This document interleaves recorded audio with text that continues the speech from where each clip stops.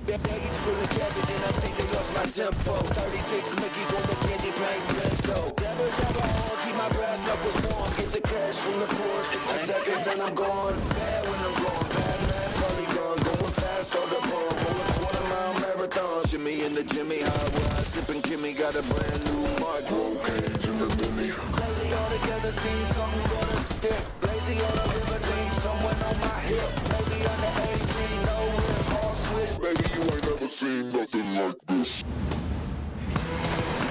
Nothing like this. Nothing like this. Nothing like this. Like this. Nothing like this.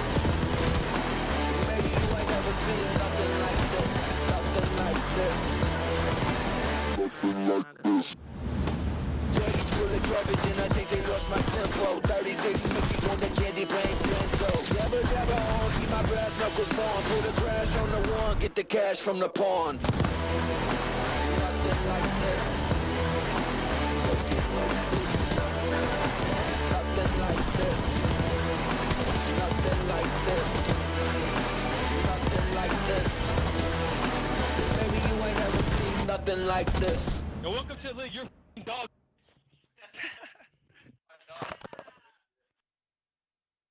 I have cat. Nothing left. I have double doors. Good job. What's it like? This guy, bro, is what? 46-28. Get f***ing up. Get the f***. Wah, wah, wah.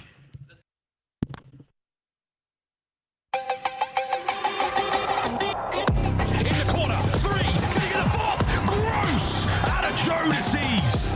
Has both weapons to work with now, and he sees him off the top rope, off through the goal! Getting cracked, yes! What's an ace? I mean, this is disgusting stuff from Neptune, 1 versus 2. Bruh, Envoy is just doing whatever the hell he wants right now, Alan. Envoy secures the 1v1 and secures the zone for LA! The good thing about this is that, cool, you got one out of the way. We're the worst team that has ever played for OpTic. So now, this is a good guess. Like, so I don't know. The world can't get any worse. You can't get any worse. Let me finish. But now, but you have a ring. 1, you're the worst team that OpTic has ever had. But 2, you still have the opportunity to be the best Call of Duty team that OpTic has ever had. Ooh. Okay. Hex keeping it real with Dashy and crew, as on the OpTic podcast, you heard him say this is currently the worst OpTic team in history. Nameless, you've been around since the beginning, so what does that statement mean? Yeah, I mean, he's just kind of talking to the fact of, like, they're literally not winning maps. Outside of the Vegas series, they had lost their last 12 maps. Like, quite possibly the worst OpTic team or version of an OpTic team we had ever seen. But they just won champs last year, so it's a bit confusing, perplexing. As you can see, they keep doing podcasts about it. All right, let's take a look at the struggles. We had Hook in the lineup for most of stage 1. They found 6 match wins in a row with Hook in that lineup. But after bringing Pred back in, they started 0-9. They did get the opening round against the Falcons, as Nameless mentioned. But outside of that, it's been struggle bus against teams like Toronto, Carolina. What is going on with OpTic? Yeah, I mean, even when Pred was still in the, when Hook was still in the lineup, like, I felt like there was still some struggles on the side of OpTic Texas, and then it just got worse with the change. It doesn't feel like they're on the same page at all. It feels like it is 4 individual talented players playing on the map, and what's weird is I feel like I've said that about OpTic Texas in the past, but echoing Hex, this is the worst it has looked, because typically talent alone had gotten them through a couple of series, but as you can see on their layout, like, they've got 0-3 loss to FaZe, 0-3 to Røkkr, 0-3 to Ravens, and their schedule doesn't necessarily get easier until maybe that grill is made at the tail end. And to OpTic's credit, it does feel like teams play their best against OpTic. They know the lights are on, that everyone's tuning in. It's their time to perform. 100%. Teams go their hardest, right? You want to beat OpTic. It's always been like that. I remember when I was playing, I want to beat them. I prepare harder for that match. But in terms of OpTic, it just feels like they don't really even know what's going wrong. When you hear them talk about it, like, in their process, something needs to be fixed. Last year, they had it down pat. Process was awesome. They went, like, winless in a stage. They come out, they win a major right after it, right? So these guys don't seem like they're as confident. You got individual players who are underperforming. Kenny and Dashy, as of late, have not been the same. Shotzi hasn't nearly had the same impact as last year. So look for them to bounce back at this next major, man. They've done it before. Of course, we'll have matches on Thursday, but as you saw in the graphic, we will also have a ring ceremony. So join us in Allen, Texas. If you haven't already, scoop your tickets, optic.link/major2. We are officially 10 days out of joining our staff flights. Allie, you getting fired up for this thing? Heck yeah, I'm fired up for this. Not only because we're going back to Dallas, Texas as one of the best crowds that we have, and it's an opportunity for OpTic Texas to have a bounce back in their confidence, but so many teams have gotten better during this split. Minnesota Røkkr, Vancouver Surge, New York Cloud9. Like, we have so many contenders going into this event. Name was looking at the struggle. You got Gorilla's mates winless. You got Falcons winless. OpTic is currently third from the bottom. Yeah. So do they get into the top 8 winners bracket for their own major? I don't think they get. I mean, we just saw their schedule. We've seen how they performed. I don't believe that they make the top 8. A lot of these teams have been improving too, expanding their map pool. OpTic are all over the place. Well, this team will definitely be in the winners bracket because after going to a Game 7, round 11, they finished silver back at Major 1. Since then, LA Thieves have been perfect. We saw them dominate yesterday. Let's talk about this team and expectations because in the rematch against Vancouver, you had round 11 search and destroy, but this is a 3-0 across the board. Yeah, for LA Thieves, this is great, right? Because Vancouver Surge has been surging up the ranks against a lot of these top teams, and for me, this kind of puts LA Thieves ahead of Atlanta right now because they were able to take them in a 3-0 fashion and get that revenge. And the thing that's unreal is, like, I'm staring at this stat sheet, and it is just number one in so many categories for LA Thieves, and it's not only the game modes, but they have the deepest map pool in the league right now. There is basically no map that you can take them on and feel 100% confident in a win. And Hydra told us he's only playing at 75%. If this team's ceiling hasn't been reached yet, well, they're playing pretty darn near it. Let's take a look at the numbers. 81.5 map win percent. FaZe has had some ridiculous numbers. It's never been over 76 this year. Yeah, that's 81% is insane. That is great context, right? To just show how great these guys are playing. I mean, they're on one of the historic control runs, like 10 in a row. They're the best control team in the world, and they've been expanding their map pool, as Ali mentioned. The search has been improved. Thieves look unbelievable. The only question that remains to be answered is how will you perform up against Atlanta FaZe? We saw them in the final, got exposed in their search and destroys. Cannot wait for that matchup once again. LA Thieves are at the #1 spot, but Cloud9 not very far behind them. They have been definitely looking different in Major 2 from what we saw in Major 1. Kremp continues to be my favorite player to watch in Search and Destroy. He's about averaging double digits every time he loads in. But what's going on in New York? Why is this team now picking up the dubs? We called for Sib to be a Slayer, and that's what we got. I literally got on my red eye yesterday, and one of the flight attendants recognized me. First time that's ever happened to me outside of an event. And my first thing was like, did you see what Sib did yesterday? He did end up missing it, so I caught him up on some of those numbers. A 1.6, just unreal from Sib, doing what we needed him to do for this team, being the Slayer, attached, kind of taking a step back and doing that role filling, and we have seen it pay in dividends. And I loved his interview as well yesterday. Sib saying, even if I was the worst, I think I'm the best. The man is playing with confidence, and it's bleeding over to his teammates. 100% it's bleeding over his teammates, man. And I really like we got a small dose of it where they talk about the analytical side and how deep they go into numbers trying to figure out what's going wrong. So they have an awesome process. And Attach was even telling Sib, hey, man, keep that low, right? Don't give away our secret. If we ended our qualifiers today, this is how the bracket would end up at Major 2. We know it will change, but you could see Cloud9 would face off against Royal Ravens. And today we get a preview of what could come in the future. Let's talk a little bit about their opponents because as good as Cloud9 has been playing, Royal Ravens also have a very strong record. Slasher, TJ, and crew, they've been blanked once. They've been taken out 3-1 a few times, but if you go to a Game 5, you got to be scared of their search and destroy. Yeah, 5-1 in Game 5. Their search is #1 in the league as it stands right now. 17-10 that game mode. The control's been unbelievable. A mode that a lot of teams have been struggling in, especially the middle of the pack teams, which is why I believe they separate themselves is through that. The hardpoint does need a little bit of work, but as of late, Gwyn has been performing, man. He's stepped up since Envoy has called him out. And one thing you can count on with Carolina is in bracket formats, they have performed all year long. Every single time we played a minor, major tournament, they've been unreal and they stepped up to the plate. So they're just a hard team to take down. Cloud9 also better on land than they are in their qualifiers, at least for Major 1. So, Ali, is this going to be a third win for the Royal Ravens in a row, or is this a different Cloud9 that they faced? I think this is a very different Cloud9 that they have faced, and they went to a Game 5 then as well, so I think we're in for a banger. Let's take a look at our schedule. When does Cloud9 play the Royal Ravens? Well, that will be our second match of the day coming up at 4:30, but before it, we are going to see Nameless's favorite team, Nero or Gio. Who will he choose as his MVP? They take on Atlanta FaZe, your Major 1 champs, who are looking to climb back to a top spot on your leaderboard.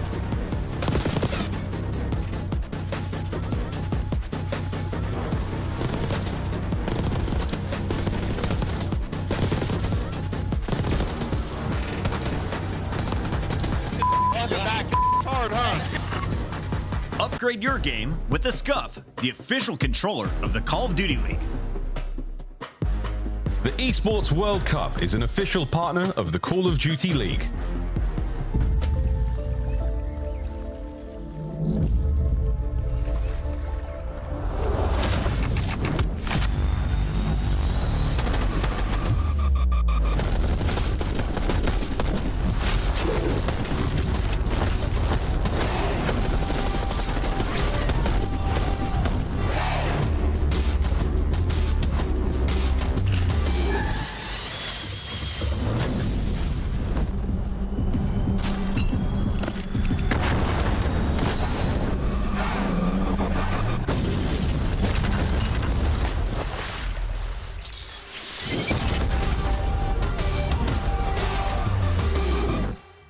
The 2025 Atlanta FaZe Team Pack is available now. Each pack includes home and away operators, as well as this weapon charm that's easy as FaZe. Next time you boot up, suit up at the in-game shop. Let's go. With Fame, comes up from the backside of Palace Wall, plus the delayed hit from Escriel. Check the scoreboard, I'm running up stacks. Numbers don't lie, that's facts. Oh my God, Gio, my God, is his hard point. Check the numbers, I'm running it up. I got Oh, Nero gets a double over the middle of the map. Gets more. Oh, Nero, hello. How about the full team wipe from Nero?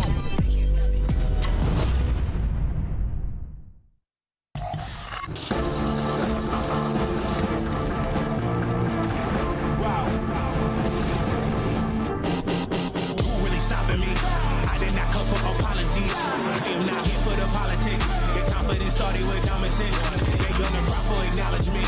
I got the team to conglomerate. Give it your all, still not stopping it. I am the one, they not stopping him. No. It's a different situation. Black taste when I pull up in the latest 101, so they never can replace them. This is not the attic, now we live in space. Tell me that I can't, I'm bound to go too crazy. Tell me that I can't, I'm bound to go too crazy. Release the focus in the comments, all canary. I try to tell them, but they didn't get the message.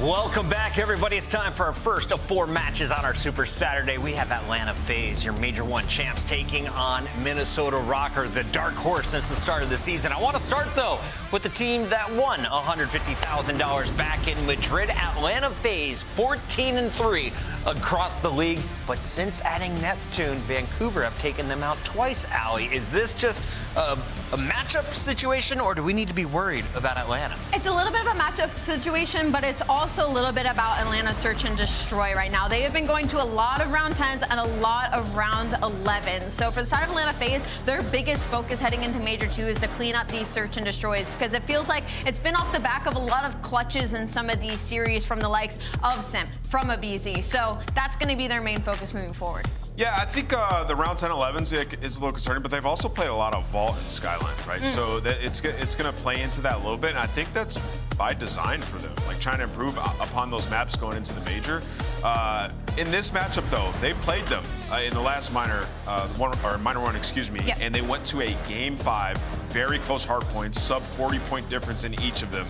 So this should be an absolute banger. Atlanta FaZe definitely have to work it out for them. Atlanta FaZe has won 3 controls in a row. Last time they played against Minnesota Røkkr, it was a 3-0 in that game mode. Has Minnesota improved, though, since our Major 1 qualifiers? Because it's been a minute, Nameless. Yes, and that has been the key thing that they're working on. Sorry, I had to take some. Listen, they've needed to figure out their protocol. They've been playing it a lot recently, okay? 4-6 on it, but 2 of their last 3, they've won 3-0. So protocol's gotten better. Hacienda, they've started to add to their map pool. So control is like the primary focus for this Minnesota Røkkr team. Once they figure that out and get that down on some of these other maps, it gives them more wiggle room against the top teams, because before they were one-trick vault. That's true, but I do have to be honest, when I think about Minnesota Røkkr right now, I do kind of hone in on Pollux. And I loved our interview with him where he said that, like, you know, if I'm spawning in, if I'm having a good day, like, there is nobody that can beat us. And I truly do believe that, but the problem is it has been inconsistent. Last time these two teams matched up, Paul had a really rough series. He had 0.5 across the board. And then in even their last series, map number 3, Control, he showed up, went to a game 5, but then unfortunately we get to that game 5 S&D, and he's nowhere to be found, rocking 2 kills. So Pollux need a little bit more consistency out of him, because there's so much, the ceiling is so high for this team. He has stepped it up immensely throughout this stage. Like he has been so much better. On and off, like, for maps. He just doesn't have to be the guy to just take over games. I get he probably feels that way, but the rest of these guys have been unbelievable. Like all of them averaging almost the same amount of damage in these games. Estrio and Geo, performance-wise, like they have taken it up a notch throughout this stage.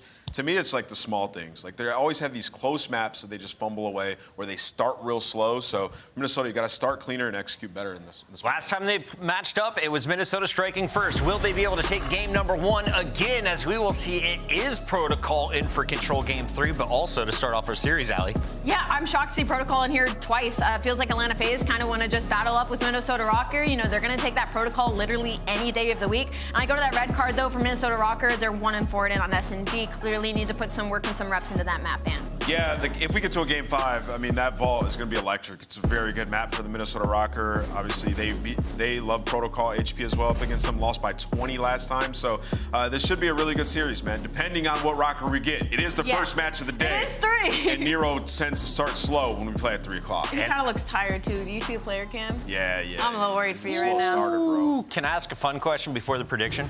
No. Yep. Who is going to drop the most kills in this You love lobby asking that throughout question. the best of 5? Simp. Because Estriel's got better up, numbers. buddy? You're going Simp? Geo. You're going Geo? Yeah. I'm going Estriel. Chat, let me know who you think drops the biggest numbers as we get into our predictions. Rosalie has a 4-match lead, an 8-match lead over Nameless. What is happening? I'm going to go out and start the day. Princess back at it again. What do you expect? I'm going with Atlanta FaZe. You asked me what's happening. I've been picking OpTic. And in this series, I'm going to pick Minnesota. We just might as well just keep going. Allie, who are you going to talk about at the end of this series with your next flight attendant? Probably Simp. Like I just, you know, because it's Simp. Just Simp for the kills. All right, let's talk to Miles and Chance instead. What's up, guys? Hello. How are you guys? Good. Hey. Hello. How's the weather out there? Ready for COD? Yeah, I thought you were. We are too. You wanted to talk. I was just trying to warm everyone up. Hello, folks. Time to get into what could be a very interesting series. Røkkr FaZe, Chance, how we feeling? The desk has had their 2 cents. I want yours. I'm feeling great. This is going to be a fun game of Call of Duty. Minnesota Røkkr brings the heat, and Atlanta FaZe has always been incredibly consistent. I just love casting good Call of Duty. And of course, well, when guys like Estriel are playing, it has been that. Miles, one of my favorite things to look at over the years because of how consistent Atlanta FaZe has been is how well players perform against them. It is how I evaluate, is this actually a good player? Are the stats fake? What's going on here? And Estriel always delivers. He is top of the charts when he plays against FaZe. His KD is fantastic. He's been incredibly consistent, and this is now 2 years in a row one of the few players that can hang with the best. He's only got a 1.05. Is that a sort of sign of greatness against FaZe? Yeah, a 1.5 being the second highest overall KD is crazy. Yeah, last year there were 3 players that had a positive KD against FaZe as a whole. So yeah, FaZe will break teams. Estriel just isn't that guy. No, not at all. He gets an R point as well. Røkkr, what are we worried about? A slow start. What have we got? Not that yet. Good stuff. Off rip. Here comes Sim though. Makes his way up P2. Can Paul keep Estriel alive in the point? Not for too long, but he does walk away with a couple of kills in the meantime. So a lovely open here from Røkkr. A nice solid 15 seconds to start things off. Oh, but a strong hold from FaZe on the next wave of players. Yeah, and you can even see from like Paul's perspective though how good FaZe is, right? He's worried about the guy in the window. That's the opening for aBeZy to get to time, and you're just isolating gunfights around the point. You're trusting aBeZy to make it happen, but eventually the flank rolls through. Estriel gets the guy out of top trips, and more importantly, the rest of the team wins their gunfight. So Atlanta FaZe back towards their spawn, and this is just a victory lap time right now for Minnesota. Estriel's taking so much space, delivered you 2 extra kills, and Minnesota have cooked themselves up a very nice lead. They do have to worry about that one spot. He gets you the space and the time. That man's got the stones, but another man with stones on him is absolutely selling him now on a big old pinch. Makes his way in through the back line. Oh, can't get the hold as Estriel brought down this time. Cell, what an entry. Can you hold on though? Absolutely, folks. Sim backs him up. Times there as FaZe claw back here in P2. And how about the craziness of those 2 kills that Estriel got in the trips? The timing for one of them spawned out of all. The timing for the second guy got him to spawn in the back because the old time was still active. So close to perfection, but even still, they battle through, get the re-break, and looks like Minnesota will get the final 20 seconds. And, well, the fight for rotation, Estriel versus Simp.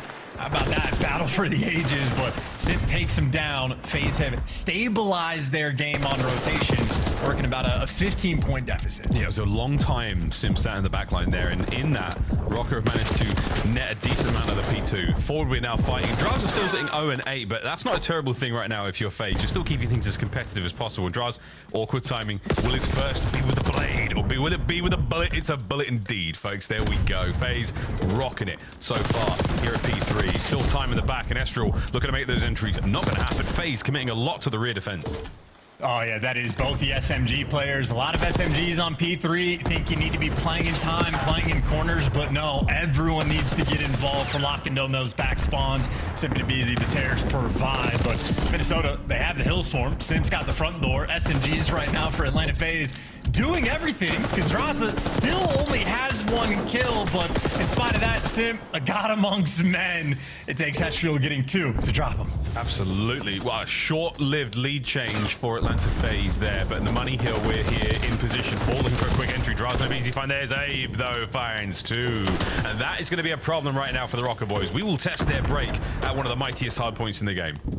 Once again, Atlanta FaZe, a cool look at them. Just a massive stack around the timing computers. Everybody getting involved for the rotation. And, well, Raza pulling out the sub. He's got Spiral, Selling. He's got 1 under the computers. And they just got the first 2 entry kills. And that will be a clean 4 down, as easy as you like it. The first retake attempt there by Røkkr, stuffed. Was that easy AF, according to the weapon charm? Available now in the store. That was slick. You gotta lie. You can't lie, champ. You gotta tip it.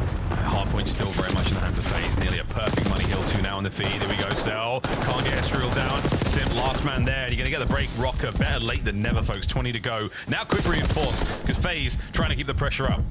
Yeah, I'm loving the game out of Estriel so far. Again, one of the top performers against FaZe, consistent 2 years in a row. He's 14-8 as well, and he has been a multi-kill machine. But in spite of the battle, we are just working for the transition back over to P1. Main theme I'd say we have on the first set of rotations, Minnesota maybe didn't handle the P2 as well as they would have liked, and Draza just needs to get a few more kills. Yeah, great check in there on our first set. Second set now begins. FaZe are in the time already. Over to Paul, different looks, different side of the map, different weapon as he tries to help his boys get in time. Fast adaptation here. Bit of an awkward pinch is on. You now push that one side out and you've got yourself complete control of the hard point for now. Great nades from Simp. No trophy. Paul caught out of position. Well and truly overwhelmed. It's the Phenom in the feed with 2. And how about that for the Simp experience as well, right? In the exact moment, he's going to be the guy side lab. He knows he needs a longer gun for the job, pulls out the aims. So heads up gameplay from Simp, as is tradition. And an important moment as well for Atlanta FaZe, because it's this time that they are in control of the right side spawns in the power positions. It's a similar look to what Minnesota had them in the stranglehold on this rotation, but Minnesota dropped the ball. This is Atlanta FaZe's opportunity to execute. Yeah, they're going to run home for goal. Now, again, testing Røkkr's brakes, not bad, but a little bit late. Now 2 through the middle of the map, selling by point. Trying to fight your way over the top. FaZe have got the numbers now. Spawns in the back, and again, they die very close together. So those reinforcements are coming in hot. Full pockets ready to party, and into the time we go for Nero. Draz has been pressured, and they haven't been able to bring him down. So Draz is still alive. The pinch is now on. Nero battling from the hill alone. Yeah, but Jaws' life kept Atlanta FaZe in the time. Just his ability to stay alive, make sure the reinforcements can come in, but no trophies around the time means everybody's getting tagged up. The nade is what got Sellium killed, and the nade is exactly what kills Abizi. So Atlanta FaZe do not execute on the P2. Minnesota Røkkr end up blocking, and now they're fighting through the spawns. Be careful about the spawn management. Don't let anybody slip through, but Geo caught a little unaware. Atlanta FaZe, they have the open route. Yeah, now they're in the back. On the Nero now, trying to deal with these players. Can't get a BZ. 1 bullet difference maker. And now you're in the back. That's going to be the spawns flipping indeed. Røkkr now on the outside of the point. Now from the far side of the map, they cross FaZe. What a turning point. With the lead in hand as well, this is a massive opportunity. And look at the mini-map, dude. Number 6 and number 5 just making sure they keep the pressure on those back spawns. Minnesota did not turn tail and run and play for the spawn, so they're going to have to fight through the front. A nightmare when Simp is on the front line. And there it is. Yeah, Simp holds it down together as long as he can. Over to a BZ now on a 4 spree at 21-14. Another 3 down. Last man up for Røkkr Paul. Staggered out in mid-map. Wow, Røkkr, you started off great, but FaZe a little too dangerous. Let's go for a listen in. I'm seeing towers. I don't see anything on new. I don't see anything on new. All fucking. One's on or one's on zip. I don't see towers at. 2 zip in there. Okay, Picture. I got hold. Let's play this. Are we a spawn kill this guy? Yeah, let's go. He's just spawning back. He's just spawning back then. I turned. I'm jumping. He didn't hit the right. I'm with you. I hear. Oh, watch out, hold. Come inside, help. I hear. On you, dead. Nice, team. Watch out. Nice. Spiral lead.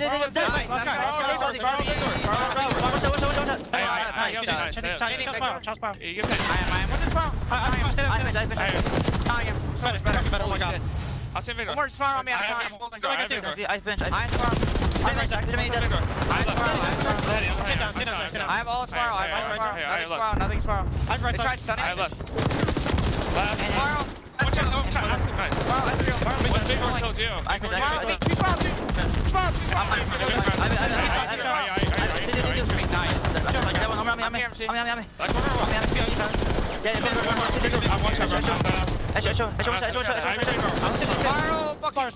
He's still here. I'll just kill him. What's he block? Yeah, I'm blocking. I'm hard blocking. All ammo. Just all ammo. I'm in ammo right now. All ammo. Bottom ammo dead. Bottom ammo to me. Go right on me. That's real. Yeah, I'm going top ammo. Gun dead. Start the point. I'm bottom ammo across. Kitchen. I'll kill one. Bottom ammo dead. Nice. Item. One shot in. He's going top ammo. Okay, I'll shoot one time. Granny. I spawn. Ammo. Give me Tower. On the tower. Near tower shit on. Bottom ammo. Stairs. I got stairs. Watch out stairs. I got it. It simply does not get better than that. Røkkr backs against the wall now here at P1. Yeah, I mean, look, FaZe just have a way of breaking certain players and certain teams. A lot of people cannot keep up, and Minnesota have not been able to keep up. Even with Draza's slow start, it has just felt inevitable. But Minnesota Røkkr also a team that maybe levels up the more difficult things get, where they're going to have to do so now because everybody on FaZe popping pieces on rotation. They'll have P2 first. There we go. Here comes the grit. And it's pulled right through point. 3 down immediately. 4 down as well. The grit factor engaged. Estriel now eyes on the back.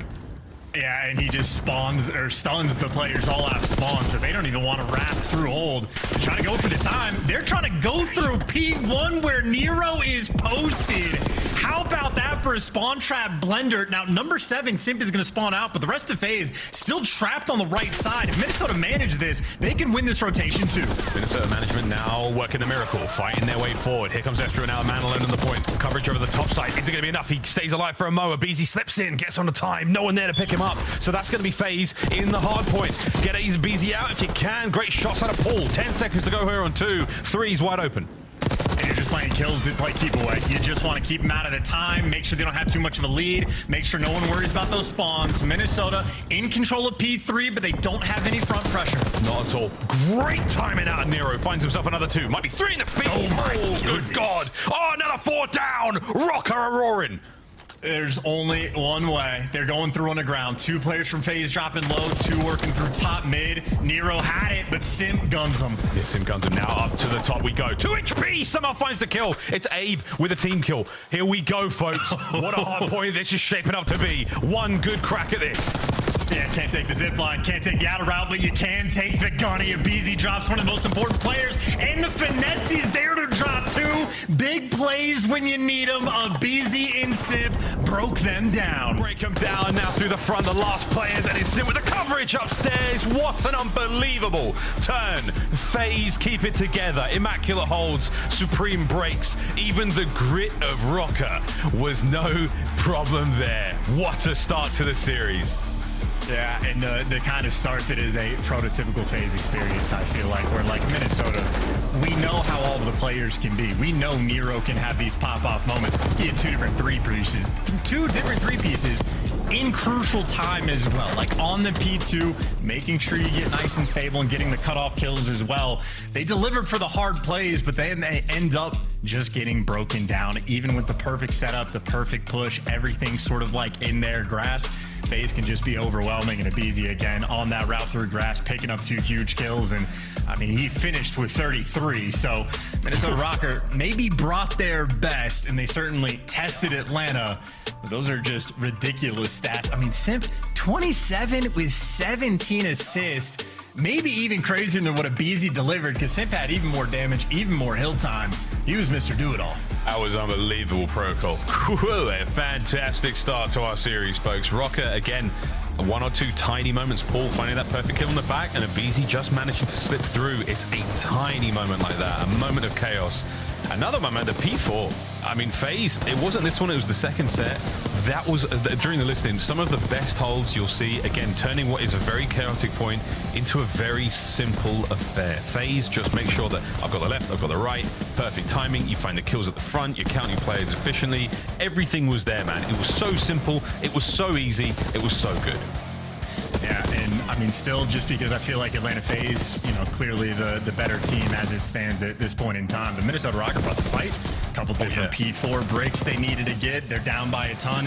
They end up situating themselves on the map and at least put themselves in good spots towards the end. I think the biggest mishap in my mind was like sort of the second P3 rotation we had, where they just didn't play for the rotation at all, but then they were down and they created moments like this. Like Nero went from like a double negative performance, goes on a tear towards the end and maybe finish with like a 0.9, but they always make it interesting. They find a way.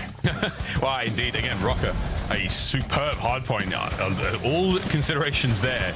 Against most other teams, that would have been a pretty dominant victory, but against FaZe, they had a hot hand. And again, Røkkr, a start chance that they wanted to have in a good way. It wasn't bad. They didn't fizzle out, you know, early on. They got things going straight out the gates. That's a great sign for the team in general. That's what we worried about at the desk. That's what we've worried about with Røkkr all season long. And again, a good indicator of how strong this game was. Look how close it was. 2-3, 3-4 there from FaZe in the second set. That was the difference maker. That was the separation. But again, Røkkr pulled it right back. Superb hard point there. Yeah, absolutely. And I also like what the desk was talking about before the series. Puckett posed the question, who's going to get the most kills in this series? And I think we found out who pays attention.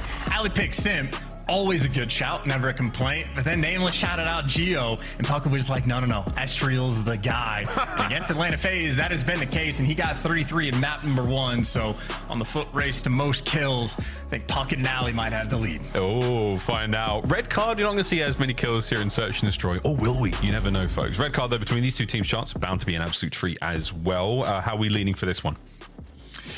I mean, it's hard to pick against Atlanta FaZe, especially when they're in form, and it really doesn't matter what the map is. Like, maybe the vault for map 5 could be a good shootout, but I just think it's going to be a similar sort of map number 1. We know Minnesota Røkkr are a good S&D team. We know they can bring the heat. We know this is a map that they've played quite a bit as well. They got the repetitions online and on LAN, but you have to bring your A game, and you can't fault and make any mistakes. So we'll see if they can handle it. Again, I have high expectations for Estriel to be able to deliver, but can the ARs bounce back from the mouthborn performance? And the likes of Drazah and Celium, because I know if Drazah has a bad map, he'll bounce back very quickly. Yeah, he doesn't really have too many in a row, let's face it. Drazah, low left-hand side of your screen, but the man we're going to be talking about, the Phenom, the man who started things off very, very well for FaZe, of course, Simp. I mean, Chance, what more can we say about Simp that hasn't already been said? This is how stage 1 and stage 2 have gone so far, and as far as I mean, everything's up except for his opening window. That is the major change there, and I suppose, is that enough of a difference there in the stats? Okay, well, where he's taking a slight dip in opening window, I mean, he's got a BZ. That's not his job on the team. Like, if he comes his way, that's fine. It's the fact that he's getting much more involved and getting a higher level of production. So he was already good in stage number 1. A 1.18 KD is fantastic. That's amongst the top in the league. And Simp was like, you know what? I've understood like the primary play. I know how to win these gunfights. Now I know how to get the 2 pieces. So he's evolving. By the time we get to stage 5, he's going to know how to get an ace every single round. And he won't. I mean, his opening duel percentage might be so strange because he won't get any opening duels. It will all be A. Here we go. Red card. A lot of fun so far in Black Ops 6. And it's been an interesting run for FaZe. The last 4 search and destroys, a freebie against OpTic, essentially in map 2, but apart from that, everyone else has been giving him the hand. Surge, a dangerous team in search and destroy, is their resurgence here in the run-up towards Major 2 has been something we've all been taking notice of. Now we're going to take notice of FaZe on attack over towards A. Yeah, I think Surge is one of 2 like anomaly teams that we have in the league at this moment, so that's going to be the response for the 2 losses there. But I think Minnesota on defense more or less guessed wrong. They didn't stack up the A side at all. That's exactly where FaZe has aggressively brought this bomb to. So much so that Simp has pushed past it, maybe waiting out a couple nades, but he's going to get the bomb down uncontested, and by the looks of it, away with his life. Ah, my bad, bro. I jinxed it. Should've stayed still. You're bad. Nero got it as well. Wow, this has been a fantastic counter-offensive here from Røkkr. A lot of noise being made right now by the Røkkr boys. Nero slips through, manages to find one. Celium left alone. Last man now in trouble, and Røkkr surely line up for this. But wait, Estriel on the defuse brought down. Can Celium somehow? No. Get it done. Geo, last man there in the feed. 20 on the defuse. Røkkr, nice retake. And you know, that had to have been the strat as well, of like give up the site entirely. But if they're going for the plant, here's all the positions we need to make sure we can execute. If Simp stays still, I think Atlanta FaZe have like a few better chances or throws a couple shoulders. But the second he gets caught, well, you're a man down. And now like Paul X is in the window. He's a massive concern. Estriel can get active over towards Ticket. He's going to be a massive concern. So really just a very well calibrated retake strat from Minnesota. I think Atlanta FaZe is going to have to figure out how to respond. Estriel's body there slumped over the bomb site. Even though he was prone, I think when he died, crazy. Who knows? Stood up at the last second. These are the things that keep me up at night. Abe, first blood. Who'd have thought it? Who'd have thought it? A novel way as well. It's not just the gun, you know? Does that count as a duel? I think it might. Anyway, well, he's on B bomb site. He's got himself into position. Nero will be doing this as quietly as possible. Estriel, not about that quiet life. Bang. Pulls a BZ out of position and puts him on his back. Yeah, I think if BZ was like, the stun didn't hit me, they don't know I'm here, let me get aggressive, but Estriel is built different. And he also has Geo with an interesting position. If you can get the pick on Celium, you get a 2v2. Ooh. And if they get this pick and wrap out towards A, then they're geniuses, or Celium is quite literally built different. He's unbelievable. Wait. Estriel's making a big old fight here. Draz and Simp. What a position to be in. Estriel so tagged. And he's going to be able to get away with his life for now. So in 20 seconds time, he's got to find 2 kills or somehow plant a B. Oh, FaZe are just smarter. They can roll the dice a little harder here. There we go. Wow. They just keep it together. He's going to double back towards B. They read it perfectly. Nice try, Estriel. Hell of a lot of damage. That's what it looks like to play. Yeah, sure, but that's what it looks like to play against FaZe, of like, you think you're making the perfect play. Geo is working the perfect pinch. You think he catches Celium off guard, and then Celium, his instincts just on point, turns at the last second, wins the gunfight. And you're just like asking of like, how did this guy know that? And then Estriel does the same thing, like 1v2. He's got a little bit of time to go plant over towards A. He gives it 10 seconds of space. Thinks Atlanta FaZe are going to wrap. Nope, they just read you like a book. It's not ideal when guys that shoot and think like Atlanta FaZe are also some of the smartest players in the league. It is a nightmare. It's a nightmare. For them, a dream. At times. Opening salvo of nades have hit. A BZ is mostly stunned, so now he's still going to make his way over towards that A-bomb site. And again, Røkkr not necessarily in position for this. They did retake successfully in the first round. Will lightning strike twice. So will FaZe maybe find something here? No, they're down 2 again. Deja vu, if you will. Wow! Røkkr, once again, 3v1. They've got full control of the bomb site, and now they have Draza pinned in position and even more effective than the first round. Another wonderful retake. Yeah, and I think now FaZe are quite literally like they might have to just start going to B. I think they made the adjustment, at least from Sim's perspective, in that after he got the bomb playing off, he played tighter around the site instead of trying to like escape and get caught by the guy playing in the top window. But his teammates just got picked apart before that, and especially that read on Nero. I don't know how many times we've seen people play the corner. Selim was just in, so it's an atypical spot, but Nero there in the right spot to make the read, and another good breakdown. So on the defensive end for Minnesota Røkkr, ticket control has been a massive factor. Of course, on the retakes on the site as well, always having the nades for the job. Yeah, just when you think like everything's safe, Sim eats a double frag right on top of the bomb site. Brilliant. B-bomb hits now. The bomb, though, not so much. Estriel, the lone man there, he is posted up on the flank. Now, if he goes down, though, that will spell doom for the objective play, but it's happened. Two ships for past silently in the night, but aBeZy not quiet whatsoever. First blood to his name, and a sneaky plant at A is taking place right now. Yeah, but everyone's going to be dead. Everyone's going to be dead. Goodbye, Paul. You're going to die. Goodbye, Geo. You're going to get traded.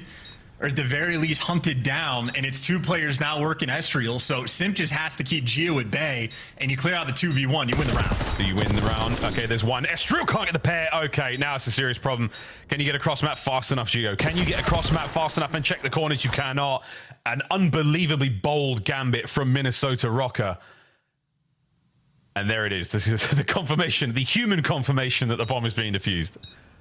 And we didn't get to see it, unfortunately, but on the mini-map, there was some crazy COD timing happening. The two players on FaZe that flanked and basically win them the round by, you know, having the extra men for the gunfights over towards bleachers, they ran directly on top of Estriel. Like, the bomb symbol on the mini-map was completely covered by the white arrow, so I don't know what angles just had, but Estriel just got some insane timing to let those players get through. And of course, the idea was there to go for the cheeky A plant. I love the idea, but COD timing, I think, broke it down. Yeah, I think the mere fact that he didn't shoot or engage tells me he didn't see them. Because they're two freebies, you'd absolutely take the shots like that. Crazy, crazy situation. We may never know. Estriel, though, RCXD in a great spot here. Certainly putting the FaZe boys on edge. I think it has been taken care of. So now Sim will make his way back over what looks like could be towards the A-bomb site again, Chance. Well, this is the position that's been breaking down the post plant as well. So Draza just takes the high ground. Wow. So long term, you're feeling good, and short term, you're feeling even better. Sim for the first blood. You get tags on Paul X. He's caught in between a Simp and a Selim. Not ideal. FaZe, they have the man advantage. And the man advantage now, and they will soon have full hit points in order to attack the A-bomb site with. And again, Sim, trophy, concussion, and frag. Absolutely loaded on the approach. Selim now makes the round. An absolute doddle. There we go. FaZe, don't get the bomb planted. They just pick Røkkr apart. Yeah, clinical, man. Again, the top window position has been a pretty big thorn in their side, so they just take the mid-map, get draws up in the window, and go from there. He gets the intel on the guy sort of coming out of spawn, and Sim's there to shred the first one. Then everybody else is just getting traded. And Selim involved in, 3 out of the 4 gunfights we had in that round. His EKIA is going to be looking very nice. Oh, it's very big indeed. Maybe I was wrong about the amount of kills we're going to see here in the Search and Destroy. 7 and 3 from Selim already. How far can he go? So only a 1-round advantage right now for Atlanta FaZe. It has been a delightful game of Search. Opening exchanges. Not a whole lot, but contact here at the A-bomb site. FaZe giving up B. They're committing to this. Will Røkkr concede any manpower on the way towards the site? The answer is maybe, baby. Here we go. Trades down. Selim fighting forward. Comes Simp, gives the advantage to FaZe. That's right. You kill one SMG in that spot, you're thinking you're safe. The next SMG just pops up from the ghost of aBeZy. Now bomb down, you're gonna have to figure things out. And while Estriel has had a lot of success, the ARs in map number 1 struggled. This is redemption time. Good luck, Geo. From down low. The slow pie of the site. Draws a gun up the ready. He's ironed. And here comes the battle. Reinforcements are there, though, in the form of Paul X. Space now on the site to fight with. 20 seconds to go and a rapid flank now from FaZe. Trying to get themselves in a position to stop this happening, but they can't. Here we go, folks. 2v2 on the bomb. Sim's just waiting for the call. Selling it. Oh, yeah, they just want to get somebody one shot and try to isolate. They got tags in, but right now, Minnesota Røkkr, they're keeping him at bay. Atlanta FaZe don't really know what to do, but Simp shreds the first guy. Geo's one shot, and Simp might just be sent in for the kill. They're going the patient route. And that's it. As soon as you get the health advantage, you press the advantage. And Simp on the run around. Celium might have let it happen on the cross, though. Simp, perfect timing, and 14 seconds to go. Not a bad effort whatsoever from Geo. But a clinical 2v2 there on the bomb. FaZe pressing forward here in search. Yeah, and keep in mind, Simp is on a 6 spree. He just got a defuse. He is going to be getting very close to a cruise missile.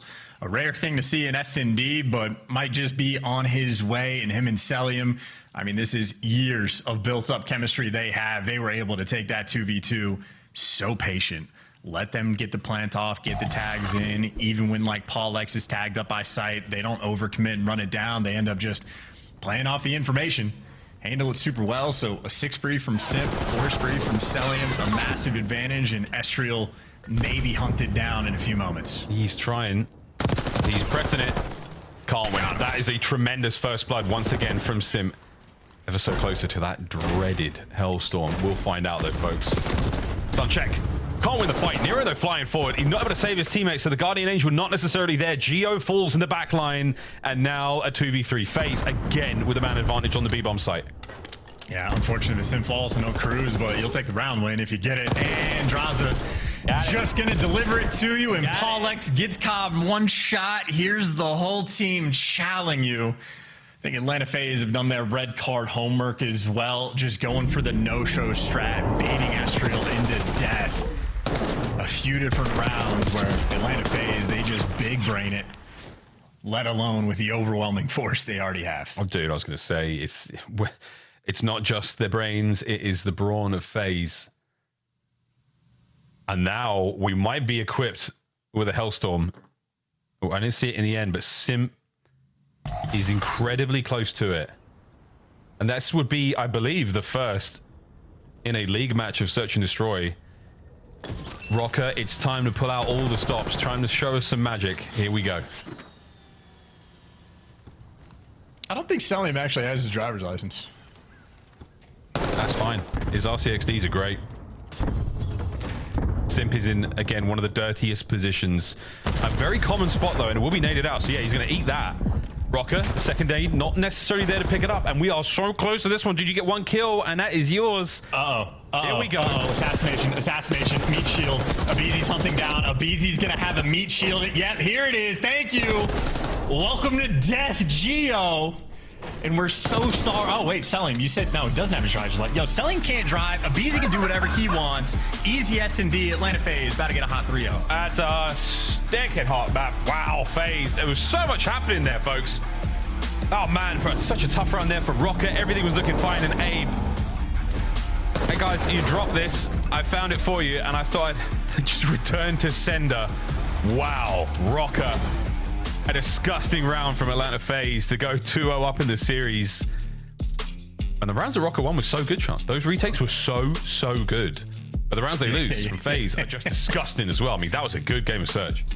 They start clapping Minnesota. Great 2 rounds of S&D. I mean, you're not wrong. They were 2 great rounds of S&D, but yeah, absolutely picked apart after that. Maybe Simp heard you making fun of his first blood. You were like 55%. That's terrible.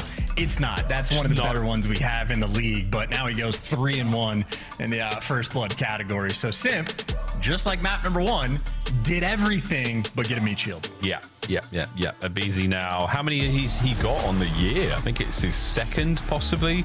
It could be his first in an actual game, but yeah, after the hard point, Search and Destroy not terribly close, folks. Control shenanigans there on Protocol will continue, but until then, hey, we got to see it literally all here. This was it.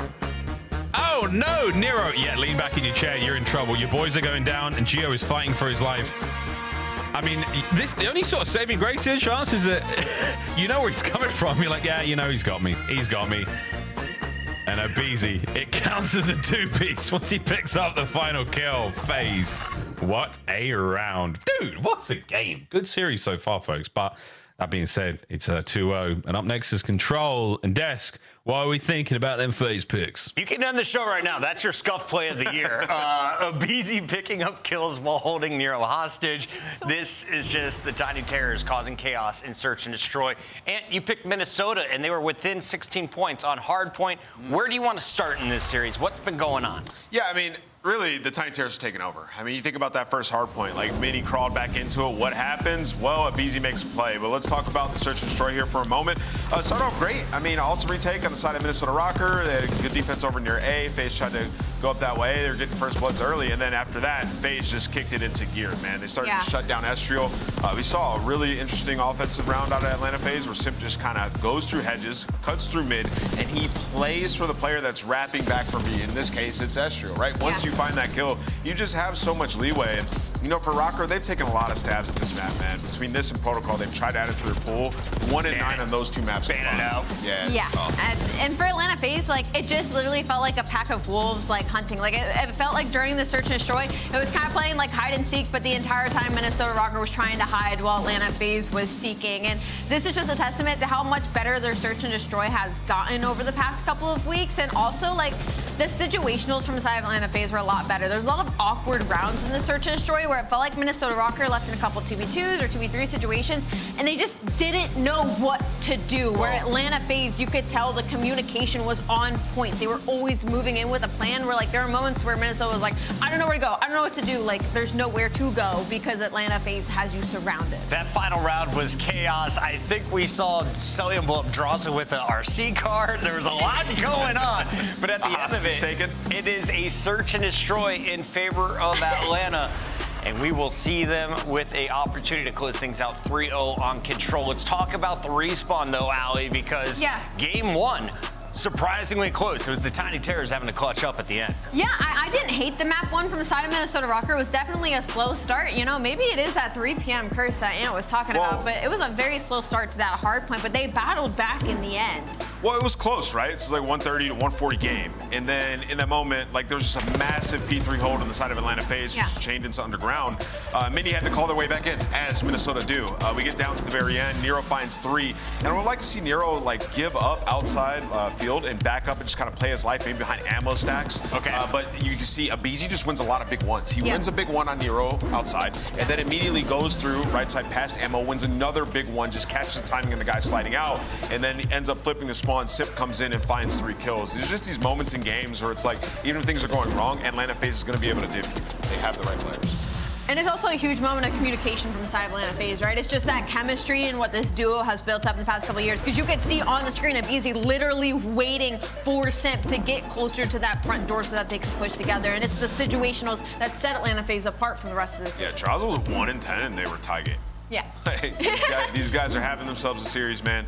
Abizi, unbelievable. Simp, crazy. You said Simp was going to drop the most numbers in this series. Well, after that Search and Destroy, he catches right up to Abizi. This has been a fun one to watch. Minnesota, though, has 2 reverse sweeps in their history. They did it both during our first minor tournament. Do you do it against the best team in the game? The top 2 team in the game, I should say? It'll be tough. I mean, but we've seen Atlanta FaZe get smoked on this map by Vancouver Surge, right? Not saying Mini's Vancouver Surge, but it's entirely possible. And for Mini, they've put a lot of work in their control. It's been improved throughout this stage. They have 10 reps on Protocol. They've been winning it recently. So it's not out of the realm of possibility. Could happen. Yes. Probably won't, but it could happen. I could see that from the side of Protocol. I could see Minnesota Røkkr taking this map number 3 just because of how that hard point went and they battled back in. I feel like they're warmer right now, but the issue comes for me is when we go to that Hacienda map number 4. I think Atlanta FaZe are trying to work on their map pool, and there's a reason it's in this series. Chance, Simp or Abizi? Who drops bigger bombs in Control?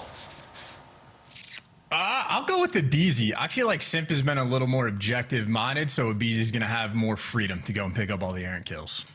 I am glad that Chris put in Control at the end of that sentence because I thought he was talking about something else. Control, though, folks, is the next mode we are going to be playing. And again, FaZe, if you've just joined us, are up 2-0 here against Minnesota Røkkr. But Chance, the grit, the Røkkr comeback. I wear the skin in game. It gives me this incredible boost when I go down 100 points in a game of ranked hardpoint. This is going to be the case, though. Røkkr, they've got the reverse sweeps in the year. They've got a couple of good ones. And again, they seem to just turn up when things get tough. And things could not be tougher right now now being down 2-0. It does help though if you wear your headsets, Paul and Joe. It does help. Yeah, I mean, I don't know. Maybe they're trying to figure something out. Who knows? But Minnesota Røkkr certainly love nothing more than CDL airtime. So if there's an opportunity to go to Game 5, they're going to try to make it happen. Protocol control, very interesting one. Nameless did a lot of good sort of setup for it in that a lot of repetitions for Minnesota Røkkr as of recent, and they've been looking good on the map. And for Atlanta FaZe, they've been dominant on protocol control, but they do have recent losses. That being said, with the new zone being changed, that B zone back over towards Lighthouse, Atlanta FaZe are like the best team on offense by a decent margin. So you got to bring the heat on your own offensive rounds, and that means you got to avoid the spawn trap at all costs, which if Paul X and Geo can't hear, will be a problem.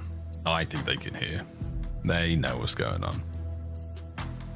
Also, Nero's got like a lion's mane going on. He's got as much hair on the bottom of his face as the top. Yeah, he's doing the full circle.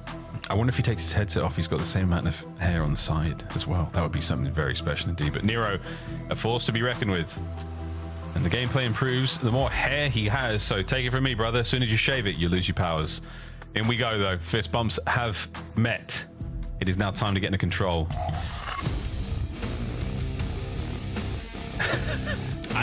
I got another fun Nero fact for you. So Stelling doesn't have his driver's license. Nero, I think, grew up like 2 blocks away from where Nameless used to live, like back in the day. Something like that, or within like a mile. Like basically neighbors, you know? I also just think I watched Paul X pop the Minnesota Røkkr, so this could be a... Let's get it, baby! Let's go! Here we have possibly the final map of the series, or the beginning of the Røkkr comeback. Because let's face it, man, this is a good series, 2 good teams. I want a little bit more. Just a little bit more, people. Let's get it. So you're telling me Paul's about to drop like a 1.6. Unbelievable. He is locked right now. I know Wheeler is cackling somewhere in Columbus. Over to Sim. Doink. The draws, though, finds the first 2. And that's going to be a little bit of love towards A, and again, the classic overshoot, push up towards spawn. Geo right on top of it. Bad news, it's Sim, and he is disgusting. Absolutely disgusting. Into the spawns. We are out. Second segment, A long gone.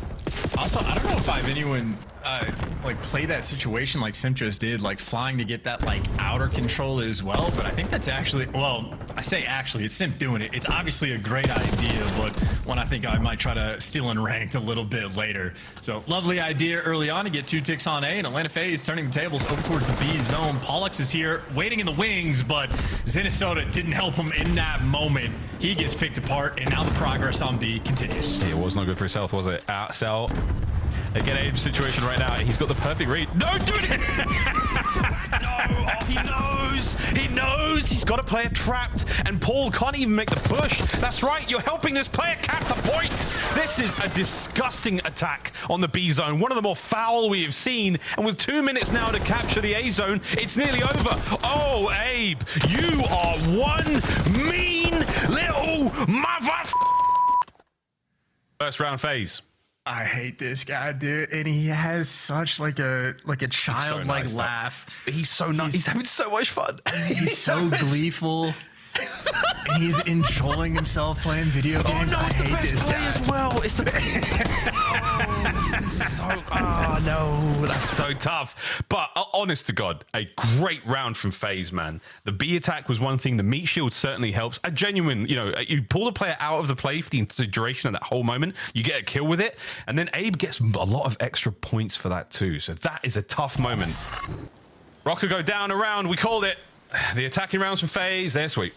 Yeah, the body shield. Yeah, that's right. There we go. Minnesota making the comeback plays. This is how you do it. This is how you shut down FaZe.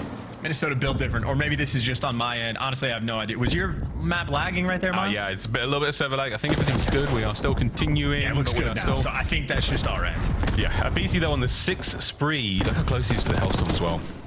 And Draz picking up kills all over the place here defensively on spawn. So the attacking round was so good for FaZe.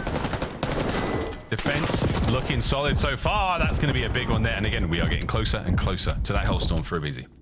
And here's a look at Damien. Is that you, Damien? On an 8 spree, 9-1. Nah, here it comes. The spawn is Satan. Here it comes. There it is in the back pocket. Oh, Abizi. Tyler Farris, folks. Honestly, Oh, don't do the trophy first. This is unbelievable. Some of the finest gameplay you may ever see. Abizi, 14-2 with a historic first round straight into the second. This one's nearly done. Oh, I don't even... I feel bad. Nah, Alex is 0-6. Wow. There's not a whole lot you can do when you are trapped this bad. Again, Røkkr, we came into this series touting them as a very, a strong contender against FaZe, and they are good. But they are being worked right now by otherworldly, interdimensional demons that are Atlanta FaZe. This is something else, folks. Do not adjust your sets. Do not refresh your windows. Okay, good stuff, Estral. We're getting out of spawn at least. Oh, yeah, but here's 15-3. Oh, God. There's 16-3 behind you. Look at this engagement. In and out. Perfect. A mastery of movement. Thank you, Estral. Again. Estral, thank you again. And then his teammates got 3-pieced. As you battle for it. 2, 1. On the dot. Are we able to get the zone? It doesn't matter. No, it doesn't. There we go. That is ridiculous. Wow. I mean, the attention Abizi just drags in spawn. He gets the 1 kill on like the 4th player in line from Minnesota, and now number 2 and number 3 in line from Minnesota turn around in trips. Abizi's 1 shot, but he gets into tools, and then Minnesota's like, well, do we play for him?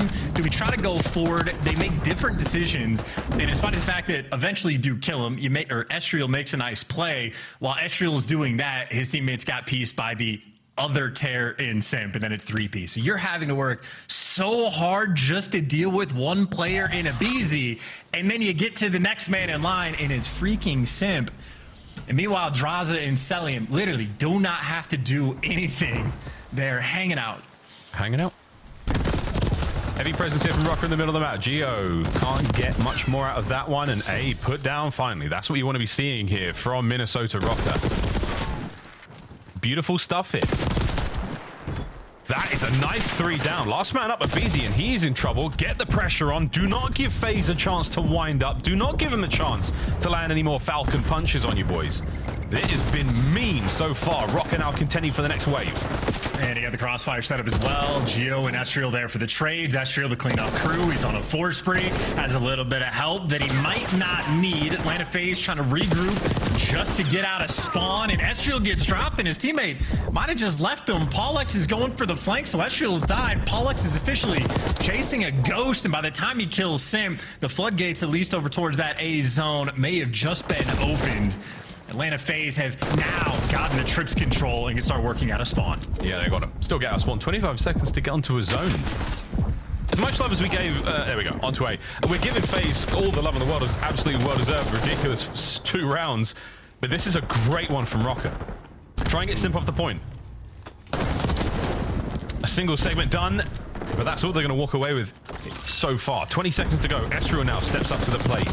Can he deliver? Gets himself at least 1. Geo finds the stairwell. 15 to go. Nice work, Røkkr.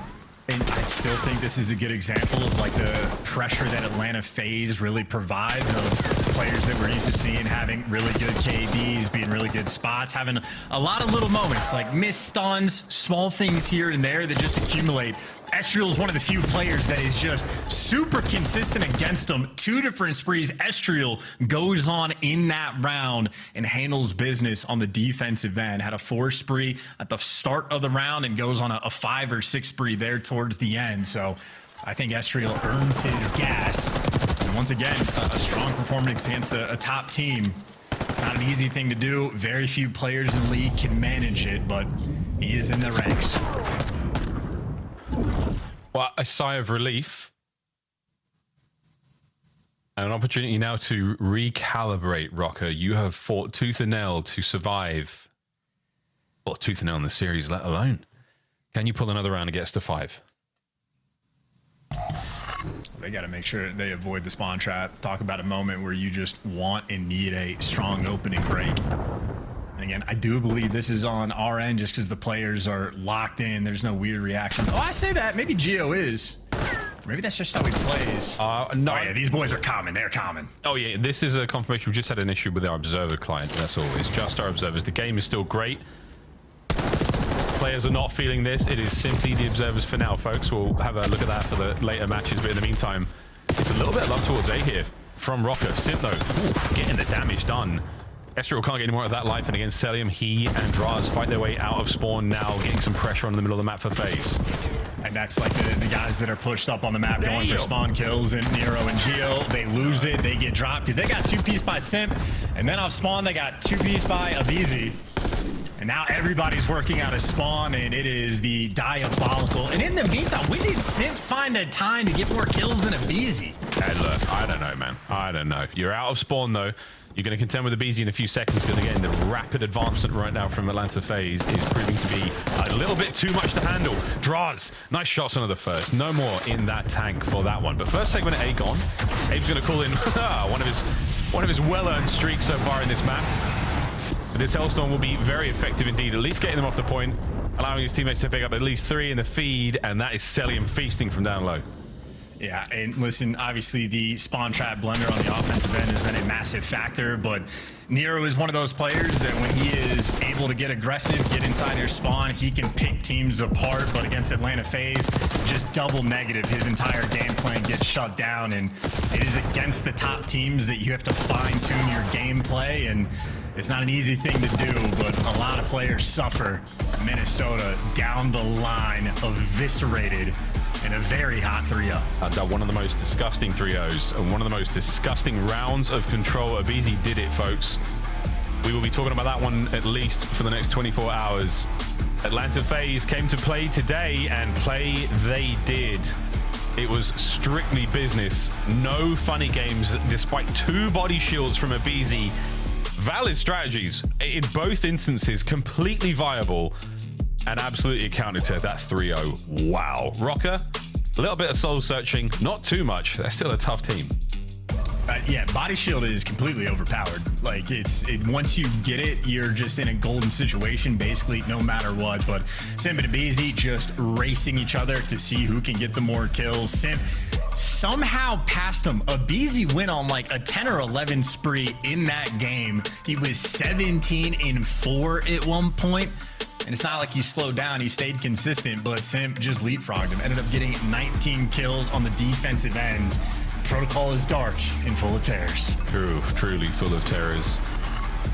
A very fast series for Atlanta FaZe, 234. That first hard point feels like a long and distant memory chance, a distant memory and a good one at that for the Røkkr squad. But after the search and after the control, we say adieu, boys. We say see you later. This has been quite the series.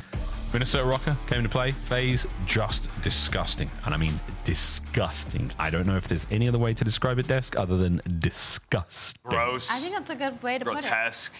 Filthy. Diabolical? Vile was my favorite. Vile? Yeah, that was disgusting work. We are all impressed, though. How many times can you embarrass a professional Call of Duty player by grabbing them from behind? Not only just getting that kill, but then hip firing to kill his teammate. That's the worst thing you can do in this game. Like, who's worse? Like, the one that's body shielded or the one that gets hip fired in the body shield? The one that gets body shielded. Yeah, the guy running for his life. I honestly just feel bad for him. Yeah. As Chet said, that thing is OP. It's a nice head glitch. All right, let's take a look at some of the best moments from. Let's just start with it. Shall we? aBeZy, Abe, you mean man. We look at this point in the game. This is how he set the tone out in the opening round of Control. Good Lord. And, like, you just know he's got that evil grin on his face as well. And it's just like, dude, how do you even calm that you're being body shielded? Like, that's got to be like a humiliation ritual mid-game. Yeah. I mean, these guys are unbelievable. There's this duo, one of the greatest duos, if not the greatest duo of all time. They just have these series where they just call game. They just show up and they're like, you are not even going to have a chance to beat us today. And that's what we saw throughout those. I mean, aBeZy started 14-1. And like the one time they finally killed him, pushing out of their P3 building, Simp immediately follows up with a 3-piece and then ends the game with more kills than Abe, right? So the Tiny Terror is just absolutely on point today and quite frankly embarrassing. I was just told that aBeZy, after that game, instantly left the venue. He's done. He's out there celebrating. The man is on a vibe today. The Tiny Terrors take over. Now, here's my question. Everyone is really still got that bad taste in their mouth from the Vancouver matchup. I don't. Is it an individual matchup issue for Atlanta? Because it feels like against the rest of the league, these guys are still in charge. Yeah, I mean, I think they just, you lost 2 search and destroys in that series. Yeah. It's going to get away from you a little bit. I believe it was like Vault and Skyline, right, or something like that. So, I mean, it's just tough. I feel like this Atlanta FaZe team, though, always a threat to win, and, them losing the minor is good for them. It's crazy. Sim, welcome to the show. That was abusive. That was disgusting, vile. Many words. How did you feel about your team's performance tonight? Oh, I mean, it felt good. I mean, that first map got a little close, but I feel like outside of that, we adjusted well in the S&D. I think we won like 4 or 5 rounds straight, and I mean, you guys saw the control, protocol control. I don't know why people are playing us on it. You guys had a few off games against Vancouver. Now it looks like you're totally back to what we remember at Major 1. So where do you feel you guys were going wrong against Vancouver, and what did you change between now and then? I think it was a little bit of our S&D. I mean, I think we lost both against them, and I mean, S&D wins championships, so if you win at least one in every series, I feel like you have a pretty good chance of winning it, especially a team like ours. So just locking in those S&Ds, I think, is the biggest thing for the rest of the stage. Well, piggybacking off of that, so this stage, S&D hasn't been your strongest suit for Atlanta FaZe. What has kind of been the focus? Because it looked like a totally different team today in that map number 2. I honestly think we came in today with really good vibes. I think we were just flowing. I'm not saying we didn't for the minor, but I think today we were just super calm. I mean, we're playing with soccer balls. We're just having a good time. Can I also ask you to give us an instant replay of Abizi's comms once he took a body shield? Honestly, I don't know if I can say what he said, but all I can say is he was saying I got him from behind. Hey! Simp, congrats on the win. You guys look unbelievable. You and Abizi took over this series. I wanted to ask you, so I know you watched the rest of the league, trying to see what they're up to in LA Thieves. They've leveled up recently. They've been unreal. And you guys had a Game 7 banger at the last major. What are you guys working on for that eventual rematch? I think the biggest thing is just S&D. I mean, you can always kind of get better in respawn in terms of like fundamentals and just the way you play the game. But like I said before, S&D wins championships, and especially in a Game 7 series. I mean, that's an S&D. You got to win that. So that's going to be the biggest thing I think between us. So you don't think hardpoint's going to be a big deal between you guys? Obviously, we know the hardpoints were a bit tough against them. It's still just going to remain the search. Yeah, I mean, like I said, I feel like we're both trying to get better at respawn, but I feel like the biggest thing you can do as a team is just outplay people in S&D. So. So go talking. I agree. Sim, feel free to dodge this one. Who is not a top 5 team? Cloud9, Carolina, Vancouver, OpTic Texas. I'm not gonna lie, I'm gonna dodge that one just because I think a lot of the mid pack is pretty similar right now. Okay, good stuff. Sim, congrats on a quick 3-0. We'll see you later. Appreciate it, brother. Atlanta FaZe getting it done, and he's not even worried about who's behind them. Right now, it is a 2-team fight at the top between LA Thieves and Atlanta FaZe. When we come back, though, we start to sort out that fight. Carolina takes on Cloud9, who edges up the leaderboard heading into Major 2. Stay tuned to find out. I got my money on TJ.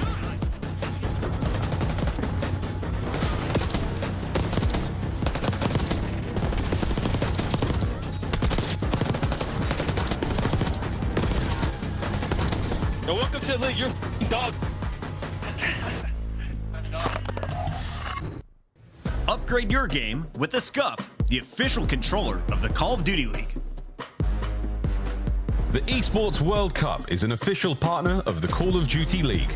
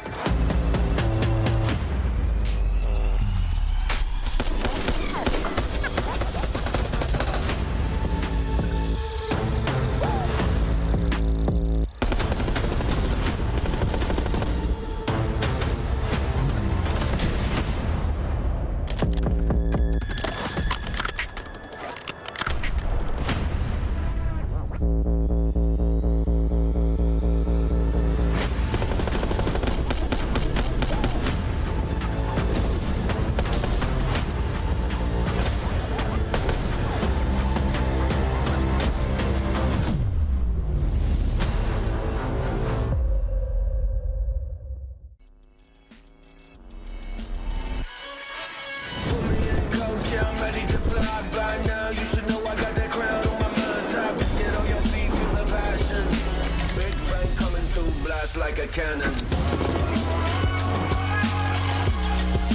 Blast like a cannon. Big bang coming through. Blast like a cannon.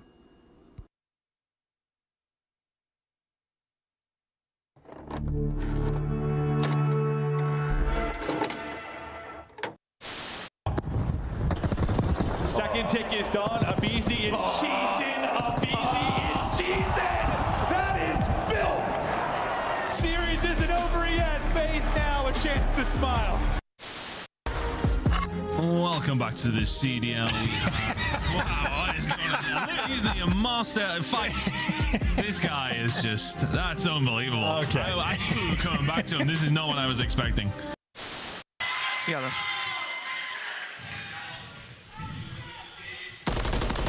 Push me. I already pushed. I'm a forklift. Take your time. Probably won't happen in this situation.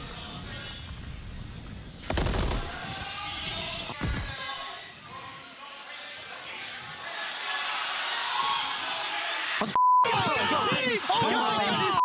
Nervous. I think you have to. Oh, see that, dude. I couldn't see it either, but I thought it was I thought you had my cross there. Well, hello there. We are back and ready to kick it into the map 3. A hot contest so far. Yeah, it's hot in the building. It's hot in the series. Hey, you got shorts on today. You're hot. Yeah, I knew it was gonna be warm, so I had a feeling. So I had to pull out the quads. Look at these things. You think anyone's blinded? I've been see through them. I've been hitting the Peloton though. There's some muscle there. I'm telling you, these things feel like a couple of rocks, man. Okay. I'm so sorry about that, everybody home. Hopefully, no one. Viewer discretion is advised. Had their vision affected by the bright lights of my quads. The 2025 Carolina Royal Ravens team pack is available now. Each pack includes home and away operators, as well as this calling card for the barbecue after the smoke show. Next time you boot up, suit up at the in-game shop.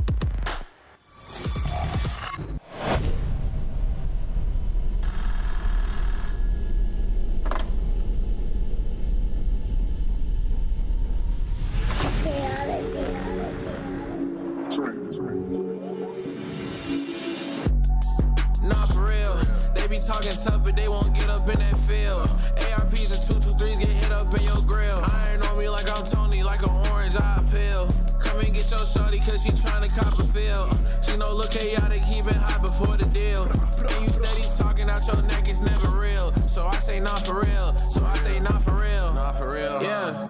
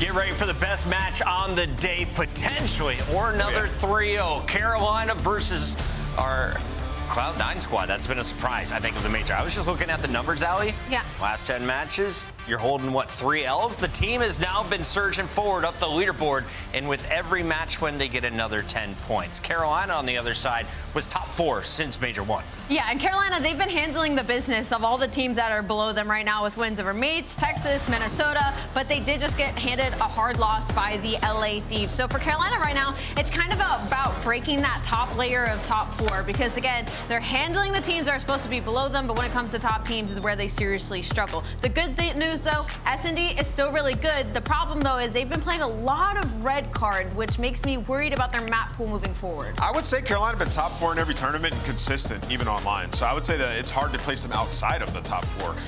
The struggles that they've had have been up against LA Thieves. But for Carolina, man, I mean, versus everybody else, they've been pretty solid throughout the entire season. And that guy on the far right of your screen right now, he has stepped it up throughout this stage. I mean, he's been frying, leading his team in hardpoint damage, 1.15 in search and destroy. Statistically, he's been there. And across the game modes, they have figured everything out. Like, they got a 50% win rate in S&D and hardpoint, and the control, I mean, on point, world-class control on the side of Carolina, which has given them an edge against all the middle-of-the-pack teams. Is Slasher the reason we don't have snipers? I don't know. I got a tweet about it. Just saying. Actually, Slasher, low-key, it might be Liddy. You and I might have beef, Slasher. He might be part of it, honestly. On the other side of this match, we have Cloud9, a team that Allie loves cheering for. She told a flight attendant about the statistics of their lead Slayer. Sib has gone to that level we knew he could go. He showcased it last year. He's now finding his stride, and honestly, he looked most dangerous recently when he had the SMG in his hands, Allie. Yeah, and that's so funny to me because that's almost what feels like has been the catapult of this league, was just of this team is just watching Sib pick up an SMG in some of these matches, and it's a true flex, right? Like when Sib first came into the team, he was a true flex, like back in Black Ops 4, a Maddox player, right? So the roles feel like they're finally kind of falling into place for this team, and we're seeing them hit their stride now, which spells worrisome for Carolina because, again, this is a team that has already taken them toe-to-toe to a Game 5. Carolina hasn't been going to Game 5s recently at all. They've been either smoking or getting smoked. Mac is locked in, getting ready. The nasal spray is going to clear the sinuses. The man is going to be calling out like crazy because we're starting things off hot and heavy on Skyline Hardpoint. We go to Vault for Search, Protocol Game 3. It's been to 2 Game 5s. Name was looking at the numbers. What do you like here? Yeah, love the ban from Carolina and the Hacienda Hardpoint. I mean, this map set's kind of back and forth. That Skyline, a map Carolina consistently went to, haven't been able to get it down all year. It's good for C9. And then that Vault, Search, and Destroy, a good map on the side of TJ Halley takes over on that one. Yeah, the searches are really good for Carolina. Allie, are you going to take Cloud9 today? I'm going to take Cloud9 today, yes. All right, then I'll take Carolina. I'm catching up. Are you sure about that? I'm going to go Cloud9. I got Cloud9 winning this one. Way to go. You and I may have beef, but I love me some TJ, and I love this casting duo. Let's hand it over. Maven and Merc. Hi. We love you. We love you too, you cutie pie. All right, this one, this particular matchup, I think the edge we gave to Ravens in the past was probably they played COD a little bit better, right? The fundamentals were better. They were a better cohesive unit. That's where Cloud9 were struggling. But as of late, Cloud9 seem to be clicking in that department and maybe have a little more firepower. It started to maybe tilt here, yeah? Yeah, I think so. Yeah, I think if you look in the past, right, it's 2 Game 5 losses that Cloud9 have to Carolina. Again, this is like minor 1 and before that, so very early in the year. A different Cloud9 team. But much different. I mean, when you talk just about search and destroy throughout stage 2, we're talking about a 7-2, like better record. Where the other side for Carolina, they're sort of trending down in S&D, which is a big worrisome, right? That is what they have relied on. But you heard the devs talking about it. Skyline, a go-to all year for Cloud9. One that Carolina have played a lot, 10 times, but 4-6 on the year. Okay. Well, I'm excited for this because this feels like sort of another litmus test for the Cloud9 side. Well, Sib really, where is Carolina? Oh, right? true Yeah. for both. True for both. But Sib was terrific yesterday in the match we cast. Excited to see him back in action, ranking #1 in damage in Hardpoint. We expect him to be a damage dealer, and he's right back to it. You heard him yesterday. He's like, even when I'm playing bad, I still think I'm the best. You got to have confidence and swagger like that, and he is bringing it now. Here we go. It's the Battle of the Blues. Cloud9, Carolina, getting after it. Yeah, Carolina right now just trying to lock down that side of the map for P2, but early pressure in the hill for Cloud9. And well, Sib, he's just going to do his thing. Couple of kills right off the start. We just saw how good he's been in Hardpoint, and that's what we'll love to see from him. Yeah, I mean, we talk sometimes about there not being like the hugest skill gap sometimes just between top players when it comes to like aiming, but yesterday we saw a lot, just so many headshots coming through, like gunfights where he barely won because of a headshot. Gunfights like that where he is just able to pull something out of his behind and world star somebody. He's on 6 straight, Sib right back to it, and this is going to be something that's going to be tough to deal with for Carolina. Yeah, I mean, already great time, but at least you get 3 dead at the right time. So now it's going to be all 4 dead. So maybe a chance here. You win the P2 rotation. You're in a good spot. But yeah, Sib, man, you know, you talk about like the AMS and different attachments. He's locking down. He's got like that vertical grip. We don't always see that. It feels like AR players moving away from it, but he's still loving it. Still loving it and making it work. We'll see if Ravens, though, can turn this into a significant amount of time at P2. Sib going to try to be the difference maker, though, on 8-1. I say if he snaps and clips him there, that would be impressive. That would have been disgusting, but no real opportunity to do so. Dominoes mostly going the way of Carolina over that stretch. I'm trying to get my brain aligned with the light blues right now, Joe. So you got this. Yeah, no, I'm just getting there. It takes me a little time to assimilate into the map, whatever the hell you want to say. No, I mean, listen, as good as it started as it was, right? It's just you got that 3 dead. We were gassing up Sib. The problem is his teammates died. Then you have this great rotation towards P2, and there has been no pressure towards the hill. Carolina have locked it down, and well, this man, outside of the Boston players, maybe Nameless's favorite guy, TJ Halley, right now up to 75. Yeah, no, he is disgusting. But I think those are the moments when you have an early setup for Carolina. If they're going to take hard points right now in this matchup, that's where they've got to get done. Early setups, lock it down, teamwork on point. They've been fundamentally sound, and they absolutely need to do it. Trying to get a little bit of time here at third as well. Right back over to TJ as we hopped into Slasher and see what this little two-man game can do. Well, Slasher catches stun nearly to his forehead. He'll end up getting dropped. TJ, though, trying to push it out and trade it. Still have those right side spawns, at least for now, if you're Royal Ravens, so you're still in a good position. Even if this doesn't turn into a ton of time, like, keep them out of the point, keep this 40-point lead, but taking a route kind of through mid-map in P1, number 4. It's going to be attacks, just trying to get an angle, maybe an opportunity, I thought, to flip things, but not able to do it. And again, that was just that transition from P2 to P3, where we on board with TJ. Is Quinn now going on a pinch, able to find a double.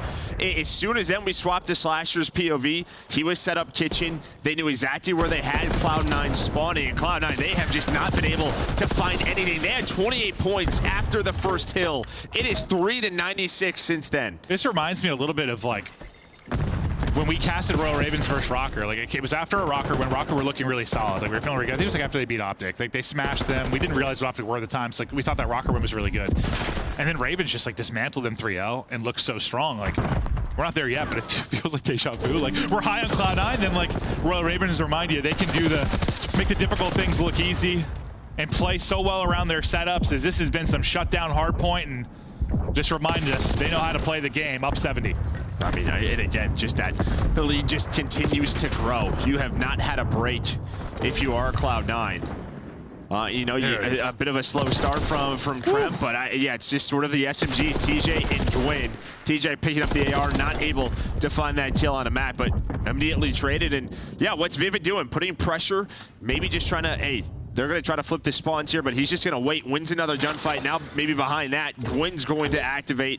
He's going to go, and it just feels like they are on this same page with how they want to play hardpoint. No, they absolutely are. And Gwyn, well, getting it done in the slaying department as well, as he is positive 10, and on the route, they're able to flip the spawns. You get exactly what you want early. Can you hold on to this throughout the remainder of this P1, pushing out one side? We'll see if spawns get interesting from TJ's position, but you're spawning them all the way out bottom right. That's exactly what you want if you're Carolina. Trying to take a route maybe for New York is going to be Mac, who's trying, but that's getting picked up by number 6, and TJ Haley is trying to make sure no one filters through. And if you're able to get all this time at P1 and hold the P2 rotation like you did last time, this is map. This might end up being a blowout. I mean, you know, kind of already is, yeah. I mean, they had 28 points after the first hill. It's 153 to 15 since then. This has been dominance from the Ravens. Now they'll give up the final 10 to 15 here at P1, but all 4 back up. Carolina moving, cruising, up 100. It looks like the comms are magnificent. Let's hear them. Listen in. Royal Ravens. I think front, Gus. I think they're right. You're right. 2, one shot. They're right. Both of them. No, hitting through low right. One's low couch, 2 low couch. One low couch. Then no one in the back, in the back. In the back of P1. Going piano, piano. Brandon piano up. I'm back. I killed one. White player back, low couch. White player, low couch to time. Low couch. One shot. I spawned here. Backside table. I spawned all the way out. Once it be like, if you want it. Piano dead. Nice, too. I'm hitting back on me. Zip. Zipping now. Zip, that only time. Still, not weak. This is good. We can play 15. There's 2 at old or 1? I think it's 1. Down in front. I have time to use and go. I can get time. Spinning across top. Spinning P1. Nothing P1, bro. Jim. Check in. Jim again. Nice. Where's the time I'm jumping CF. Give me a second. One shot back to town. I'm playing him again. Just jam my pistol. Let's go back to the wood. Guys, there's a hill. Back in town. I'm gonna saw somebody else in.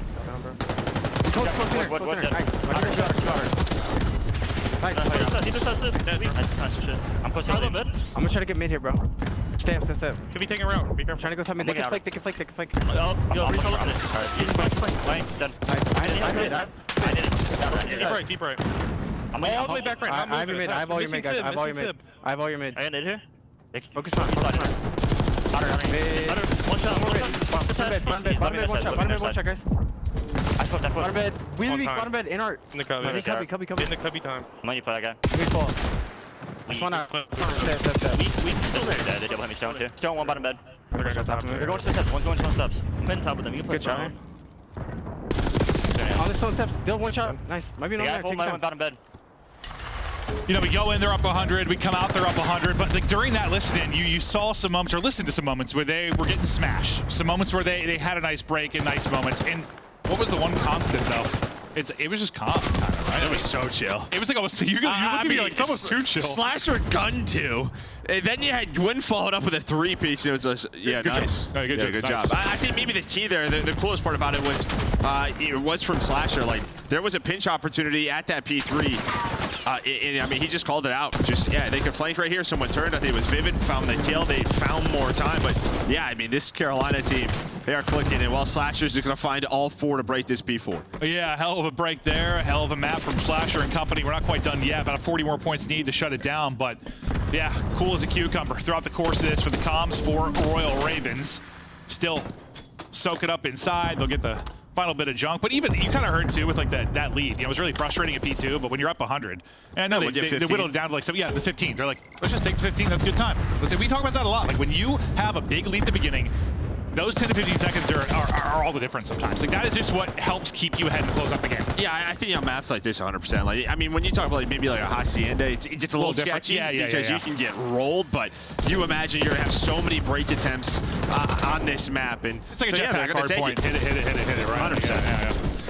I mean, that was one of the things I know when we first switched to jetpacks. So teams like a while to get used to. You're so used to just hitting a hard point, maybe what 2-3 times. That's it. Boys, we're gonna hit like 6 times. Let's just keep hitting it. Take whatever time we can get. Cloud9, though, trying to, I guess, just make this not an embarrassing map loss, and they've done that. At first, you know, I thought this was going to be like a 250 to 80 type of game, but they rally a bit at that last P2. They get some time going. After that, just, you know, basically put on clamps for 4 straight hard points. They've improved a bit, but looking to close it out is still Royal Ravens. Again, getting the final couple of seconds. They should have the rotation across. Well, we'll see, actually. You got the numbers there in a spawn coming in. 4 Cloud9 with an opportunity maybe to bust on through. Slasher gets big damage into 2, but no one there to finish them off. Nice little stretch there from Attach and Mac. And, okay, I mean, maybe it makes something interesting happen. This is going to be so hard to do for Cloud9, but we'll see. It's kind of what we always talk about, right? When you're trying to get blown out in a game 1, you're just hoping maybe to get the gun time, extend the game. I think Cloud9 have done this. You're starting to piece up, get some of the multi-kills. That's what they weren't doing. Outside of Gwyn, you've kind of slowed down the rest of Ravens, but my man Gwyn's got 37, almost double positive. See if he can get to the 40, but this is a good hold, and yeah, you can see it's 10 in a row from Max, Zib, and Attach. Yeah, I think since Envoy called him out, we were talking about how he's putting up a ton of numbers and losses. Now he's been doing it all. Yeah, 2 minutes in the hard point, you're up a ton, you're dropping nearly 40. It's been an impressive stretch here from Gwyn. As he's, I think, a couple wins away from the most wins in Royal Ravens history for a player, which is just insane. He doesn't win this? Okay, he wins it. He plays for the one-on-one. I was going to say, they lost the rotation. They said, Gwyn, you're lurking. Win that, we'll win the map. I think it was like Brian Stats that tweeted out, like, after their last one. He was like, it was 2 or 3 wins from having the most wins in the history of the Royal Ravens. And I was just like, when I read it, I was like, it's crazy to me for a couple of things, because it's Gwyn. Like, he's been playing 2 years. And also, it's how bad Royal Ravens have been, like historically, like how much this has turned around for him. But no, he's been an absolute animal. You know, they build around him, and they're finding some success. At least the opener there, you go up 100 early. You know, I said before the match started, like the advantage for Carolina had been the fundamentals in this matchup and just playing better cohesive Call of Duty together. I thought that gap had narrowed.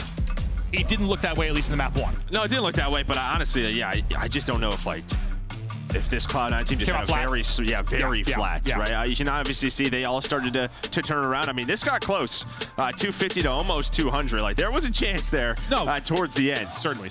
But yeah, I mean, on the other side, it was Gwyn. But yeah, it was just sort of, we're going to look at that flow chart, and you'll just see the lead that they were able to. Well, you said 28 at P1, and then, what, they get about 15 points over the next 4, or whatever it was? It was like 15, Yeah, something in that realm. But we'll take a look at some of the highlights as we chat through. Well, I want to say big win because you were up comfortably the entire game. It didn't really feel like a 50-point game. It didn't. I know if that one-on-one goes differently, maybe it gets interesting, but you just kind of got in that loop if you're Royal Ravens, I think, where you kind of heard, listen, they were kind of content just taking their 10 to 15 where they could and just eventually closing out the map. But as you said, if it's a different map, or even here it can happen, if just suddenly you get smoked back-to-back hard points. Yeah, maybe a little too cold. Yeah. No, like, it's like sometimes you need to have a sense of urgency, even if you're the chill bros. The chill bros, I like that. Yeah, just like their intro, the chill bros. But there's that final one-on-one from Gwyn. He finishes 38-21. And Carolina, I mean, you win C9's map pick, right? That's the big thing. Their best hard point on the year is Skyline, is C9. So you take that, now you have the advantage when it comes to the series. Did you ever have a preference? Like, I mean, for teams, like, do you always do? Well, here, we'll take a look at this first. So it's what, you get 28, and then you basically have 15 over 4, right? Yeah. Well, No. 23. Well, 23. Well, right. Yeah, we're close. They were flatlined. Absolutely flatlined. And yes, they erupt a bit late, but just too much for Cloud9 to get done. But I was gonna say, like, do you ever have a preference? Like, I know you have, well, we've done it different over the years, like who kind of gets the map 1 pick, how it plays out, like if it's versus seed or a coin flip. I know we've done it different over the years, but like, I don't know, do you like to like come out and have your best hard point like map 1, or do you prefer have it later in the series, like at a map 4? Just like if you're a team that comes out flat, maybe you don't want it in map 1, right? Did you ever have a preference? A lot of that is like matchups for me. It's just matchups, these teams kind of have an idea of what the map sets will be, right? And just based on scrims, who they're playing against. So for me, it was sort of, I'd like to have it in map 4, because if you win their first map, I think that's just a huge mental advantage. Yes, that's kind of my question, because you would think a lot of people would like to just have their best map to start a series, right? Like, because logically, why wouldn't you want to come out and get the dub? But yes, from your POV, if you come out and take that, it's like, yeah. That's one way to take it. I mean, it's that's like, one way to put it. We know nothing about it. I was like, what did he do? Well, I know you like to chirp on the stage a little bit, so I know you probably get that map 1 where you're shouting across, like, here we go, boys. No, I mean, yeah, it's just this sort of mental warfare. It's like, all right, if we beat them on this, like, they're toast. But the one thing for them has been, again, for Cloud9, their search and destroy has just revitalized. It has changed big time from stage 1 into stage 2. Yeah, and if we were having a talk, I think, about this matchup in stage 1 with how good Royal Ravens were at search and destroy, like the time to stage. Yes, we'd be like, okay, you lost your map 1 hard point, Cloud9, you're done. But that's a little different now. We'll see, because there has been a resurgence. We're talking like statistically, what's been Kremp and attached. They've really brought it back in search and destroy for Cloud9. The map 2 yesterday in the Cloud9 series was that's probably some of the hardest I've laughed in a while. The one versus LAG. There was just there were like 2 or 3 2v4s. It was a comedic search and destroy. I didn't want to take away from the great plays Cloud9 were making, but there was a lot of mistakes. Yes, no, there certainly were. But no, Kremp has been, I don't know. I mean, I don't call a couple of people this, but like just kind of a multi-kill demon. Like it seems like there's that one player on a team sometimes when you need someone to like win their fight and then also snap for a trade, or like trade and snap for another fight. The guy that does it, like he's been doing a lot of that. Well, we know the type of player Mac is. It's just sort of follow me up, right? Like normally your second guy is sort of like your superstar sub. He needs to be the multi-kill demon. Right? Exactly. Yeah. You're just sort of getting the guy one shot, being ready for the next gunfight. And when he wins that is the difference in the round. Well, I think what you just described is honestly what has been kind of the difference for Atlanta FaZe over these last like 5-6 years, though. Like we just watched it in the series with the Tiny Terrors. Like when you have a guy that's going first in and winning that fight more often than not, like it'd be easy. It's like it's a totally different dynamic. It really is. And I'm only bringing it up because we just watched it. Like that was. Whew. Don't lie, you were thinking about it the whole time. They were in form, bro. They were in form in that one. Whew. But back to it, we'll see if Kremp can be that guy. As we get into the search and destroy. We planned it out on Vault and right into A, and they want to take away A immediately. We'll see who can come up with a multi-kill. It's TJ that's actually able to do it. And that's actually a pretty good breakdown of what we were just talking about, Joe. Yeah, I mean, this time it's Kremp who slides on in first, able to win that first gunfight. Mac, though, not able to find the second one. So TJ there with the double. They have bomb down. So Vivid, Slasher, and TJ, they're going to have a little party inside of the bomb site. Nothing wrong with a little party. But this is, remember, oh God, no, it is 7 attached. Remember when it was, wasn't it the 2v4? Yeah, it was 2v4 on this map, where I'm like, this is like unwinnable versus Thieves. Because they had 2 ARs, they had to break into the site against like 3 subs, and they somehow just 2v4'd. Won it, yeah. Yeah, I was like, this is impossible. Like, Joe, how do they do this? Then they did it. But getting a little bit more difficult now is it's all on Sib, and they're able to double chow and drop them. Ravens hold it. And I think on this map, at times when we casted Brawl Ravens, and we're going back to earlier in the year where we were critical, sometimes in the post plants. Like, they get bomb planted, and then they would just be throwing away some lives. Here, though, I think after that map we casted them early in the year, they'd never played it again. They're 0-1 on the year. So that's... Is that the only time? Yeah, they're like, no, we're done. Honestly, that whenever I think about them in this map, I go back to that. And that, okay, they were thinking about it too. Oh, no way. I actually didn't realize that. No, so yeah, I mean, this is one for Carolina. Maybe they're trying to, it's open. They're trying to work on it. So that was definitely a thing we talked about. That was ages ago too. But I remember it sticks in my head because we talked about the entire map. Like, if they could just plant and hold it, they'd be doing great. This wasn't really the case, so. See if it improves here. They're ready for the instant chow. Who's going to be the multi-kill demon? It's Mac. Yeah, 3. Somehow gets a 3rd in that. They had to, well, they lined up, obviously. They must have double chowed off the bomb. Okay. Well, back to our conversation we were having.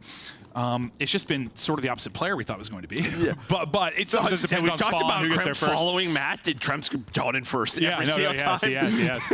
But now Mac's able to do it. He turns that into 3. It's all on Slasher. I see your toes. Sometimes we don't have those early fights today, right? Like, it's just sort of a setup and retake. But both these teams seem to want to take the fight. It's just how does that change over the course of it?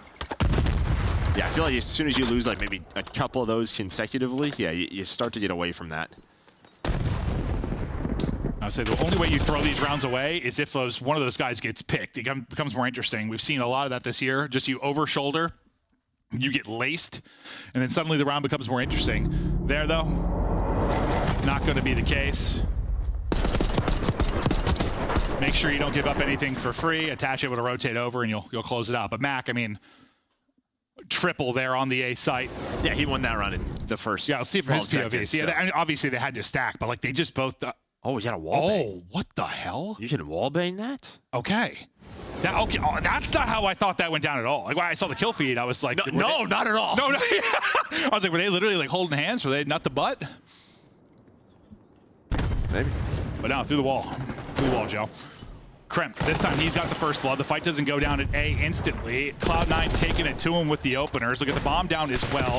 Civ, no chance to deal with that as it's a fast push through from TJ. Still a winnable round for TJ and Vivid, but they're trying to pull off the 2 versus 4.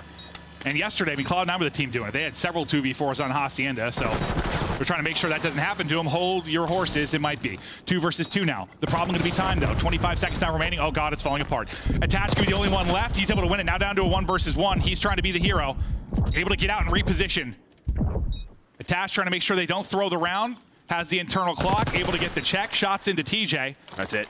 And that should be enough. Yeah, he just knows he's not going to get on it, and he can check in about 7 seconds. That's exactly what happens. Vet play out of Attach. And yeah, it was a 3 versus 2 bomb down, and yeah, 2 of his teammates hit caught, but has the trade. 4v2, right? It was 4v2. 4v2. Yeah. But yeah, just heads up play here from Attach. I know it's probably good you have like a vet in that position because I don't know. I mean, listen, it's an all-in qualifier match and all, but like I feel like whenever you have like a 4v2 and all of your teammates die, it's like, boys, like what's happening? It's just down to me. But Attach not phased, clutches it up, doesn't want that slip away because that's one of those rounds that can tilt you. But nice stuff there.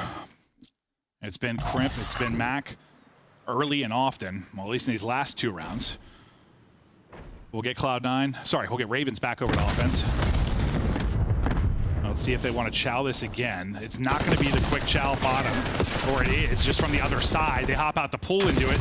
This side of the fight, you're able to win easily, though, if you're Royal Ravens. Last guy is Attached. He's able to slide through and at least get 1. Saw him clutch the 1v1. Now it's turning a 1 versus 4.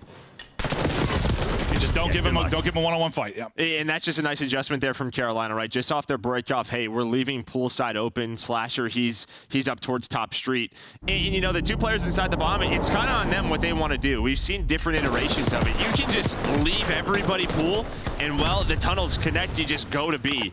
But as soon as TJ wins the first one, I think they just sort of hold their ground. Then Vivid's able to come back, rotate through. Awesome. But we have seen where, all right, they're all pool, just run through to B. Yeah, I swear they always lose that round, though. You're not wrong. I swear, every time he gets playing to B, it's a loss. You are wrong. At least we're casting. It's not a good success rate, but it's the option. I was talking about like our casting, but I swear to God, it never ever works. It like looks so good on the map, and I'm like, well, we're gonna lose the round. Gwen, he's got the opener. It was a couple, first bloods in a row for Cloud9. Now Royal Ravens' turn to kind of dominate in the early round department. Looking to get the edge here. He is tickling. Not enough tickling. Reload and tickle a little bit more. Crypto able to reposition, and finally he's going to get dropped. Gwen's like, damn it. I just needed a couple more. I had to reload. Yeah, I had to reload. Now they have to find Sib, and well, yeah, TJ just kind of lurks. He just waits. He's like, is anybody going to try to make a move? Slasher, turn around, all down to Mac. Yeah, nice calm. Over to Slasher to pick up the kill. They're able to shut down the final one. As now we've got back-to-back rounds for Carolina. Any big adjustments you're seeing so far from either team? I mean, I think just these last couple of rounds, just where this first bloods, right? They've dictated the pace for Carolina. As, yeah, they just sort of get that first blood, play the 4 versus 3, wait for each other. They know a C9 has to make a move. See if they can keep this streak going. Looking for another early one. TJ looks to be leading the way in the comms here in the intermission before we hop back into it.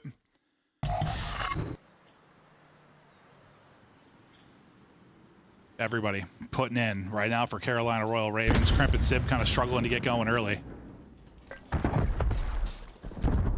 Thinking plant. Getting the plant in. So no pressure. You've hit it from kind of the front of your Cloud9. You've hit it through pool side. This time, maybe think about the retake. Unfortunately, you get blooded again. Gwen with another first blood in this. You've had numbers early and often. Well, at least these last 3 if you're Royal Ravens. Gwen looking one way. Man, it would have been great if he could walk away with one of those. Now you have an interesting one-on-one on the other side of it. Vivid, nice little slide and chow. Straight headies there. Attached tries to hit the drop shot, but leads to nothing but bullets to the brain. Yeah, Slasher just calls from help. He says, hey, Vivid, come help me out, because then it's 2 players left. We know that. DJ, just play your life. He does exactly it with that bomb down. But again, it's a free first blood. A free first blood from Gwyn, that's the difference. And yeah, exactly. If you're C9, you're thinking, let's just play a retake. We're going to play it slow, let him plant. Like, you can't just let the guy walk up and get a freebie. No, I mean, that's got to be the thing. I mean, you've tried 8 hits from both sides. If you're thinking retake, you want to have 4-0. I know it's not always going to happen, but the second they lose a player, their plan's just kind of out the window. It becomes so much more difficult. That's been the nice thing, at least for Carolina and their post plants. Like, it's usually been like a 4v3. They've had numbers, and that's been somewhere, at least last time we cast, there's been ages where they were struggling. We're often in that scenario, losing somebody early, getting smoked off. Somebody's got to watch multiple angles. But this has been like clockwork for them over the last several. Now, 3 straight rounds for them after going down 2-1. Mac's turn, get his 3rd plant in.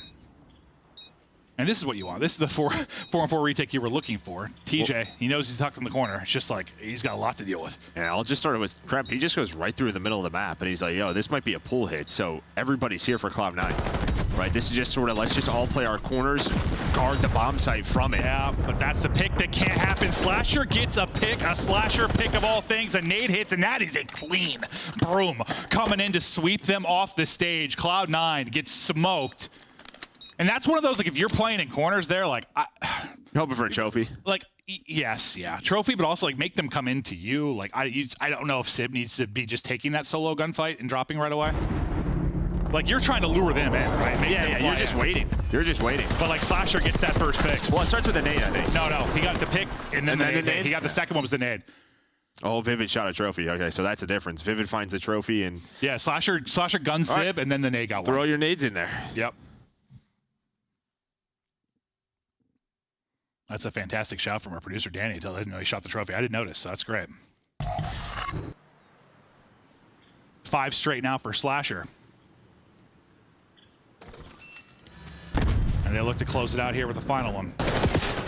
Kind of back to their first round where they just swung at this. This time they sent 3 at it. I think in the first round, it was 2. Yeah, but you're just hoping to catch more than Gwyn, and Gwyn finds 1. So what do? We're going to rotate off over towards B, but Slasher, he tries to lure, maybe make you an extra route he doesn't need to. Maybe you're hoping, again, just to find that timing, but a heads-up play there of the side of C9. These are the rounds I feel like you don't often win when you get a play to B, especially when you're down in numbers. That's going to be the tough part, but then TJ catches one sprinting. I love that little reach out. Take some damage, catch someone coming for you, able to drop them. Vivid now playing from top art, the 2 versus 2. 25 seconds now to go. They don't know where Vivid is. I thought Kremp saw him, but I don't think he did. So they're just like literally trying to find these guys. There's the bomb check. And Vivid's like, hello. I see both of them. Backs down, waits for his teammate. Beautifully done out of Carolina. I love that from Vivid on the second fight. I think a lot of players there just shall that second fight. And maybe you still win the round because he's there for the trade, but still, back down. let your buddy get a free one. Beautiful little 2v3 there for B. We talked about not usually working out at B. Well, it does there. And what, they closed it out on, was it 5 straight? Something like that? 5 straight, yeah. Yeah, 5 straight rounds out of Carolina Royal Ravens. And we talked about, I mean, the hardpoint improvements for Cloud9, the search and destroy improvements, we haven't seen any of that this series. We have not seen any of that. And against some solid teams on the side of C9, right? It's just, they've only lost to LA Thieves and Surge, who were just in the Minor 1 final. Yeah. So this is a great look for Ravens. We thought for sure this was, we looked at the schedule, we were doing 2 and 4 today. I'm like, all right, we probably got the long ones. Like, we're probably going to like 4 or 5. Like, this will be some fun series. Maybe not looking that way. Maybe not, but we're not quite out of the woods yet. Cloud9 have the opportunity to bring this back, but in a bit of a hole. The problem is, like, for them, it's like when they've been getting series wins, it's just 3-0s. Right? They come in, well, and it's the same for Ravens. It's true. Qualifiers, their wins are through 3-0s. Yeah, it hasn't been the story of where stage 1 qualifier was the story of the game 5s. It has been the story of the 3-0s here through the second qualifier, and that's just been, well, because the middle of the pack has just been all over the place. Like, some people get a lot worse, some people get a lot better quickly. It's been interesting. I can't wait for the major. We still got a couple weeks to go, but almost there. Dude, I don't know. This is not how I saw this series going. We think Cloud9 is improving. Royal Ravens playing so well up to, looking to get the clean 3-0. Before we go there, though, Des, take it away. Hi. Hey guys, great stuff there, and fantastic pick by me. Carolina up 2-0. True. Allie, no, let's break it down, because since Envoy talked about Gwyn has taken over this series, and if Gwyn is not doing it in Respawn, Envoy for Gwyn's performance. It's Slasher. I think Envoy lit a fire. It's like talking shit to MJ. You just don't do it. People learn the hard way. Gwyn is teaching everybody in the league. He is teaching everybody in the league. I really want to just kind of put on Gwyn's shoulders of like how consistent he has been for this roster, and in this matchup specifically when it comes to search and destroy. 4 first bloods is absurd, by the way. Absurd. Usually we see a good spread of 1, 2, 3 is pushing it, 4 is insane. For the side of Gwyn and Carolina Royal Ravens, like, this isn't a team that you see as like super fast paced, and they absolutely took over on this side of the vault. I thought this was going to be an even traded match, but the aggression from the side of Carolina Royal Ravens, even on attack when they put that bomb plant down today, the push out of attach on the back side of the map, it's just things that we don't see from these other teams to try and get creative when it comes to this map and mode. Yeah, I love what we just saw there. I mean, you're seeing it from the side of C9 where it's like you can't just give up your hallway, right? Yeah. And you saw what happened. Like, Gwyn just pushes down hallway. He's going to take that space, and he can make an impact play, finds a first blood.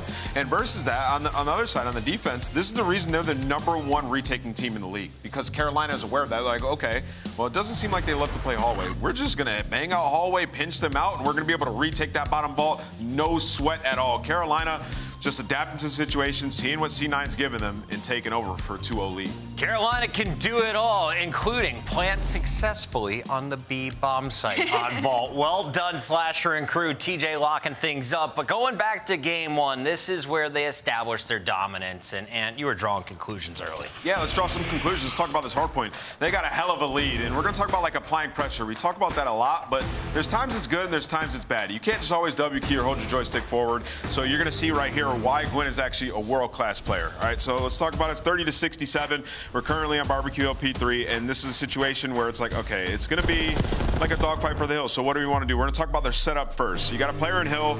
He has a heady here, and he's just kind of looking over here. You have everybody else positioned to where they're waiting for something to happen first, and then we're going to react to it. So right here you got TJ. If this guy dies, TJ's job is going to push out and fight that, right, to apply some pressure. As he does that, you got Gwyn who's going to go and pick up mid. Okay, so simple concepts. They just execute it at a really high level. We'll watch how this plays out, and we'll jump back into the mini-map.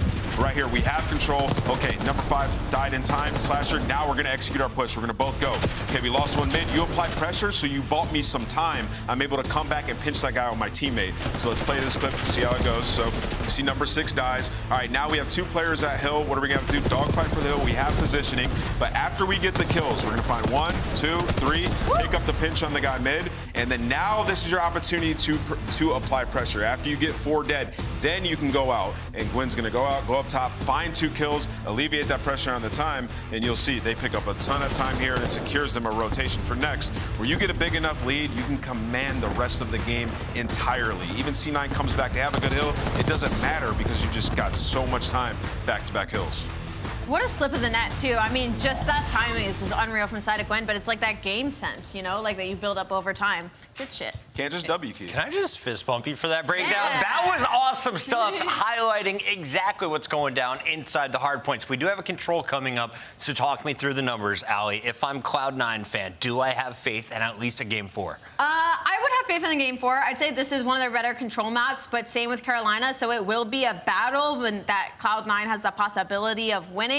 I'm just worried if we do push it to a game 5, like the S&Ds really lean heavily towards Carolina. So far, we've had 4 matches completed, 3 of them 3-0. I have a feeling a 4th is on its way. Maven, let's finish this. Yeah, no, that's what we were talking about before we threw to you. Like, it's been interesting considering how the year started with all the game 5s. Stage 1 was so many game 5s. So many game 5s, and people just getting smoked throughout this one. Nature was a ton of game 5s, right? Listen, I'm fine with it. All in qualifiers, let's get the 3-0s out of the way so we get the LAN, and it's just bangers. We'll save them for that, you know? Save the good one for LAN. I'm fine with that. I'm fine with that. You know, the weather's starting to get nicer here. We'll get outside, Just get had an awesome game 7. Get golfing, you know? Minor final. Yeah, no, I hear you. But we're out golfing, dude. Ant's going to teach me. He's going to teach me. I'm ready, dude. I mean, I spent thousands on clubs. I bought like $300 golf shoes, too. I don't know why. I haven't golfed in. I'm ready, though, bro. We'll have some fun. Listen, I want to look. It's one of those things like, you know. Yeah, look good, feel good, whatever it is. Yeah. I'm going to look good. I'm going to look like I'm on the tour. I'm just going to shoot at 120. The senior tour. The senior tour, yes. Me and Mr. Palmer. Oh. Gwen, his control has been terrific. He had a really, really nice map 1. We'll see if they can close that with a 3-0 here. We got offense up for Royal Ravens. I think by map 3, I've gotten used to the colors, Joe. Yeah, I'm there. It's the purples that always mess with me. Yeah, no, they could be worse. This one, yeah, it hasn't actually been as bad. Purples do get me. No, but I mean, we just saw C9 here yesterday, right? It was a very strong control for them. One that they've been playing a lot more of. But yeah, heard Ali talk about a strong one for Carolina as well. Sometimes like the guns. Like I'll see like just the light blue of the gun, and then I'll look at the minimap right after that, and it catches me. I swear. Ooh, think of beauty there from Slash. You're able to take down 2 before he falls, but nice gunny to get both, and maybe frees up his teammates a little bit on the A side of it as he was battling over towards B. TJ now getting to his position where he's spawning them out B side, relying on his teammates to get something done around the objective. You'd love to have him not have to track back so far to help. Well, there's the timing there, right? Attach is able to actually slip by him. So I think it was Vivid who was on the point. He's hoping Attach is able to block sidewalk there, but pretty much Attach just walks up and wins the gunfight. The good thing for them, though, is Krem naded him. So a teammate comes in, they fight over mid-map control, and well, it's going to be 4 kills in a row for the side of Carolina. Still working on it at 8 point, but there's just been an opening for a half second, however long it is. It's allowing C9 to at least contest this as much as they can. Second tick is through, but they get him off the point. Yeah, and that's what Carolina did so good in the map 1. Not really leaving those holes to find anything in their skyline setups. They're going to need to work on it towards top mid as we get deeper into this control, but you've been on the point quite a bit, so you still have a little time to work with at least. 30 or so seconds to go, but I mean, lives-wise, you still got 20 lives. Just can you actually get an extension here? Gwen not able to find his hole in the setup. Bivin hoping to maybe win a gunfight from top, picking up the flank beautifully. That's going to be 2 down. Now your chance to at least stop the clock and see what you can turn this into. Maybe not a round win, but can it be some extra time or some extra objective points? The last guy's going to be on the opposite side of it. TJ's got the read, and he's got the kill. Everybody else coming off the spawn. TJ trying to pop and burn, not able to do it. The swarm comes in from Crip as he gets a double, and you what? You get nothing else out of that because you don't finish a ticket B. You don't get that third at A. You're able to pause it again. Maybe this is your moment again. Yeah, well, it was a fake, honestly, by Carolina. They had TJ go all the way through. Someone sit on the point, and then they went towards A. So it was all about the fake to hopefully over-rotate C9. But it's still just this battle. You're able to secure A. Vivid right back to B. 9 versus 11, but the big thing is you got the 3 ticks, the minute extension. Now match, maybe with a chance to slow this round down for Carolina, just he is in the base of Carolina. Oh, that was nearly a nutty win there from TJ, but Sib will win it. Yeah, you were hoping to just get this to time. Well, get this to lives if you were Carolina, because said you had 20 lives remaining with like 20 or so seconds. You just need the extension to make lives the conversation because you've been up. Oh, granted, it's been like 2 to 3. Throughout a lot of this. Now we get to a 6 versus 6. Lives dwindling, time dwindling. 2 coming off spawn for Carolina. They're going to have to battle through Crimp to try and get there. Gwyn hoping maybe he can help a bit. Vivid's able to win it from range with the AR, and TJ takes down another. So numbers right back over to Royal Ravens. Taking a route, number 4. Does he find an opening? That's going to be attached. Well, there's no opening. Is Vivid still holding from deep? Well, he just spawned there. That's all it is. Yeah, Attach is hoping to get through, maybe block that spawn, but Vivid spawns up about a half second before then. So he's like, oh, hello. Free kill here, but still 2 versus 3. Oh, that's a good call. I thought Vivid, that's where he got the kill right before that. I thought he's still in position, but that's just unlucky then for Attach. 2 versus 1 now. Sip, last guy up. You know he's got the sauce to do it, but Vivid not letting him get it done. Royal Ravens sneaking away with 1. I thought maybe Vivid was weak from the nade, or the nade hit the other player, because that's what he's thinking. He's thinking 1 or 2 bullets onto this last guy, and then he can snap to the second. You're expecting that chow. But there was also like a wall bang in there, so maybe that's how he's able to stay up. Either way, yeah, you got A done. You're able to just sort of take your time. Vivid picks up the pinch onto Attach, and they win with numbers. Yeah, because he was the guy that killed Crimp, right? When they were like trying to get out. It's like, honestly, I looked to the other side of it. I didn't realize he dropped. I was watching the minimap just to see the timing, because I thought Attach was like, all right, he could. Yeah. Because he goes on a flank, and he has a choice to either pinch or go up top, and he decided to pinch, and Vivid's like, hey. Yeah, that's tough then. I'm glad you called it, because I thought he was just still posted. Well, nice opening offense for Royal Ravens. Now Cloud9 trying to do the same thing to him. A nice early effort, at least with the opening 2, but that comes right back behind your sub duo in Carolina Royal Ravens. Map flips a little bit for Mac, so he's worried about it on the other side. Nice little teamwork there from Cloud9 though, and it leads to 2 for Sib. See if Sib can get in here, win a gunfight around the point. Nice little win, just going prone. Now I get a presence here to stop the clock. Yeah, he's thinking onto that first player, that should have been a kill, but yeah, I get it. Just some wall bangs, but this opens up a lane for Trem to go. You should see where Carolina are spawning. What's going to be the play call? This is kind of that default attacking setup we talk about all the time with this A point. Well, it is just done already, so great work early from C9. Yeah, they make that look a whole hell of a lot easier, huh? Nice shots again from Dude, he Sib. always gets like 1 headshot. Yeah, he literally just shoots better. Like, just gets a headshot. He'll be like sub 10 HP, but he wins it and tries to get the pre-fire in, but can't win that one. That's 3 dead for Cloud9. So some map position for Carolina is now they can kind of simplify the game, cut the map in half to some degree, only have to focus on defending this B point. Lots of time to work with if you are Cloud9, and that's going to be 2 dead. This will get them pushed up. There's a 3rd they're able to get. That position here in Looming, they get all 4. And it's a bit staggered now coming back for Royal Ravens. So this is a very threatening moment. They're right into the blender. You're winning one with a pistol. This one might be done. Well, and that's the thing, right? With the point change, if you're Vivid controlling up top 3rd, it's great, but if they're on the objective, you're just not going to have an angle for it. So C9, no, leave Vivid. Just let him be up there. They are able to take him down earlier, then off spawn. Max able to find him. And yeah, what a play from their base right up to B. C9 knew exactly how they wanted to play that after the first 2 picks. Yeah, very different tale of offensive wins there. I mean, you had to grind that one out if you were Royal Ravens. Cloud9 just thump you. Like, they make that look so easy. They get A, it feels like effortlessly, and then it's just like 2 clean waves of kills, and B's done as well. That looked really good. Now it's just like, can you do a little bit better on the defensive side? You would have turned away, you'd be up 2-0, looking good to bring this comeback. When you thump someone, is that like a bump? Is it like a hump? Like, what is a thump? It's a hump. It's like a hump, a bump, and a tickle. Or like a pump? All combined, and a pump. Yeah, got it. Yeah. I don't really know what a thump is now that you said that, Joe. Yeah, that's what I was curious. I don't know. Maybe Chris. Puck can sit over here. Puck, come show me what a thump is. Like a bump?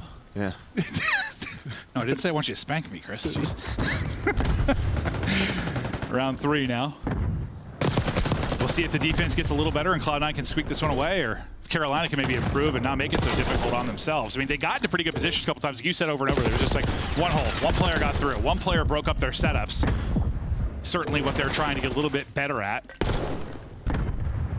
Slasher, he has been shooting so far this series, trying to win some tough ones here. He's getting pressured from top mid and top window, and eyes on over towards B.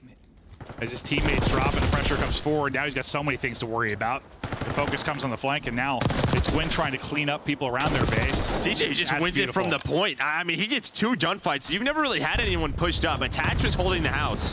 right early part of the round when you got the first takedown. So they never had anyone forward. Then off spawn, TJ and Gwyn just find both kills, and you get no pressure towards A. So 2 minutes, 8 seconds to go for Ravens. So funny, we're focused so much on like the fights at their house. Oh yeah. The TJ was just like, I'm gonna just go on the point. Yes, exactly. He's just progressing that entire time to the point A is done. So grinding it out for A the first time through, this time done easily. And well, it's just like, I look at a lot like the Cloud9 round victory now, because you're transitioning this well. You've got great map control from top middle. That's step one. Now you try to win it on over towards B. I mean, you know where they're going to be. And well, we see TJ taking that one easily. Not able to take down a second, but Mac will get one. Well, I think they had like no info, right? They're all top side of the mini-map was Cloud9. Mac probably could have just held, but he's like, we just have no info on where they are. So tries to climb the ladder, instead gets caught. Sib, though, bails them out. He was able to find a double, dude, that's a triple. dude. Another headshot, and then off spawn the subs. Able to help him out. That's just a gunfight where you're Slash. You're like, I feel like I should have won that. Yeah. I feel like I should have won that. But you just get zipped via the headshot. Lives, pretty square.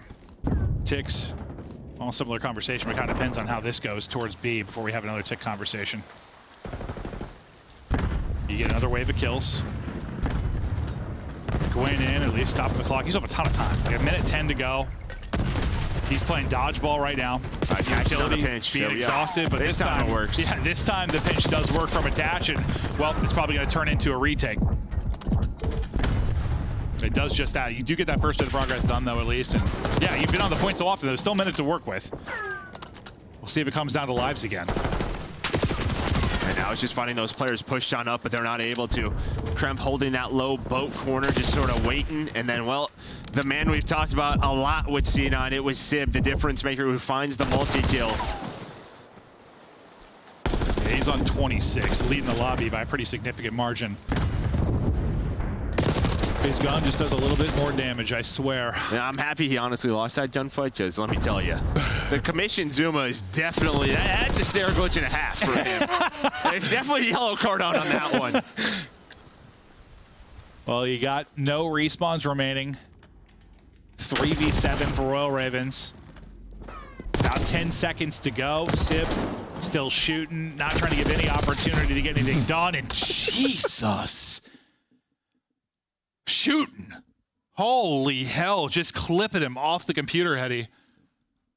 He is feeling good in this one, and they were dominant in their last offense. They can win it. But it's all around here. Here's trying to improve the defense a little bit if you're Royal Ravens, because you weren't really able to stop them at all. I'm sure he's getting a lot of tweets like after matches, like, yo, what's your aim mess? What are you using?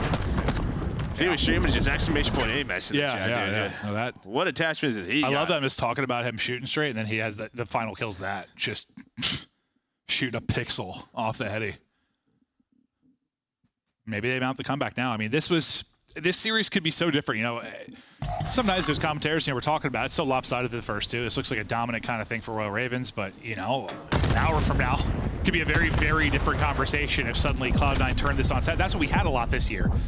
Up until this qualifier. We'll see if they can do it. What do you know? It's Sib with a headshot. I'd love to see like just all the ARs and flexes and like headshot percentage. I swear to God, Sib has got to be the highest. Now, do you want headshot percentage or like or kills that are headshot? Headshot kills. That's tough. I don't know. Yeah. Yeah. Headshot percentage, that would be. Yeah. You mean like overall, not just the kill? Yeah, I kind of want overall. I'm kind of curious, but I'm making this stat up entirely. But it just feels that way with somebody's gunfight. And this is much better.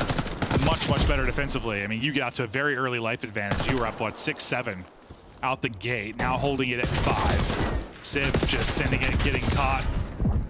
Playing with some confidence, but no chance to win that. And the tide continues. If it was a dominant offense for Cloud9 last time through, they've got nothing going here. They are pinned in, locked in, sub 30 seconds to go, down 8 lives. You need to make some adjustments if you were Carolina. My God, you've done that. Well, you won the break, and now you've been in their base the entire time. Only dropped 5. Bro. TJ's running around on your stairs doing whatever he wants. Bro. How different are the 2 offensive rounds for Cloud9? Holy hell. You were having fun in the first one. You are not having any fun. Maybe they just know the ticks, so they're playing this aggressive. Like, yo, we have to win this break, and then let's just go. Put them in the trap, because you only needed 3. You only needed 1 point for them to have defense. But now it's all Carolina. All Carolina. Absolutely. And, well, I don't know what to... This hasn't been like an all-defensive thing. I don't know what the hell to think for this round 5. I mean, 1 and 2 versus 3 and 4, rounds 3 and 4. Yeah, it's just so different, yeah. The break, probably going to be huge if that round has anything to say about it. But they turn on the afterburners and just dominate it. Great round from Gwen and company. I mean, TJ goes on 5-6 straight. That's one of the quickest, like, significant life advantages you're going to have on, well, any control, but protocol especially. That's just like you were up 8 Well, that's what so like early protocol. It feels like teams got yeah. much better at dealing with that trap and pausing the clock, but they just had nothing. Absolutely nothing. So how does this break go? It's a war up top middle so far. 1 for 1. Matt gets right on it. Looking a little bit better for Cloud9. At least maybe they're going to see mid-map throughout the course of this round 5. Sib, another big win. 34 out of him. They need him shooting nukes. If they're going to take this, and he is sending it back to want to be aggressive, push the tempo, push the pace, push in some foreheads with that AMS, and okay, another headshot through. 5 straight for Sib. He has been filthy, and yeah, nothing like the last round. Well, yeah, I mean, he needed that last one because the one player in their base was Slasher on a full flank off the break, and he was able to find 2. He got them off the objective. It was like as good as Sib was. It's like you still had to work day. Slasher was stopping that from happening. But off spawn, it's TJ with the AMS, and well, this is what Carolina did. They just gave up the 8 point. They're going to try to play forward now towards B. This, though, a little bit better than the last defensive round they lost in the sense they don't like go 3-4 dead, and it's immediate map control over to Cloud9. They get some balance. They get some map set up. You have somebody push forward, kind of playing with your spawn and TJ.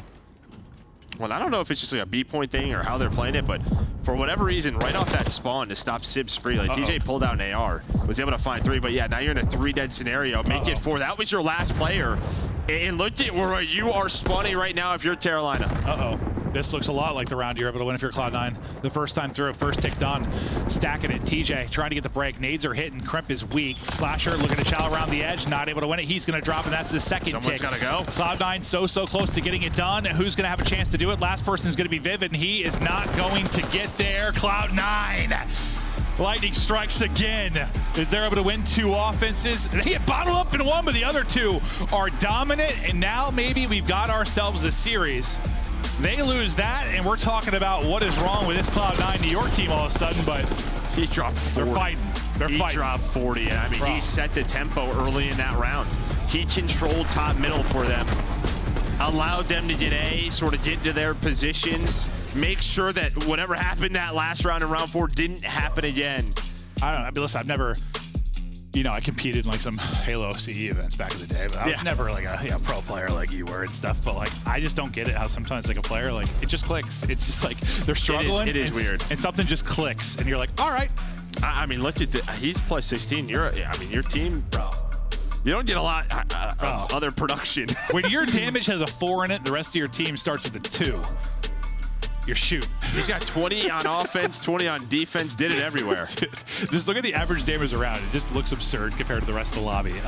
Listen, I know we're gassing Sip quite a bit. That's not for a reason. I think it's just been the turnaround lately. It's been impressive to see it. He's playing with confidence, and I'm sure we're going to see him quite a bit in the highlights. But it's just not often at this level where like, when it's like a straight up AR fight, usually who shoots first wins for the most part in Call of Duty. Well, it has better position, yeah. Yes. Headshots usually what changes that. And the fact that like we saw a lot of gunfights where he's just frying somebody, like a lot of them. Well, yeah, it's almost sort of like multi-kills. Oh yeah, like winning a fight like that, it can just turn the tide, 100%. Sib not the only reason they won, obviously, but a big part of it with those numbers.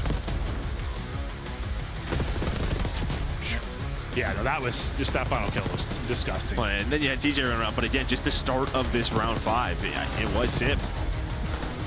Yeah, I mean, you had to have, that's one thing I said before, right? You just have to have a better break. Like, you just got your ankles and back broken. This is the start of it. So he's just like, I'm going to just control top gun, and I'm just going to run at him. Yeah. Starts it off on, what, a 5 spree? Turned the tides in the round 5 opener.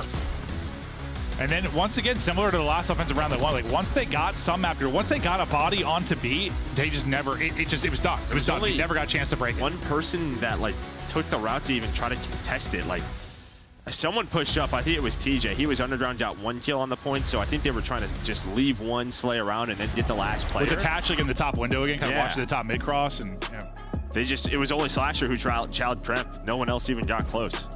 Well, taking a look at the best of 5 and how it's gone, what looked like it could be a pretty dominant 3-0 out of Carolina, because even that hard point, it didn't really feel like a 50-point game. They were up 100 throughout a large majority of it, and they were in cruise control. Now, maybe it becomes a little bit different because we get to red card, and I think even if this like goes to a map 5, and you're a Cloud9, maybe you lose this series, like still, I was looking at this way differently than I did if this was just that ends up being a 3-0, and I'm like, oh God. Like, honestly, if you're C9, you're trying to get, I mean, like, best case scenario, maybe to get it to a game 5, honestly, because their Hacienda, like, Ali's talking about it, like, yes, Carolina's search has been great, but Hacienda, you're 4-0 throughout stage 2 if you are C9. Like, that's been your map. Like, I think the goal for them was get it to this map 5. Get to map 5? Yeah. Yeah, and that's kind of probably the route to get the W. After you lose your pick on the hardpoint map 1, you know you're going to be battling the rest of the series, and they're trying. Just get it to a map 5. They're going to have to get this hardpoint win in order to do it. Sib, chilling like a villain. I mean, he's probably just saying, give me the game. Yeah, no, honestly, like, can we just seamlessly jump into the next one? Like, I don't need a breather, bathroom break. Let's just keep going. Like, let's keep the gunny Instantly hot. started. I'm ready. Yeah. I think you are absolutely right. But now, coming alive is this Cloud9 New York team. Fist bumps out, players ready. We continue on in the battle of the blues. But to red card we now go. What are your thoughts on this particular? I mean, honestly, map? for both teams, it's this. It's sort of 3-2, 2-3. It's not one of your favorites, but maybe one they know they're going to have to add to their map pool. So it's not maybe your worst map for either side. Yeah, they're sort of in that lump of teams we've been talking about, just trying to widen their map pools if they're really going to be contenders with some of the top squads. Well, that's what Carolina's thinking, right? It's just like our hard point versus the better teams, or the best teams has to be better. Yeah, no, certainly. It's crazy how good they'll look like against the team, but then then they'll play a Thieves and they lose by 200. Like, it's been kind of wild this year. And that could just be a matchup thing. Yeah, no, it could be, but we'll cast them in one versus like a Røkkr. Like, damn, man. They look so good that I'm like, how does this team look so good they get beat by 200? I'm not entirely sure, but it's happened to the best of them. Cloud9 now, though. But this map to extend it to a map 5. At least we got one map 4 today. That's true. Wasn't sure how it was going to be with these last couple weeks, but see if we'll go all the way to a 5. But it's early time right now for Cloud9. You're just trying to avoid that early stretch in the map 1. This obviously plays very differently than a Skyline, but just can't have 4 straight hard points where you're basically blanked. Yeah, I was going to say, it's a much better P1, but it's not. I mean, they're 28 on the first on Skyline. The P1 was there. True. Some of their best effort, but yeah, you get some of that early time fighting over map control. They have spawns for P2. We're going to try to get out towards the middle of the map, though. That's where you're going to see Trent going on a route, going on that pinch. Almost timed it perfectly with attach, but Gwyn and Slasher are able to pick it up. Slasher yet to drop. He'll get them a few seconds here at the tail end of this. 28 as we head into second. And yeah, map control for Cloud9 and a pick for Mac, Rise and Pop. So TJ now in. Now you look to develop this push. Nice opener from Vivid. You try to take numbers and collapse. We'll see where the spawn's going to come in. It's deep on the backside for Slasher. As he tries to work back. Oh no, it's for attach. I was so confused. Yeah, the numbers. Oh my God, up. I saw the 5. I was like 4 5s right now. I looked at the map and I looked at 5 and I looked at the side. I was like, that's not the right color. Dude, my brain just broke. There are 4 5s. Yeah, okay, my brain utterly broke there for a second. Okay, so I'm no longer looking at numbers. Yeah, no, that was a bit confusing. Oh my God. But yeah, I was looking at the maps. I was like, they're so good. But you got a majority of the time if you are C9. But now maybe the big play. You have to get out of this trap because B3 is all the way across the other side of the map. That's why you see number 6's position. There's only one safe, so that is Vivid. He's just chilling. Wow, okay, I'm just gonna not even call numbers the rest of the way. Gwyn. One in front, and that turns into 2. I thought he's about to get tucked. He's got one on his right, but he goes to move, right as Gwyn pushes in. That turns into a double. That's not how I thought that situation was gonna break down. Vivid's got some help here from Slasher. He's gonna get double swung from the bottom ramp, though, as they look to push into steps. Gwyn still his spree going as he gets out to 4 in a row. Right back over to Slasher now, and his opportunity. It's all kills from the front side for Royal Ravens. This is what you want. Get kills from the front. One gonna spawn out now with a little bit of a pinch opportunity. It's gonna be 2 spawning out, actually.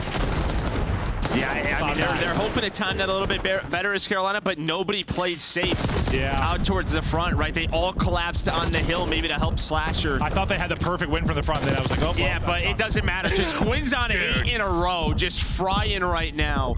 Jumping from windows, going through the stairs. He'll flip the spawns again. There are a lot of number 5s, but he's the best number 5. 8 straight, 9 straight, give him double-digit streak. Not going to happen because, well, but unfortunately for him, it's Sib. And Sib has been shooting, not really getting high yet in this particular map, but we'll see if he'll start to get going. But look at that tie game, about a minute off the play clock.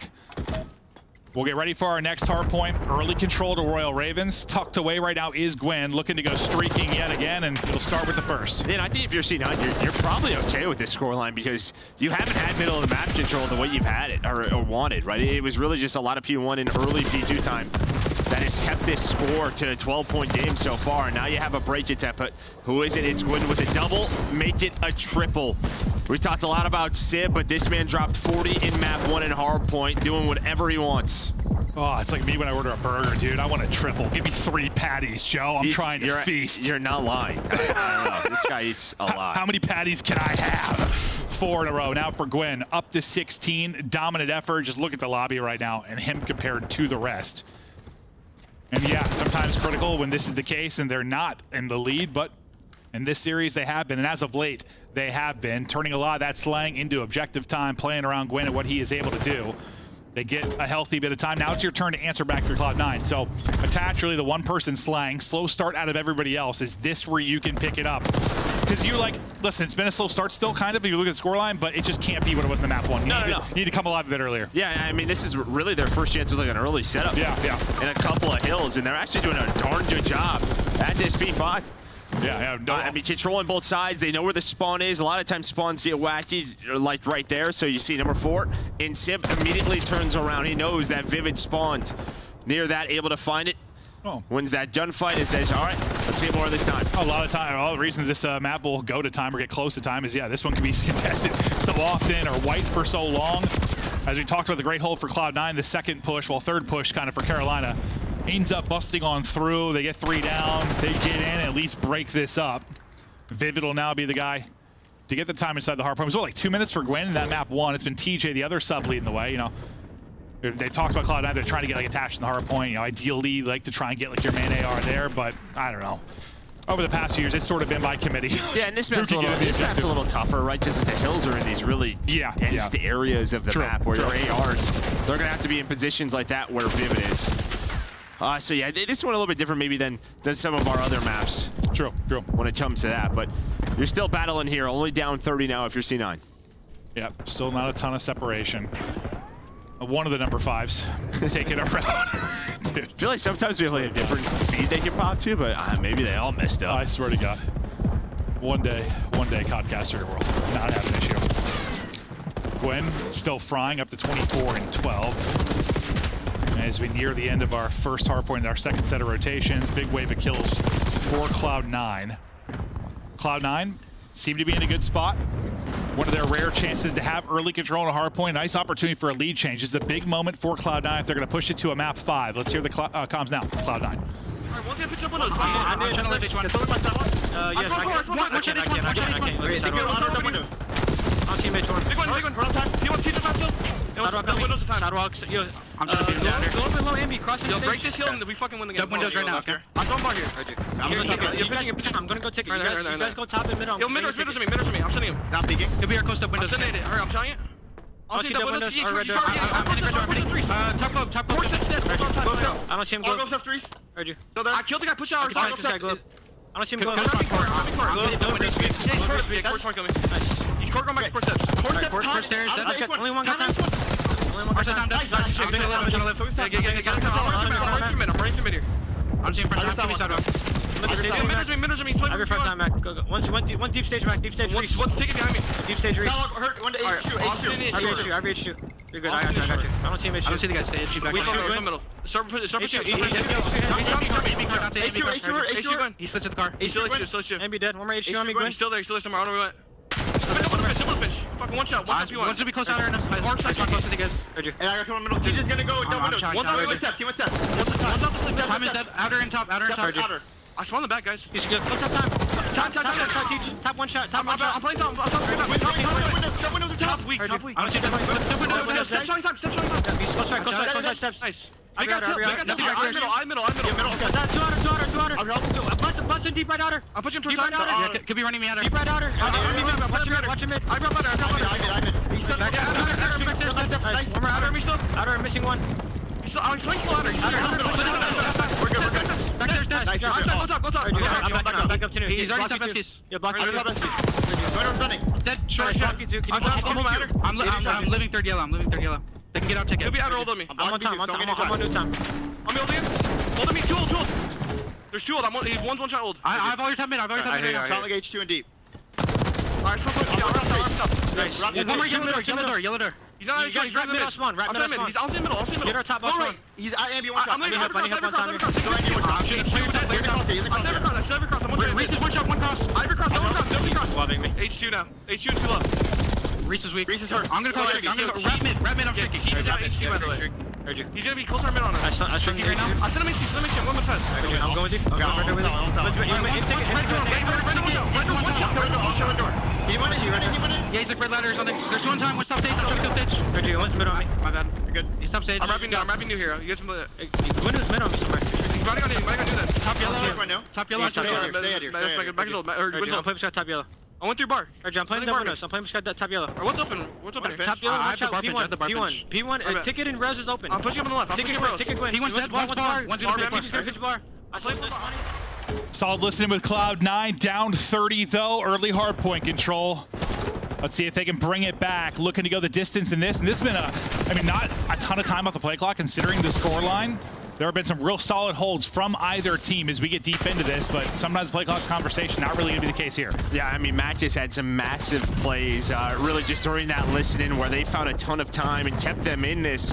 The only problem is you would probably like a better Hellstorm maybe to break that P4, but it doesn't matter. His plays, well, have put them in this position maybe to get us to a game 5, but 3 gonna go down. Kremp, last player alive, just hoping for some help.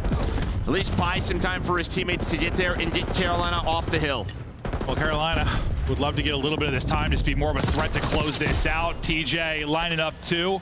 Into the point they go, and this will get them closer and closer. They'll be sitting around, what, 233, 235, somewhere in that ballpark as we get ready for our third set of rotations. Gwyn, the early man on rotation. It's another double for TJ. And this puts them in a great spot. I mean, look at what they've got on the map right now. You're spawning out near steps, having to rally across from parking and try to fight into this. 10 now needed for the win in the series win for Carolina. You need an insane sequence from somebody on this team from Cloud9. It's not going to happen. Carolina, shut it down, shut it out, take it 3-1, and slow down what has been a very hot Cloud9 team. I mean, a great job there towards the P5 into the P1, but I'll tell you what, like, we're going to look at this scoreboard, and even throughout that game, like, C9 just did enough to make that competitive. Like, I think if that Hellstorm goes, like, smoother, or at least they get them off the time, they might have a chance to win this map. But they get outslayed heavily if it's not for a couple of map plays, or I just think even Carolina had a couple of mistakes that allowed them to maybe lose some objective time. This could have been a much cleaner Carolina win, but they're able to do it in a 3-1 fashion. Yeah, so I mean, Carolina, I think we've touched a lot. I mean, listen, they've had their superstar moments. It's been an incredible year for TJ. It's been awesome to see him back in form, and Gwyn has had some sensational moments as well. But like, there's playing some sound COD. Yeah, they're playing. Yeah, and you saw it like on the minimap, like them set it up. It's just like they were a couple of like maybe like micro adjustments off, or a spawn would come up, or somebody wouldn't block, and that just allowed C9 to get in there. But you're talking minus 13, minus 21. You're almost minus 30, and you lose by 40 points. Yeah, I'll be honest. I usually keep a pretty close eye on like the slaying margin. Is that significant? But for whatever reason, this I didn't realize how wide it actually got by the end of it. So good shout. Much wider than it should be in like a 40-point game. But yeah, some opportunities for Cloud9, just not able to get it done. Carolina simply too strong. They're able to win 2 hard points. The only thing they give up is that map 3. Flowchart looking a little bit better for Cloud9, at least first that Skyline map 1.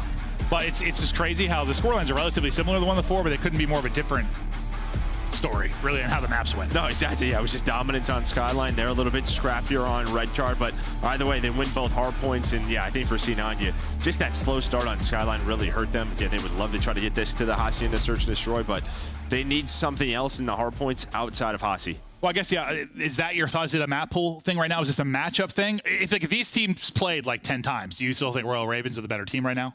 I mean, I didn't really know coming into this. I would probably say yes right now. Feels but that way if that's yours? I think that if they played 10 times, I would imagine you definitely have some C9Ws. But I think the map pool definitely needs improved. Okay, so map pool, we've talked about it a lot because that's such a huge story throughout the course of the year, and a lot of teams that are fighting are trying to improve that. But that'll do it for our second series. Still 2 to go. Desk, break it down. Another swift series. Thank you, Carolina, for finishing this one. We're slowly catching up to Allie, who still has a 3-match lead. Let's go ahead and break down what we saw out of Carolina, because great game 3 out of Sib, but now Gwyn comes back and answers with some damage of his own, Nameless. Yeah, Gwyn was popping off to start this game, and it was crazy because the game was basically tied, man. C9 just kept breaking in, making a big play. Kremp got going a little bit too late, but Mac had some impact plays as well.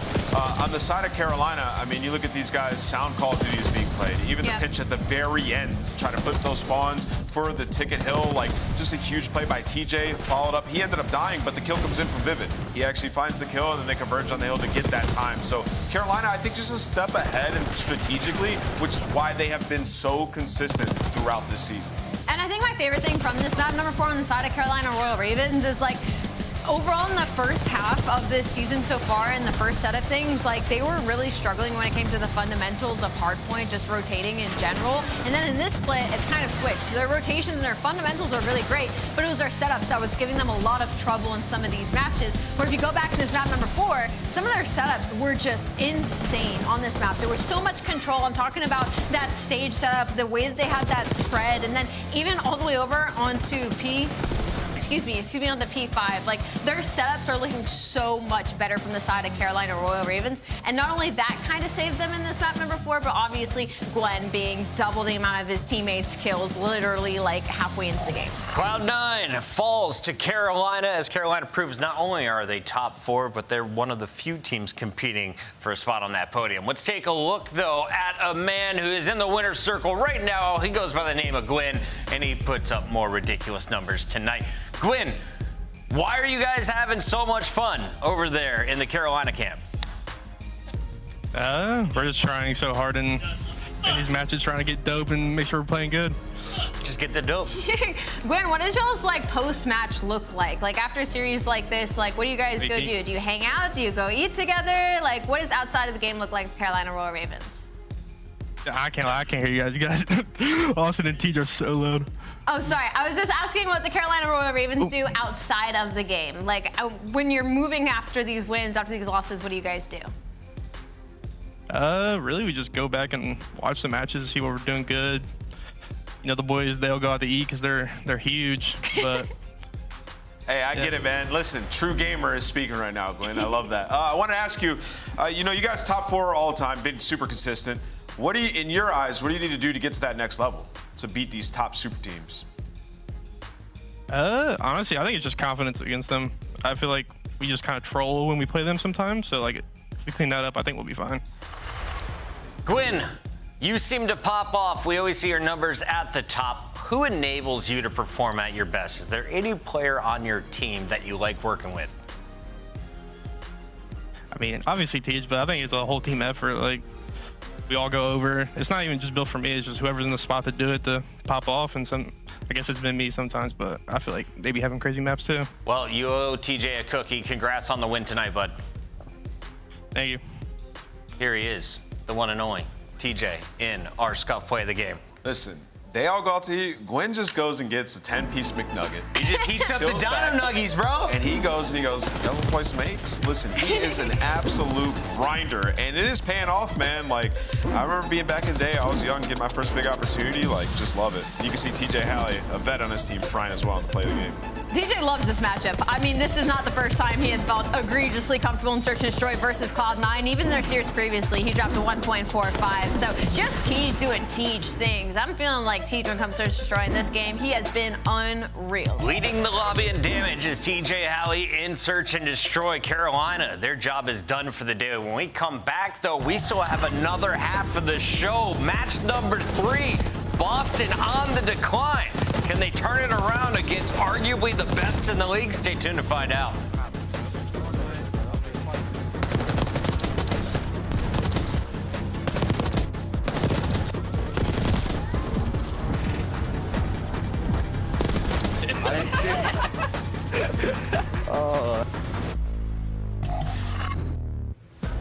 Esports World Cup is an official partner of the Call of Duty League.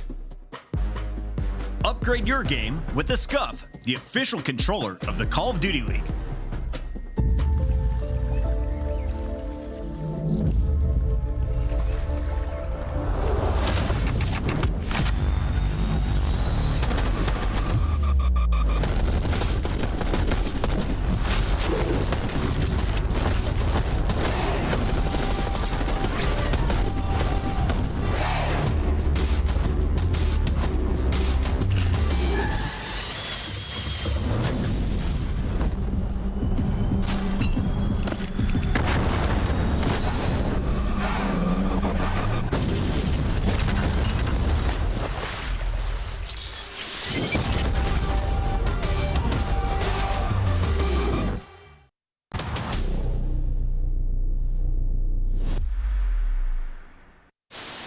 Man, Wixels is just gonna have to slide up with ARs.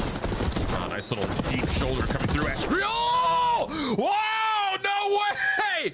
He gets the one through the drop, and then all. But the Miami Heretics are hungry for a win. Can they end this streak? Then, Toronto squares off against Minnesota. The Røkkr will need a masterclass from the rookie Lindsay. What is Ben doing here? Record that you and Karma and crew at the top are feeling safe with 3 rings. Karma, Crim6, and Clay all with 3. H, JCap, Apathy, and Arcties, as well as Symphona Beezy with 2. And that list should stay the same. We're safe for now. Nobody's catching us this champ, so I'm happy about that. We do have quite a few world champions up on that stage. We got 4 of them up there. I had to bust the rings out. I had to bring them out back to their natural habitat. They were forged in arenas like this at Call of Duty Champs.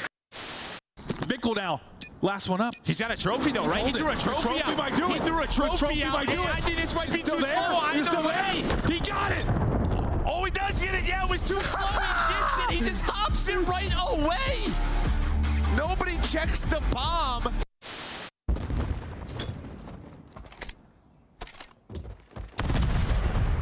Iron Doge does it all now. Oh, Kobe. Oh. Unicorn.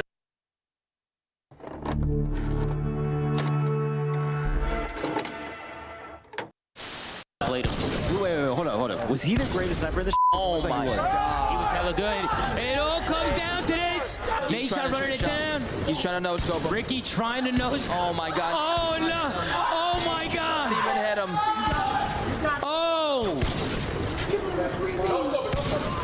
GG. God, he got f***ing slayed. And it's FaZe Banks. Oh my god.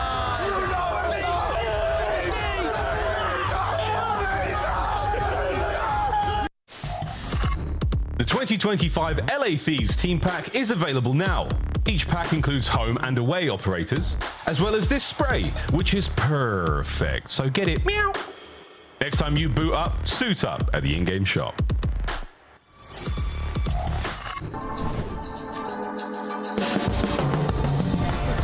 I was wide awake and laughing. The doctor didn't even have to slap me. Cut the cord 10 years later, I'm a prodigy. Got more letters on my name than the Ivy League. Now I'm an MVP, CEO, VIP. All the youngest want to be like me.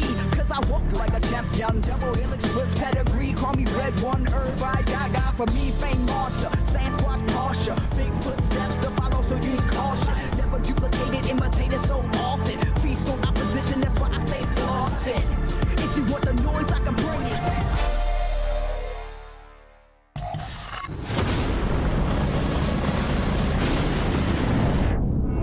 Load up. Drop zone minus 15 seconds.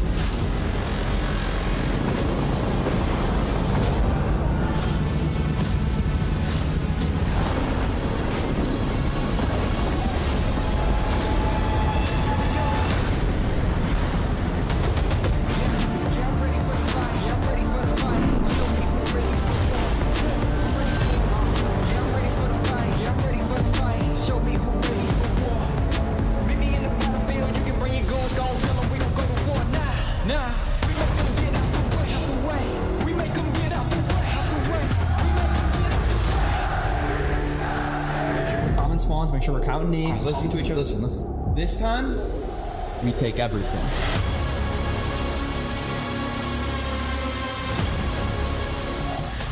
Welcome back for another dose of the LA Thieves. Today they take on Boston Breach and what could be another 3-0. We've had a 3-1 to start today, and now we could see LA Thieves establish dominance. But Boston Breach has some life left in them, right, Nameless?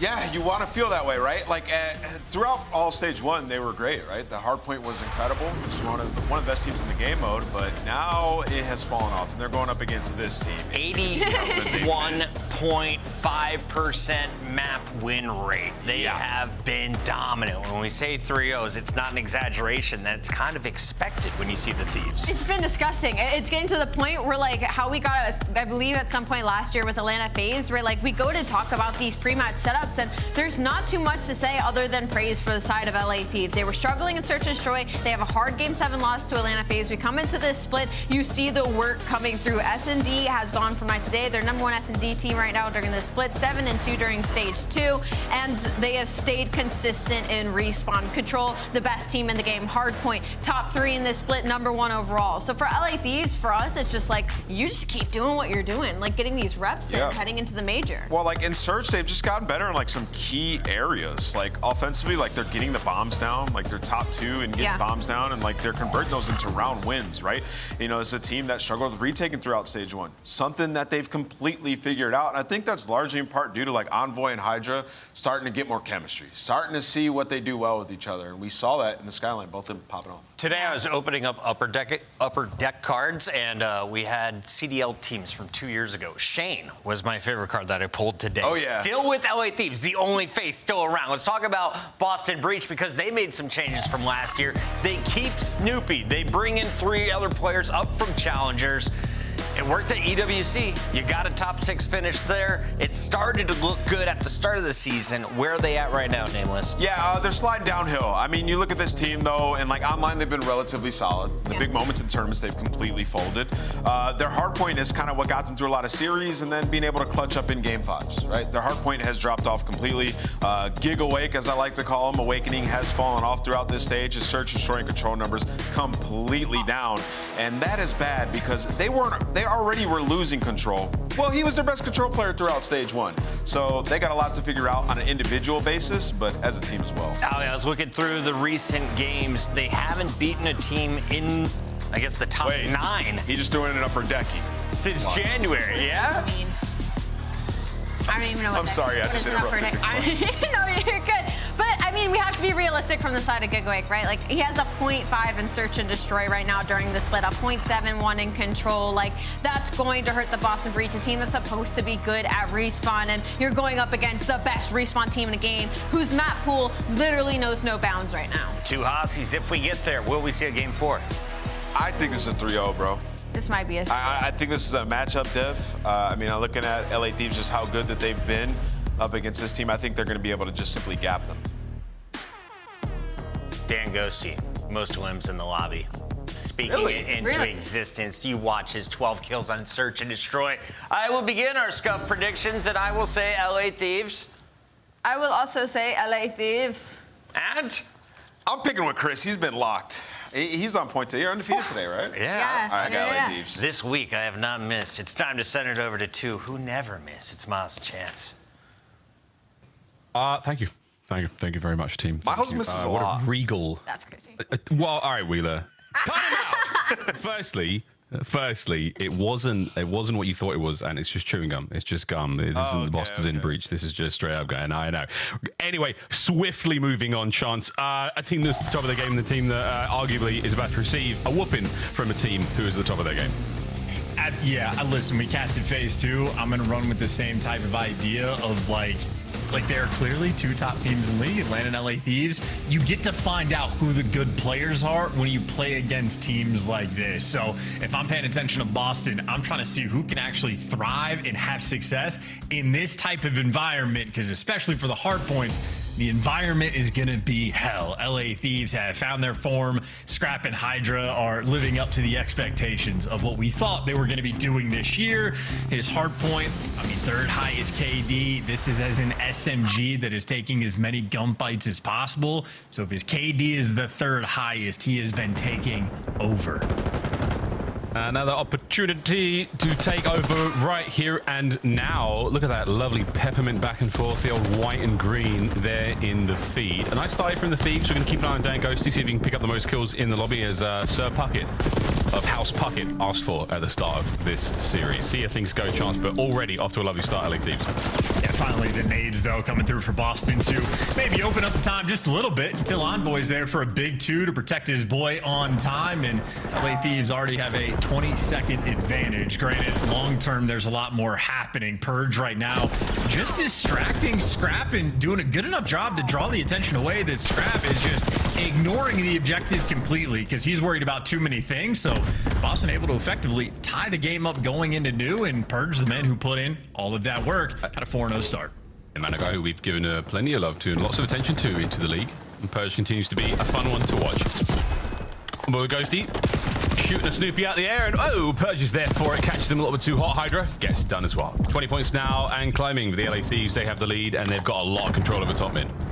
And Scrap will be the man in control. You get Hydra watching the outer lighthouse. Envoy soaking up the time, and Hydra gives you his entry. Scrap gets traded, but Hydra is there for 3. Let him clean up everybody. No, thank God Purge got the last shots in there because that was too much. That was a lot. Open hard point, nobody home. Thieves finally get themselves in there, but again, a stalwart line of defense right now for the Boston Breach lads. They're not going to let anything get through towards that P3, but you're not going to take it just yet. Thieves still got a little bit of scrap time to fight over, and they were waiting for a hit there. They were waiting for Boston to overcommit. It wasn't going to happen, and now they've walked right into the trap. 2 down either side. Here comes Hydra from down low. And he is no help for the moment. He's found the route to actually get through. I don't know if number 4 spotted him, but Boston actually never ended up blocking the back spawn. So Hydra now has help from Scrap in the back line, and help he doesn't need. Winning's the first one-on-one gunfight, and Scrap there from 2. Boston got to be a little bit more worried about that spawn. Got to be worried about the guy who made it to top trips as well. It might be an issue in a second, but for now, it's 99.99% of dirt clean over by this point, as the LA Thieves are in again firm control. Scrap pushing forward, pushing pace. 10-3. It is disgusting work. Verity and over to Envoy in the time, dancing and diving. He and Ghosty find a couple there, and Hydra an unfortunate team kill, but you'll cut the losses. You'll be happy with that. You've got the majority of the time here on 3 with 20 to go. That's hilarious. I mean, Scrap's just knife out, trying to get the timing through mid to go cut off either big door or go for the flank there. Playing with so much freedom. And we sort of talked about players that might get exposed against top teams. Well, Purge has the reputation for making good plays, and right now he's the only one delivering. But unfortunately for him, he's getting killed out of spawn by a Hydra, who now they're pinching P4 perfectly. Hit it from every angle, loses the gunfight, setting up his teammate though for the trades. So it's Envoy for 2 and Envoy for 3. Hydra sets him up, Envoy knocks him down. That is quite something. A perfect break on P4, and now the setup in place. Boston, we test your breaks now. Try to get yourself into the point. 1 in the feed. Hydra upstairs. Envoy now downstairs. Okay, we got in. 35 to go. Hydra on the immediate counterattack. Can't get it done. Purge, good work. In and out. You've got 30 seconds to fight here, Boston. Yeah, another life from Purge, where it seems like he is the main stalwart of defense for Boston, being able to pick up 2 on the re-break. Awakening gives you an extra 2, though, so on the outskirts, AR's making an impact, and Snoopy gets to soak down low. And this has been a clean feed and a clean hold. They got control, never looked back, and they've shut down Envoy, a hill that Boston was desperate for. They were able to get. They are purring indeed, folks. Well, over to Awakening, he's done a bit of a lap, and yes, his eyes did not deceive him. He did see a player there, and now he's checking it all diligently. Red dots all over the place. He's the man behind enemy lines for now, as Cammy finds his skills over by Grandma's, makes that side of the map all good and safe. Perfect work there out of Boston, breaching B1. Yeah, a 50-point deficit as well when they get the 4 down. An opportunity to convert this into good time and get the guns hot. Awakening now on a 5. Can't make it 6, but hey, had a nice little string of events, but Cammy falls in the middle of the map, and the hill gets broken down instantly. You lose 1 gunfight in the follow-up from the rest of Boston. Simply not there. Yeah, you lose 1 gunfight and seemingly lose them all. Not this time, though.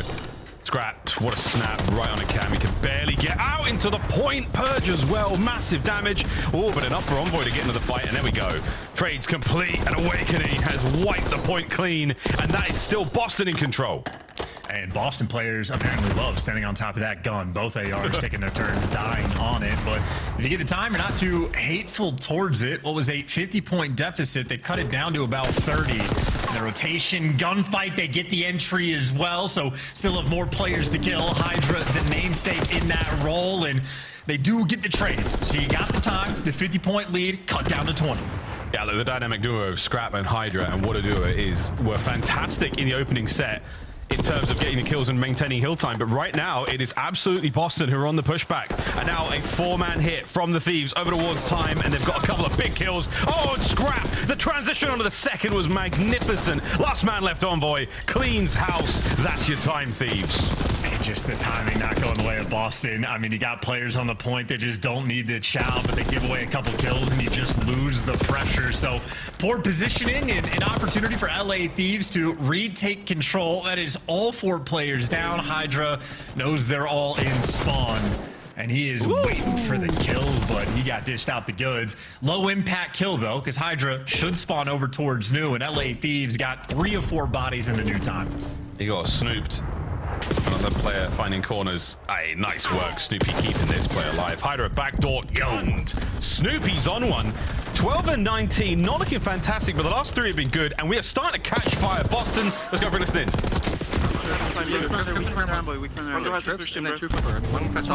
Yeah, already back door, bro. Yo, front door, 2 on time, boys. Don't left me, Hydra. Low. He's zipping up. Okay, I'm gonna come low with you, bro. I'm gonna go through spiral. Nice. Watch out, bro. Yo, already big door dead. Nice, I might pressure old boys. Yeah, you can. One guy could have pinched. I'm trying to pick it up.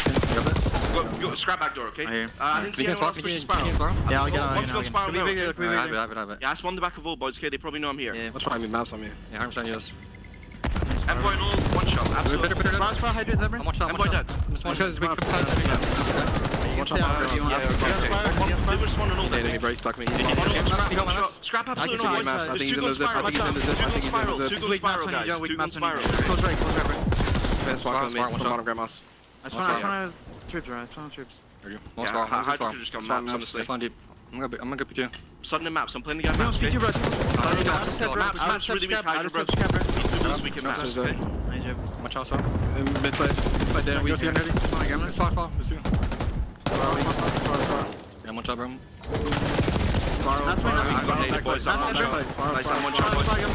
Backside, go stay. Actually, go stay. We're good. Can you help P2 maybe? Yeah. Yeah, it's one on the right, bro. Sub-door, I think. You wanna play assault? Yeah, we should. Yeah. Maps. Yeah, I got goes down ladder. One trip. Yeah, okay. Mid-side. Yeah. I'll go big door. He's not playing old. Maybe just wait for me. Yeah, he could.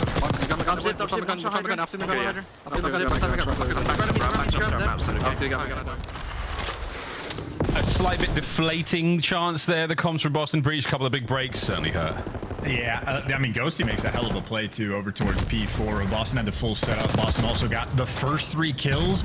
Purge had Ghosty 1 shot in, like, the top elevator. He chased the kill, and Ghosty left him a present of a Semtex nade at the top of the zip line. So that was the moment where then LA Thieves come off spawn. They have a 4v3 for the rebreak, and the pinch is already set up. So Ghosty out there making a heroic play. He's 15 and 20, but, I mean, quite literally did make the play to make sure you solidify the game, and even as a Hellstorm to open up this time. Yeah, good old work there from Ghosty. Envoy now trying to hold point alone. A lot of pressure. Hydra literally covering him as best he can. And this is a lovely setup right now. Thieves complete control at top, but big wins at Awakening again. He has been the man with a very hot hand so far in this map with 25 and 19 big individual wins, and now the time going their way as well. Breach, can you survive? Your P2 was great before. Can you do it again, lads? Yeah, Big Wake certainly having a solid performance so far, but a long way to go. Gonna have to really hit the gas pedal for this break. Snoopy can't quite win the second one. It sets you up for some trades, but the trades are not gonna be good enough. LA Thieves continually so good at the time. Awakening, though, another 2-piece for the opportunity. So maybe you're right, Miles. Maybe Big Wake will deliver the comeback. A 60-point deficit. Quite the hole to climb out of. Oh, Joseph, we're entering demon status. Envoy in. Down and out. Scrap for the cover. And there's Awakening again. Awakening all down. Purge trades complete. Ghosty last man up. And there is Hydra to reinforce. Final few members of the game here, folks. That is it. LA Thieves push forward, drive the spear, and break the back of Boston here on P2. That is map number 1. Yeah, and no sweat off of LA Thieves back at all. They cannot even pretend to be excited. In a little moment like that, don't know how it happens, but Awakening Outer Lighthouse gets the kill. Like, reads the flank at the setup of that time, and then we cut over to Envoy, and it turns out the middle of the map is wide open. So somehow Boston, even with all 4 players alive and getting the first kill on the pinch, just leave a massive section of the map there for free, and Envoy just strolls on through, but Ghosty finishes off 22 and 23, so he's not going to be the MVP of the map, but if you look at the stats, him and Envoy, they do their jobs. Ghosty makes the big play when needs. He gets the crews. He does the high IQ stuff. And Scrap and Hydra, their job is to kill things. Yep. Great job. A+. A+. Really nice. Yeah, 4K for Scrap in the damage department. 15 assists as well. Of course, the Aims player is able to get a couple of tags in, but that's just testament to the comms and the teamwork right there. Again, with Ghosty as well. The Aims boys here on Protocol putting in them good works. In the highlights we dive, and a lot of fun here, man. We saw some great pieces, good stuff from Post, nice stuff from Awakening. Ultimately, though, the Thieves, disgusting stuff. Hydra, yeah, this was an ugly one. That shouldn't have happened. A couple of nice breaks here, and Snoopy, nice moments on P3 as well in that second set. So tons happening, good plays, high level. But at the end of the day, LA Thieves, just the top team right now, alongside FaZe, of course, but what a battle Boston put up. Yeah, and just to continue the LA Thieves glaze, like just to talk about Envoy for a second. Anybody that criticized Envoy for the past few years, I just do not respect their like Call of Duty opinion, just as like a baseline. If you're looking at his objective numbers compared to Hydra, it's insane. Hydra gets complete freedom. Envoy just had 17 objective kills out of like 25 total in over 2 minutes in time. Like, he is the most objective-minded player I think we have in the league, and it is absolutely by design. But anytime he drops a 0.5, you know, the community just goes and toasts him a little bit. But Envoy, invaluable to the squad, and you can just see the pain and frustration on the faces of the Boston players that have to deal with the menaces on the side of the stage. And again, nothing but confidence and true swagger as that red line goes all the way to that 250, folks. And with good reason. Again, Boston, lovely comeback in the second set. We've seen that P1 and P2 looking good, and then after that, a little dry, a little bit of a slower run. But again, kudos to the Thieves. Business as usual, again, for one of the teams in finest form we have seen in the league so far. Black Ops 6, treating them right. And now we're going to get treated to a red card S&D. Question, though, folks, and we've already seen one today from the FaZe boys. Chance, again, Boston, crazy things happen. Again, a competent search and destroy team, and Thieves prone to overheat and get a little bit too confident. Possibly, but it seems like they're starting to really rein that in, because S&D, the only thing that they were struggling at in stage 1, and that is simply not existing anymore. So pretty on point, and more looks at some of these heroic plays. And yeah, again, Envoy, just a stroll through the middle of the map, picks off one player, Awakening caught off guard, and yeah, it looks like he dropped the guy over on P2 as well. So that's how it happens. Luck like that.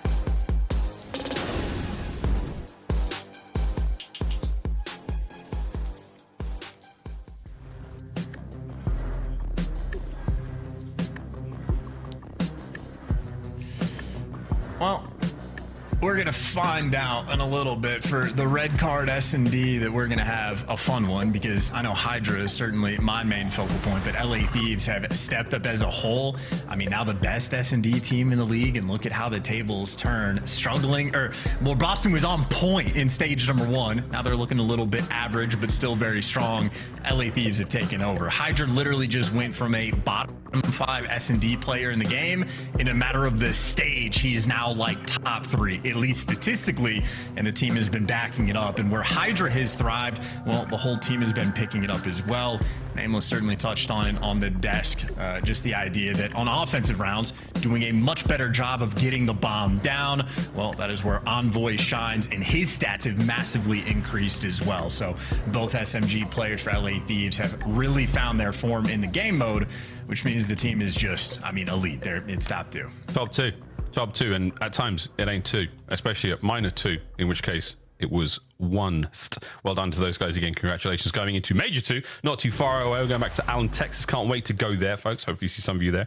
And if we do, you're in for a real treat. We're going to see some fantastic Call of Duty. Chance red card again. Obviously, Boston, there is a fighting chance, without a doubt. But at this point in time, Thieves are in that flow. They're in that, you know, we've just managed to win the minor. We've managed to take care of all of our big rivals. We're feeling very, very strong indeed. Is this just another day in the office for them? Is this going to be an easy run? For LA Thieves, yes, I think it is going to be, unless Boston find ways to sort of evolve the meta of the map. Like Minnesota, I think we watched them earlier against Atlanta, had 2 really good strats for like an A-site retake and like good flavor, and like that's a good idea, but you can't just like sort of adapt or fix maybe one thing in your setup. You have to have constant improvements on everything, because if Boston don't improve, LA Thieves already, it looks like they've passed them in the game mode. You gotta find ways to pick things up and really show your strength, but certainly the face is on the Boston boys. I'm not currently a believer. Well, the comms, it was a tough one. Again, the P3 break in a P4 break, they just started to have that like, oh, I got gunned. Yeah, okay, yeah, okay. There was an element of defeat there. Again, not to sort of put words into the Boston Breach mouths, sort of the feeling I got there, and I think again a moment of quiet here. Obviously they'll be chatting away, Coach Shawnee in the back there, giving the boys last minute words of advice and encouragement, whether it may be that or strats going into this matchup. Red card, again, you feel like you know what you're doing against the LA Thieves. You have their game plan, you've seen the tape, you've got lots of it. Bad news though, you still have to get in the ring with them, and that's where things get spicy, because again, a squad like this, with their pedigree, with their caliber of the players, the coaching staff, they're going to be evolving their gameplay as well. They're going to be pushing the meta, they're going to be trying different things. It's not just going to be constant like, yeah, we're going to let Hydra bail us out in 1v2, 1v3 situations with his pistol. That's not going to happen every single time, but it is coming down to that strategy. And this is how Breach have looked in the run to Major 2. And let me tell you, man, Charles, I would be pretty happy with this if I were Boston, especially for the first 2 wins. Losing to Cloud9 0-3 was a shocker. Of course, the game 5 against Ultra Tough, but tomorrow you play FaZe, not ideal. Heretics as well, another top 4 team. It's a brutal road to the Major here in the late end. I mean, yeah, okay, Falcons and Gorillas, those are the must-wins. 2 worst teams in the league, they got it done. But like, when we're talking battle for champs and battle for seedings and whatnot, you have to win the middle of the pack matchups. Like, that's where you're able to build confidence. And if you're not beating Toronto and you're getting 3-0'd by C9, I mean, this is a squad, they're looking at LA Thieves and Atlanta FaZe for the next 2 and just probably rubbing their heads and going, oh God, like, we're about to be down so far. Now we have to beat Miami Heretics a little bit later on. So the pressure is applied when you lose these middle of the pack matchups, and when there's pressure, if your confidence starts to waver in Call of Duty, confidence is the most valuable resource I have as a squad, and when that starts to dwindle, things spiral very quickly. So you need to show a strength, you need just belief as a squad that you can beat one of these top teams, or else everything else is going to crumble with it. I mean, it'd be interesting for, of course, the last matchup of the day, OpTic taking on Miami. We'll see how that one goes. And again, for Boston, a very interesting look at the quality of gameplay Miami are going to be bringing. Of course, OpTic not looking themselves, looking a little rough around the edges is one way of putting it. We'll see how that goes. Again, as looking at the standings, Boston, a struggle so far here, chance at Major 2, 2-2. Happy with the 20-point gain regardless. But you absolutely want to be climbing out of this position you're in right now. Again, Heretics so close to it. They'll immediately leapfrog over you with a victory. And again, you're just sort of feeling great that you've managed to get the 2 easy wins, but FaZe and Miami, they're going to be tough ones. For sure. And just to note for, like, as the lead into Major 2, for Boston, I think this might be the most important stage these guys have all year in terms of setting themselves up for success. Because again, LA Thieves and Atlanta being the next 2 matchups is not ideal, but they got handed for this stage the bottom 2 teams in the league, and then even a Heretics that has been struggling. So if you're able to get the winner's bracket, get the extra CDL points, set yourself up for the Major, you're in a good spot. If you falter here, the rest of the year is going to be so much more difficult. And of course, LA Thieves, I mean, the one problem they really needed to solve for Search and Destroy, they have done so. They're back on top. They staved off the Vancouver Surge, like, resurgence and pressure that those guys were able to bring. And I mean, you love a good best of 7. You get extra reps in, play even more S&Ds, and have the re-experience of a long series. Because if Major 1 was any indication, grand finals this year are going to be a ton of fun, but also an endurance race. So I think LA Thieves incredibly happy with how their stage 2 has gone so far. Absolutely. And again, their run through the tournament, 3-1 C9, 3-0 Ravens, and only the real might they face there of Surge in that grand finals. But we're waiting to get 1 or 2 more players in the lobby here, folks. They're obviously doing their very best to get in. Slightly different process to the way you would do it at home with a code, or they're making their way into our lobby to get things going here in the Search and Destroy, slowing things down just a little bit, folks. And we'd be remiss if we didn't Go to the store, guys. Go to the store right now. Buy yourself the LA Thieves team pack if you haven't already. You get the sexy red. You got the home and away kits. They look real good. There's a sticker of a cat purring away. Little hill kitten reference there. And of course, there's the where is she calling card, which is absolutely unbelievable. COD content and like true community memes are living in the game, folks. Whether it was Skirt Dragons back in the day in Cold War, it just keeps evolving. So grab it, Tiz. Just go get it. Just go buy it, or ask someone to buy it for you. If you have a parent or a guardian or a friend who you know their credit card information, just do it. Just do it. The LA Thieves will thank you. But yeah, almost ready to get this one chance. Thieves, of course, looking pretty hot coming into red card. Still looking pretty calm and well composed in our lobby joining session, except for Scrap, who's now sleeping. Yeah, about a minute away here, folks. About a minute away. Charles, how are we feeling? Feeling good. This is the perfect team to be commentating over while recommending credit card fraud at any given time. So Thieves, aptly named in a sense, but I just know from there, like, I'm staying on the theme, Miles. You play against the top teams. We figure out how the squads are really, like, what players are good, what players are great, who's going to fall through this like type of line in thinking. LA Thieves, when they played against Vancouver Surge in the finals, absolutely chirping, like roasting them. You're never going to see me in the grand finals again. Like, they were hungry, chomping at the bit to talk some trash. And in my mind, that means they respect Vancouver Surge, and that's a really good team who have obviously shown the stuff. What I'm seeing in this series is LA Thieves don't care. They play against Boston and beat them in map 1. They don't even say good job. They're just like, yep, that's what's going to happen. They're going to map number 2, and they're just bored, waiting for the map to start. Scrap is just getting further and further and further away from the camera. And in my mind, that tells me more about Boston than it does about LA Thieves. So I'm hungry. I want the bounce back in a battle for the S&D, but uncertain if we'll get it. Well, we're not going to get it. We're going to get it in a short break's time. As you saw Scrap's reaction and our reaction, that means something's happened, folks. So we're going to go to a very quick commercial break on the other side of this red card. S&D, get them players in the lobby. We're doing it. We're trying. We'll see you on the other side.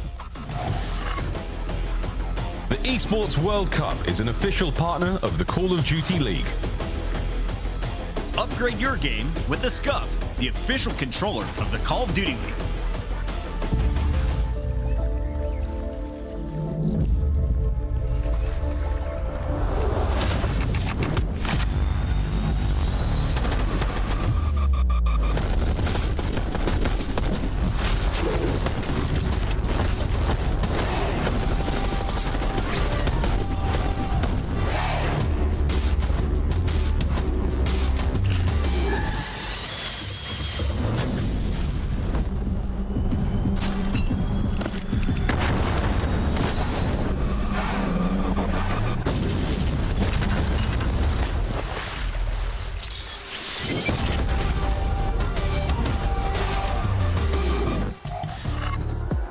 Surprise, friends, we're ready to go. Everyone's in the lobby and we're hot to trot. Let's get it. Everyone sit forward. Get ready to party. We're going to red card. We're playing Search and Destroy. The LA Thieves absolutely dominate map 1, so they go into this with the lead. Scrap is fully taking over the camera space. I mean, just a full screen on him. That's crazy. He does sit ridiculously close to the monitor. Thank God he wears glasses to shield him from those blue lights, if that's even a real thing. Who knows, man? Who knows these days? Wow, Hydra's got the bomb as well. I've actually sat at Scrap's setup. It's a head crank to check that minimap. Howdy, run, Scrap! What a dive! Gets away with his life. Managed to dodge 2 pieces of lethal there, only 1 hit him. But that's a lovely bit of intel passed over. Still Thieves, far forward position. Hydra leading the way with the bomb. And Scrap also like sort of tilts his monitor backwards, so he like has to sort of crane his neck over the top and look down on it. It's a sight to be seen. And Hydra for the first blood, that was free. I don't know who got the assist, but that was great teamwork. Oh, you know he ain't struggling with that. Ghosty backing on up. We're thinking about the B-bomb site now. Snoopy and Cam are going to make their way through the middle of the map. Hopefully spot out anyone here on the push forward. There it is, Envoy. You don't get the bomb carry, though. But maybe you think you did. Oh, he's taking space. Oh, this is perfect. Gonna be a freebie kill. Cammy, not ready. Nice pick, net advantage. Huge now. All down to Awakening, and he's getting to this party rather late. Sees Ghosty. Whether Ghosty saw him or not, we'll find out, but the guns are up at the ready. We're taking this fight. Ghosty finishes off smart for the LA Thieves. Good plays down the line, able to find the pick on the first blood. Hydra gets the credit for the kill, but his teammate dished him up a one-shot victim. Ghosty for the final one. Easy reads. He absolutely did spot him, and he is very happy for the chow. And I love this play from Scrap as well. Get aggressive, right? Those double doors are an absolute bottleneck to have to run through for the retake, and he knows players like to stand outside of it. So just go take the fight to him and play off the timing. I know Scrap mentioned before the year got going that he feels his reputation as a pure slayer is unjust.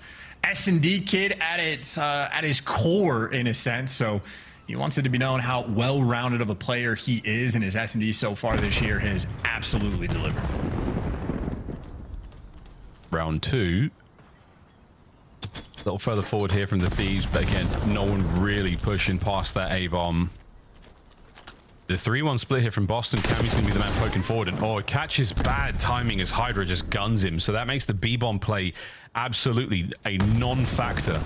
Commit to A right now. Snoopy leading the charge. And he might have decent timing, at least to take space. I don't think Ghosty has the awareness that he's encroached on this position. And it's too many big words. I don't want to be severed. My Innie is commentating right now, and he's happy that Purge got the trade. Your Innie doesn't tweet his stream out. We're out now for Hydra at 4-0. On to Awakening. 1v2 very doable still for Demon Joe. He's shooting hard. Can he keep it going? Baits him out. Oh, damage in one fight. Look at this. We're getting aggro. His shadow might have given it away just for a second there. Maybe across the wall, but definitely across the brick floor. Hydra sees it.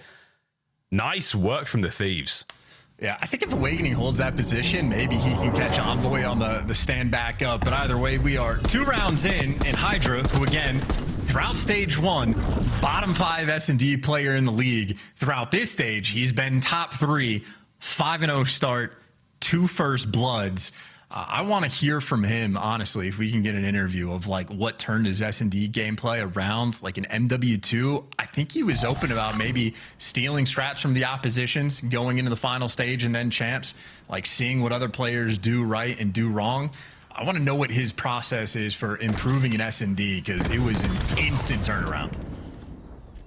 It's looking even better this time around. Somehow knows that Awakening's been backed up, so he gives up that space, now takes it over, gets rid of the trophy and everything. This is just Hydra purchasing nothing but real estate over by the A-bomb site now. Not a soul to be seen just yet, but the battle is incredibly close right now. Boston starting to encroach on the site, gives it up for a second, gunned. Purge is there, and that mighty totem of a bomb now left out in the open. Yeah, that is Call of Duty timing at its finest. Boston all the way. They got the entire firing squad here. Not ready for the gunfights, though. At least Envoy gets traded. Got to be careful about getting picked in this moment, but 2 AR players scrapping Ghosty. I mean, there's no options. You have to move towards this A site. Yeah, they dropped the package, but I'm not sure, again, just where it's positioned. It is obfuscated from view there, as Breach don't know the bomb is down in that position. Scrap. Loud and proud on the attack towards Cammy. We're in the red now, 2v2. Ooh, and you just had Purge give away his position, so you might be able to isolate Awakening. Purge has been cleared out. Got to move towards the safe site. Trade out the kill, and you might be good for the round. The trade has to come through instantly, and it doesn't. Awakening makes the play. Great waste of time, a great stun grenade, and the comms had to have been there as well, because Purge knows he just has to hide. And I got to say, Miles, obfuscate, Mr. Milchick, your words, so big. What does he say in the mirror again? Grow up. That guy's amazing, by the way. Amazing. I'm so scared of him. Hello, Mark. Amazing. So good. Awakening, what a round. Beautiful stuff. Yeah, really, really nice. He might get a wellness check at the end of this match. It was Boston. I mean, Cam yet to get on the board, really, but again, we're looking at the player POVs for the accurate stats on some of our looks, folks. So rely on that, really, but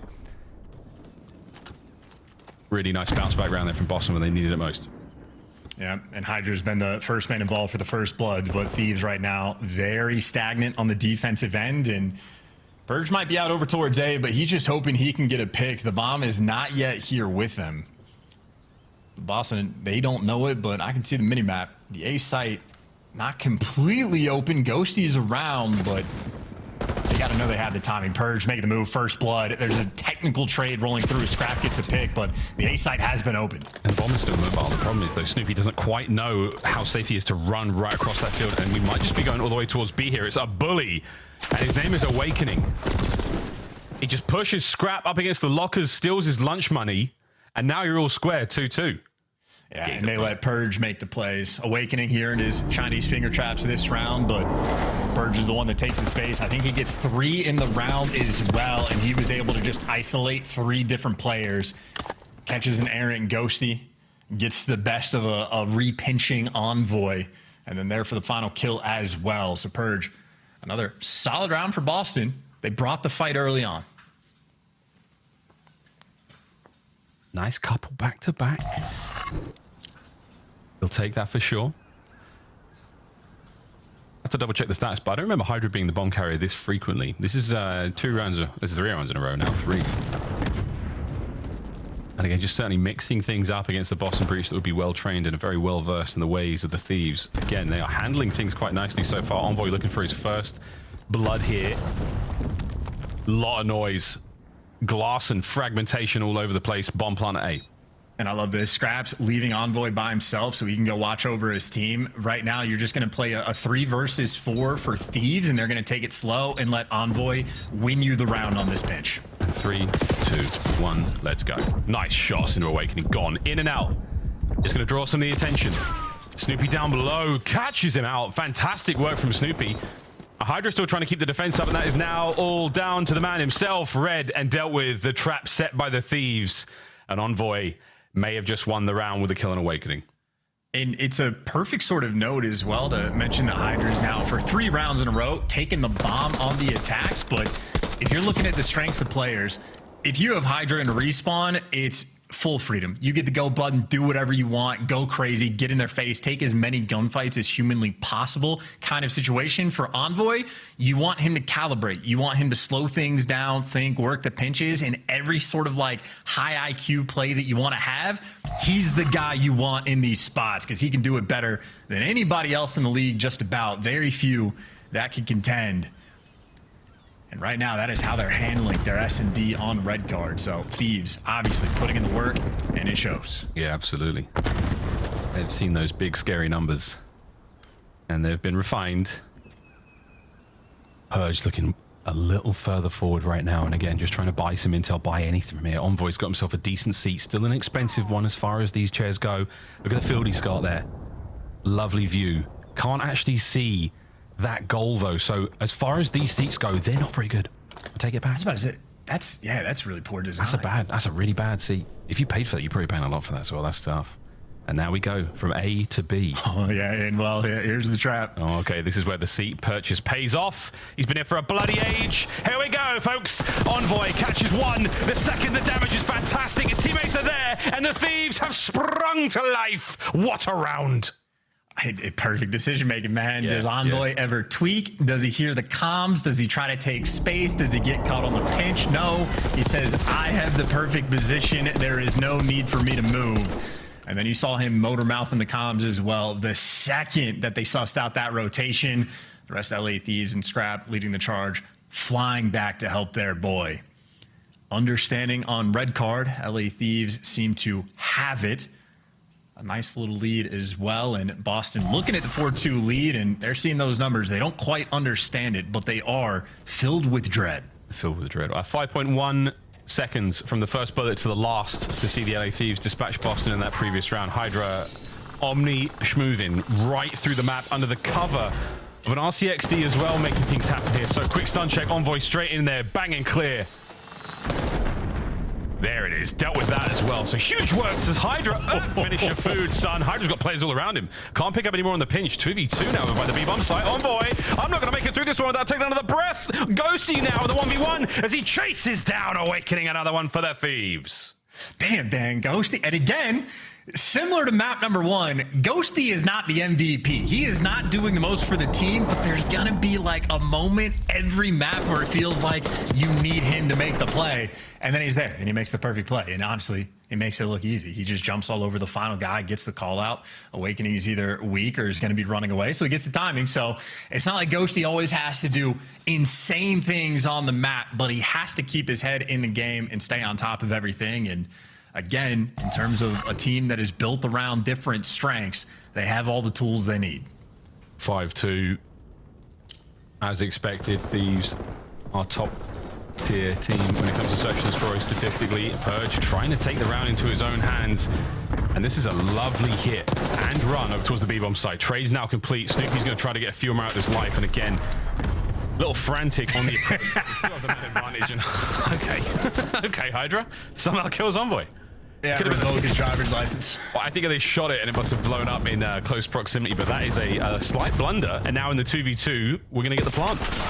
Well, you kill your teammate, you bail him out. So you're trying to clutch the 2v3. Hydra, an opportunity to make amends. Oh, perfect usage. Absolute perfect usage of the lethals now. Simply the 1v1 on the site. And that is another win from Hydra. And that is the map, boys and girls. Immaculate lethals, fantastic gunfights. Even with the blunder of the RC car, the Thieves get it done in search. They go 2-0. And hey, LA Thieves might not have Traza anymore, but they got their brand new Chip Skylark there for the bailout play. Get the team kill, why not get the final 2, or actually final 3, and clutch the 2v3. Hydra, there is no more making fun of his S&D gameplay. He was at his absolute finest, and as you called out, that is exactly what happens. Credit to Awakening for that kill. Technically, it should go to Joe, right? That's a shame. An unfortunate team kill. But add that to Awakening's pile, possibly. But we do add to the pile, though, is the map win for the LA Thieves. Another comfortable one, and Hydra 12-3 indeed. His search and destroy is sensational this stage. 8 non-traders as well, not a tremendous amount of damage, but plenty there. As Ghosty, what a beast, and the number of the beast there for his damage himself. Everyone pulling their weight. The LA Thieves, start to finish, strong stuff. Soul to soul to get on this team, and they are trying to achieve that super status, but very clean series so far. And then the run these guys have had in control is quite literally going to the record books. They are right there. Ridiculous run that they have had. Execute here, you get a 3-0, an easy day in the office. LA Thieves are all about their business. I know it's tough, man. Given the state they're in right now and the current form in control, you sort of start every single series off right now 1-0 because no one is able to really take it from you. We'll find out though how this one goes. Again, anything can happen. Boston, after a couple of tough losses though, they're looking a little shaky at the knees. What do we think, Desk? Search and destroy went the way we thought it would. Well done, LA Thieves. Scrap and crew looking like they're having fun. Walk me through some of the highlights here as we take a look at Search Alley. I mean, it's just Hydra, right? Yeah, like, we've kind of been waiting for Hydra's Search and Destroy to get where it was last year, and it kind of feels like he's getting there. Not a bad start. I still can't get over when he literally was like, yeah, I think I'm at like 85% right now, when he's literally dropping 1.3s and numbers like this. I mean, it's like we talked about in the pre-show, man. It is so hard to nitpick at all to this LAD. I mean, their S&D is night and day. They're having fun doing it. Yeah, they're having fun doing it. That's a good point. I mean, you see red card once again. Teams trying to play them on this map. I just don't agree with it. Don't do it. But I mean, they're growing their map pool now. I mean, 7-2 in stage 2, now 8-2 stage 2 in Search and Destroy. Hydra's been unbelievable. Right alongside him and Envoy playing together so well, right? Like, you don't know where Envoy's at, and Hydra's probably trying to get a first blood. So if Hydra ends up dying, Envoy's going to make a huge play. I mean, everybody on this team is a playmaker. They're finding so much success because they're putting in the extra work, man. This is a turnaround from what they were throughout early stage 1. The search really looked like it was going to be an issue. Not anymore. The trades have been so good as well. You can see a first blood go to Boston. It's instantly traded out. Yep. LA Thieves in control, establishing dominance on the map. And you just got to get paranoid as the series goes on. Where is Hydra on the map? No, literally. And it's also kind of a matchup thing for sure. I think Ant really hit it well earlier. This is we a were gap. talking about this. Is just like the aggression throughout the entirety of this map number 2. Boston Breach didn't know what to do with it. Like round 5, they tried to slow things down and it ended up working out in their favor. Yeah. But like LAD was like, all right, cool. Like we're still going to force these engagements. Yeah, I mean, this is a very tough matchup for Boston, right? It's like Boston's a team that's kind of like respawn oriented, particularly hardpoint. And it's like, okay, when we get to a game 5, we'll win our search Search and Destroy as well. You're going up against the best respawn team in the game. That's also a little bit better than you at Search and Destroy. And we saw this map on Hardpoint. I mean, honestly, relatively close, right? Like through the first couple of hills. Yeah. Second rotation, like 130 to 120, right? And we're like, okay, Boston have a good opportunity here. And then Thieves just get a huge break. Down low on computers. Ghosty goes in, hits a massive pinch. They break on in, and from there, they just ran it up on them, man. Scrap had himself a hell of a game, but yeah, for a bit, Boston looked pretty decent, but, you know, just not able to keep up with the skill gap here. I think the scariest thing about LA Thieves right now is, I think you touched on it earlier. You had so many good points earlier, is the fact that Hydra and Envoy getting that chemistry up. Yeah, I think that was the key. once they become like a duo, because you forget a lot of the best SMG duos we have in the league right now, comparing Sips to VZ, have been playing together for a while. They have that history, and I feel like it's really important when you're building these super teams is to make sure your SMGs are on the same page and are comfortable working around each other. And LA Thieves didn't have that for a little bit, and now it feels like the mesh is starting to come in, and it's been unreal. Take a look at the star players. Millionaire Hydra and Scrap. 29 and 23 from Hydra. Scrap goes positive 10, 3,000 and 4,000 damage. What were we calling them in the pre-show today? LeBron and Luka is what the who's LeBron? Yeah, which one's LeBron? It's like neither of them really played for LA before. I'm gonna go Kobe and Shaq though. Listen, it's like Luka and Luka. This team's unbelievable. That duo though, a scary duo, really poised to win the next major. Okay, we've got Protocol Control coming up. It's the same map we saw for Hardpoint. Allie, anything Boston can do differently? Get your engagements and your kills up, to be honest. They're getting outslayed like crazy right now, and that's just because Hydra's having a game, and I mean, they love this matchup typically, and we're not getting a whole lot out of Cammy right now, unfortunately. So for Boston Breach, I mean, put your best foot forward, but it's not looking good because Control hasn't been strong. Boston are not good at Control. No. Like, it's been pretty abysmal. I mean, for them, it's just like, they're going to be running at you if you're LA Thieves. They're going to be trying to put you in a spawn trap, right? Like, you got to regroup, take your time, get that first kill, then get out of your base. Things get out of hand when you get picked off and you lose your numbers there. You're going to get slammed versus this team. So time to jump into the game. Another 3-0. Let us know, Miles. Their alties are not very good at finding Envoy and killing him. No, they're not. They're not. They're not, bro. Their alties are really good at stacking the point, though, if you're the Thieves. All right, here we go, folks. Control and a hot hand, indeed, for the LA Thieves. The chances of this being a 3-0 are incredibly high.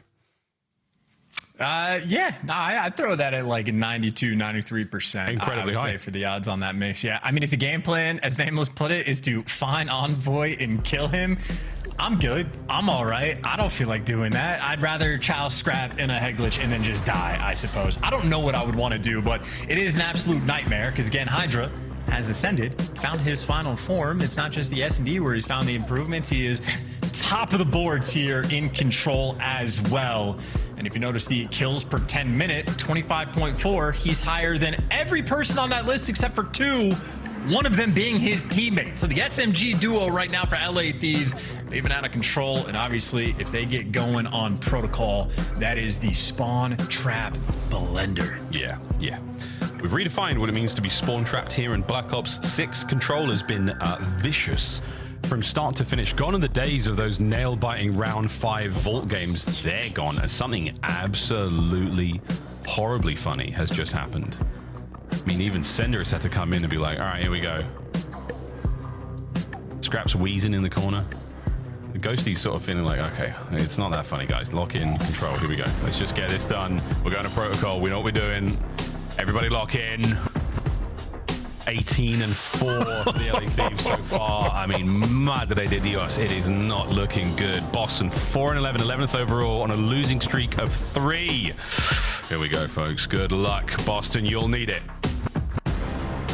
Yeah, sure. Yep. 9 in a row against a team that only has 4 total. That's going to tell you a story. Granted, they've played some extra controls because they've had 2 different best of 7s where they get like the extra one for a series in a sense. But yeah, this is, I mean, some wizardry stuff. Hey, we're going to get a look. If you're trying to improve your Control gameplay, what do? Maybe don't shoot Envoy in the back of the head off the rip. But if you do, bail him out and kill everybody else. Yeah, Ghosty sleeper agent programming activated there, and he managed to do a favor for the Boston lads, but a favor that might be short-lived.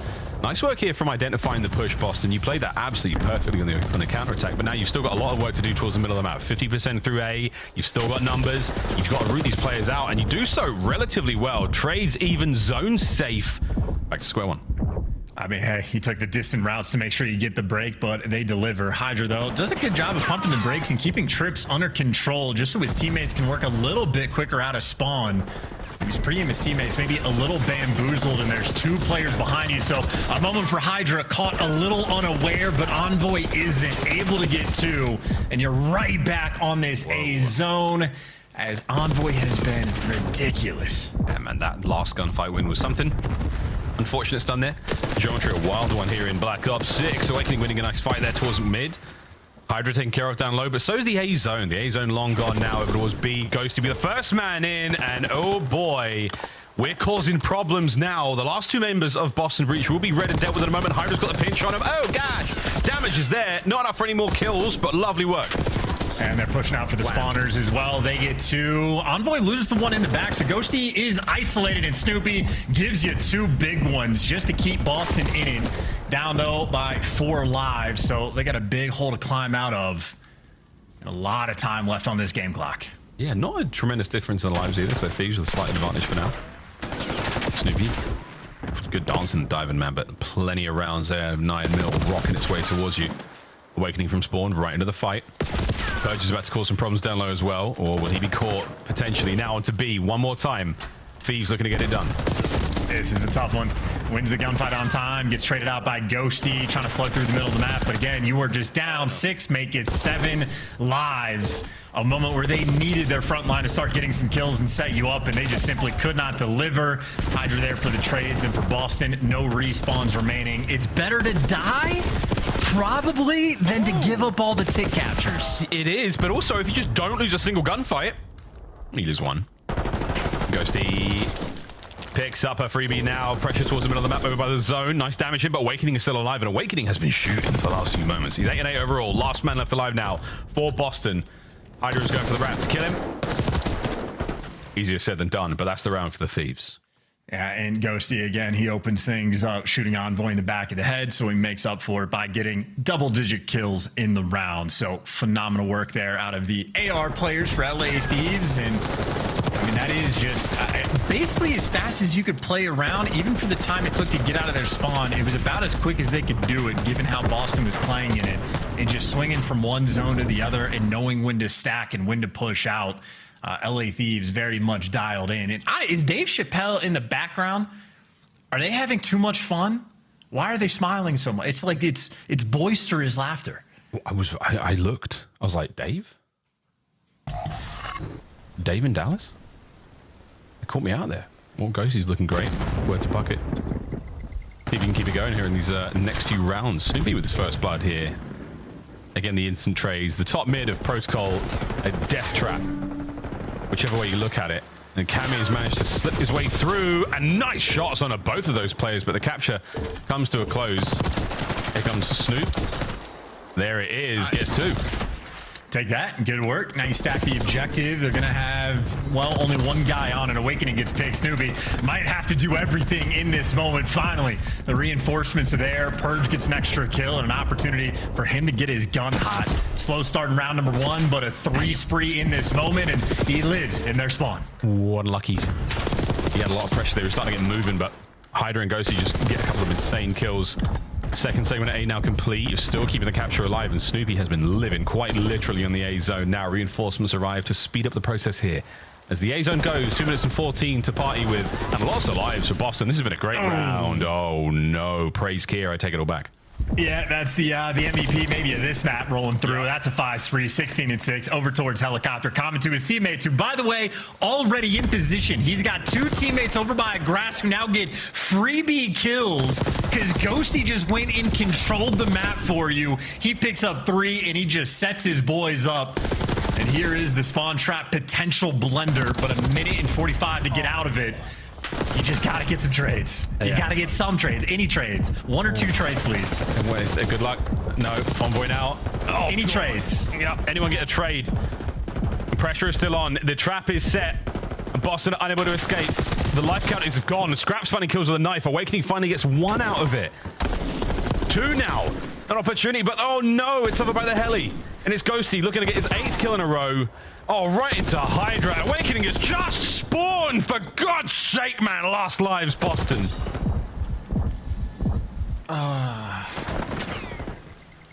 Do we have to watch the final round? Yeah. 5 and 15. I mean, dude, just start team killing each other just so you're not feeding streaks. That was 17-7 on the life count. And from the point where they had 17 remaining, that was legit 40 or 45 seconds. That's messed up. I wonder if they'll have a waffle party to celebrate that incredible round. Boston are stunned. And naded and shot and traded. They're everything. Yeah, this does not end anytime soon here, folks. Envoy. Don't forget, after plays like this, he's only 15 and 15 overall, but a ridiculous round once again from the LA Thieves. Nah, man. I'm playing against Atlanta or FaZe, and I'm on one of these like mid-pack teams. I'm subbing in my innie for the game for sure. Take me down that elevator. I need that mental separation. That's a tough one. That was a little bit of extra spice there from Hydra. An over-seasoned awakening. We'll see if he comes out tasty in this round, and you need it, Boston. You need it bad. Match point, LA Thieves. For what it's worth, by the way, all off the back of a Dan Ghosty 3-piece. Yeah. So Ghosty has literally had one moment every single game where he just makes like a good play and delivers you daggers. Okay, he got you right back. Ghosty, another 3 here, arguably. I shot some cam there on the top. Again, defensively, so far, so good, Boston. You haven't accounted for Hydra just yet. Good job. Cammy doing it all again. And again, a rolling thunder across top mid right now, Boston Breach. And maybe an opportunity to get a little bit going. Envoy, though, last man up, knows his life is valuable. You don't want to be put in the spawn trap yourself, so you need to make sure you stay up, stay alive, and trade out the kills. Snoopy shows up in the feed. You got Envoy going for the hunt while Scrap is just going to go and get that time. And in the meanwhile, here's Hydra behind you. And look who's unaware. Purge, 5 and 18. This man's head must be spinning. We're not enjoying this one nearly as much as we have for Purge. That's a big hit. Ghosty's going to get at least 2.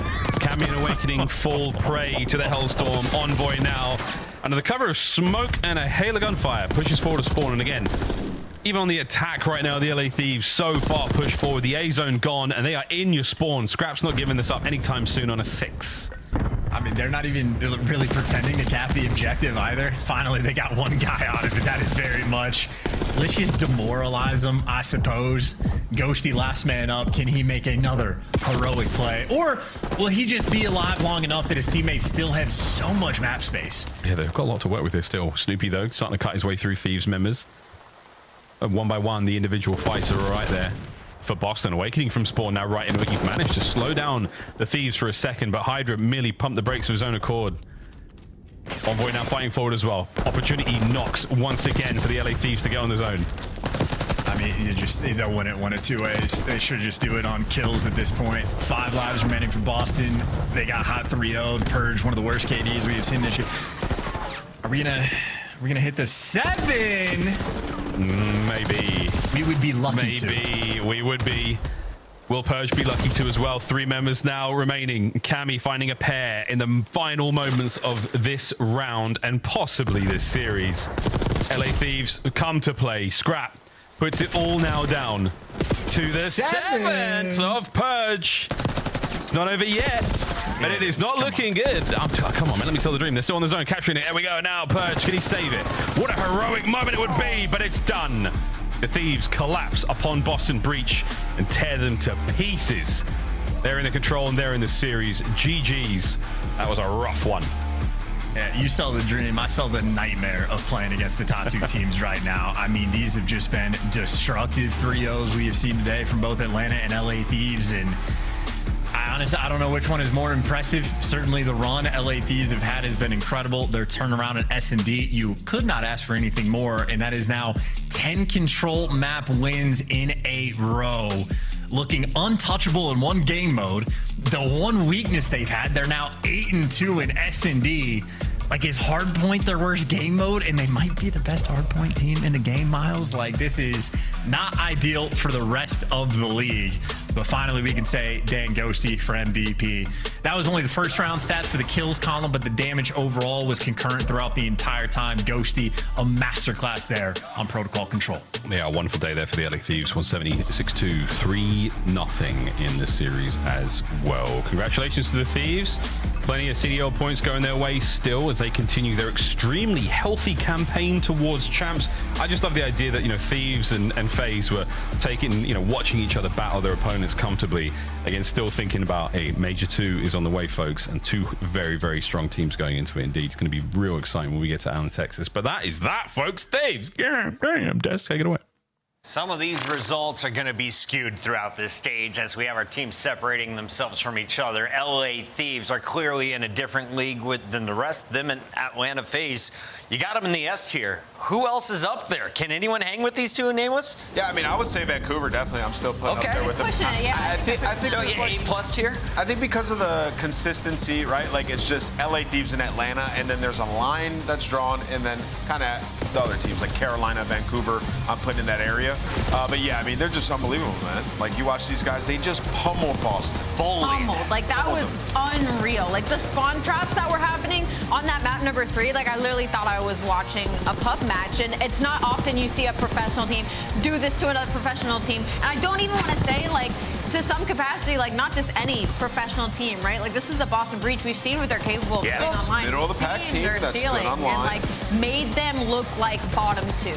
100%. I mean, I agree with that. I mean, you look at them across the board here, like Purge, what, 7 and what did he end? 7 and 24? Yeah, so he was 5 and 13 at this point in the game. Yep. And he gets 2 more kills before it's over. Yeah. Yeah. How does that happen at a pro level? Because he also has shown he's got one of the highest ceilings on the team. Yeah, no, I mean, how that happens at a pro level is, I mean, you're going up against LA Thieves, you're just more bunned up than you, and you're also getting skill gap, right? Yeah. It's kind of what I said before the series. I said, I mean, these teams mirror each other. LA Thieves are just better at the things Boston like to do well.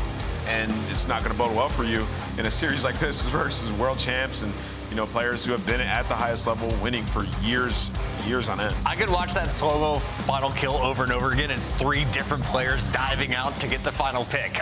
We got Dan Ghosty to talk about the quick 3-0 with us live. Dan, you guys came into this match winning 81% of the maps you enter.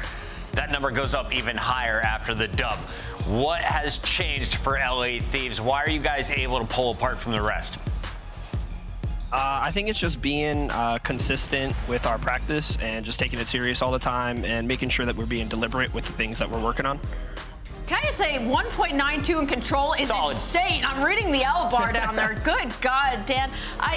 When teams reach this level, it's so hard to ask questions, but I do want to know, like, are scrims going this way? Are y'all just like waking up, spawning into practice and just slamming people all day? Or is there some inconsistencies? No, I'd say scrims for the most part are pretty consistent. We're always, it's always a good day around here. Even if we do lose maps, we're coming out of the map, making sure that we learned something rather than being upset that we lost it. But genuinely, it's been pretty consistent. My biggest thing is just like, are they spawning in, knowing what they're spawning into when we get to these matches sometimes? Because that was egregious. Thank you. Dan, first of all, I doubted you early on, and you caught that first dub. I'm happy for you, man. You got that dub in the minor. How's it feel to be like a champion and then headed into maybe a major champion? The minor chip, it's like a half chip at most. It's got to feel good, though. It does feel nice. Yeah, it does feel nice to win against CDL teams, obviously, with my only event win being in Challengers. But yeah, we're real excited for the minor coming up. Got 2 more matches next weekend, but yeah, we're obviously only looking forward to that minor. Dan, I had Jamil, our friend from Lebanon, was texting me on WhatsApp throughout this series. Anything you want to say to your supporters around the world? LA Thieves are making a lot of people happy.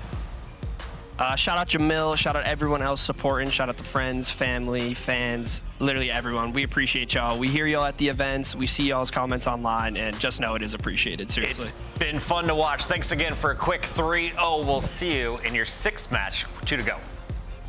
Thank you. Have a good night. 5-0. Before we get to this next bit, I want to ask a question because I had EasyMac run the numbers.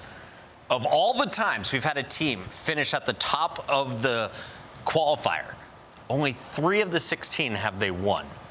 Do you want a loss if you're LA Thieves in one of your next 2 matches? I wish we had their schedule in front of me left because, I mean, I don't know if you even have an opportunity for a loss if you're LA Thieves unless it's versus Atlanta. Listen, you look at that and you go, all right, 3 teams did it. We're better than all those teams. We're catching this dub. We're not losing anytime soon. I mean, that's the mentality you have headed into it, and I think they do. You think Scrap wants to lose? Texas and Minnesota left. Maybe throw it to Minnesota right before the major? Yeah, sure. Give it to Minnie. I like that team. If it's for Minnie, is down for it. For now, though, you're going to have to deal with this guy. He earns another scuff play of the game. Hydra.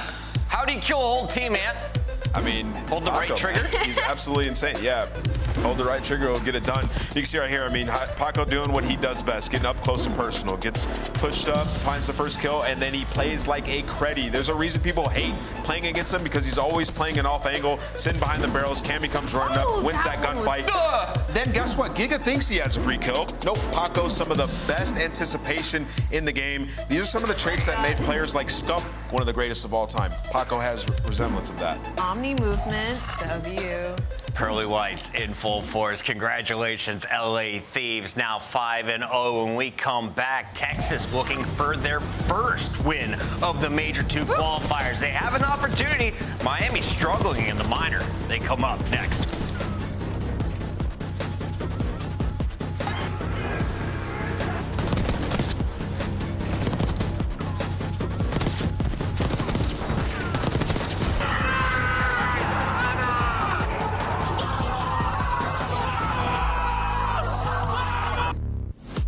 The Esports World Cup is an official partner of the Call of Duty League. Upgrade your game with the Scuff, the official controller of the Call of Duty League.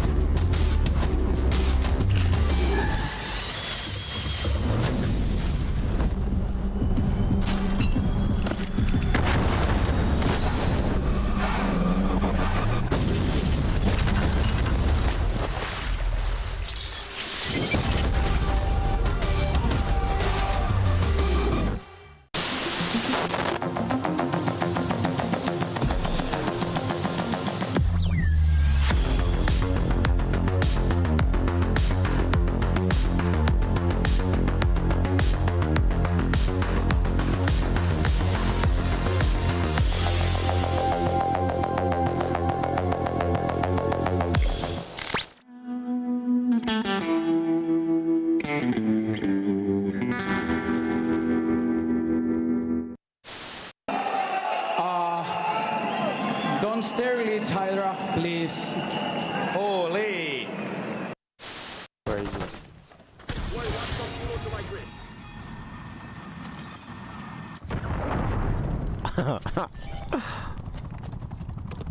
I suck with this.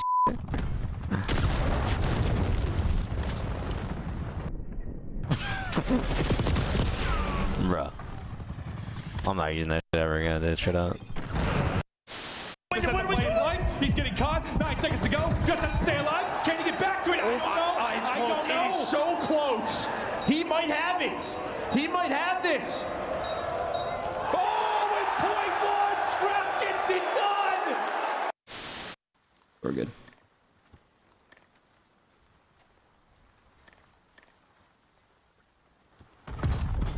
Take it on the chin. Get ready for the next round.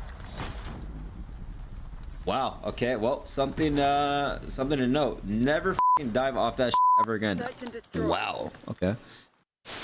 Well, Hex is claiming this is going to be the best champs ever. Well, for these two, it absolutely was. Just a moment ago in the venue, the green wall and the rest of the venue, of course, giving the congratulations to that lucky couple.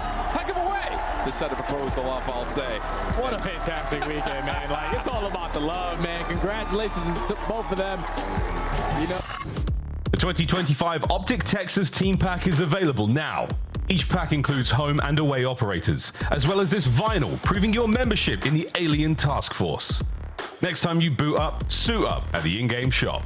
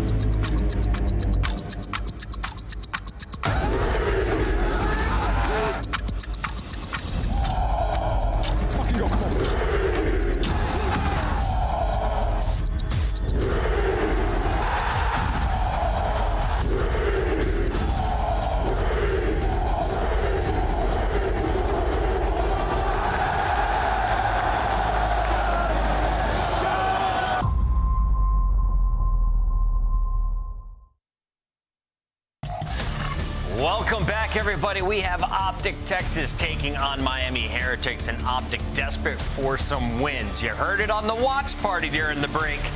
Scump says it's do or die time. We lose, we're not getting to the winners bracket. They want to be guaranteed at least 2 rounds on the main stage, and all of our fans get an opportunity to watch both of these teams come just 10 days from now. Yeah, and it's coming around soon, right? And everybody's kind of hoping, like, OpTic Texas, once they get in front of their home crowd, you know, everything will hopefully be fine like it has been in the past. But this is easily the worst that we have seen them in a very, very long time. And this matchup isn't going to help because Miami's been on the winning end of it.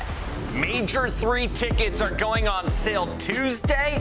Book your flights early and save. Good shout out to the people behind the scenes. For now, though, let's dial in on Major 2, because if you're looking at the standings, LA Thieves have now officially clamped up the #1 spot at 50 points. You got FaZe still in the mix at 3-1. Same thing with Surge, but OpTic has been out of the mix. 0-3 against the struggling Heretics today at 1-2. Ant. Yeah, I mean, they're playing Heretics, and Heretics played a better version of this OpTic team and beat them on land in front of a crowd, right? So Heretics definitely extremely confident headed into this matchup. And, you know, for OpTic, there's a lot that's been going wrong, man. I mean, you look at the individual players. I don't even need to read stats out to you. It's bad. Yeah. Shotzi's been bad. Kenny's been bad. Pred's been bad. Dashy's picked up recently in the search and destroy, but overall not great.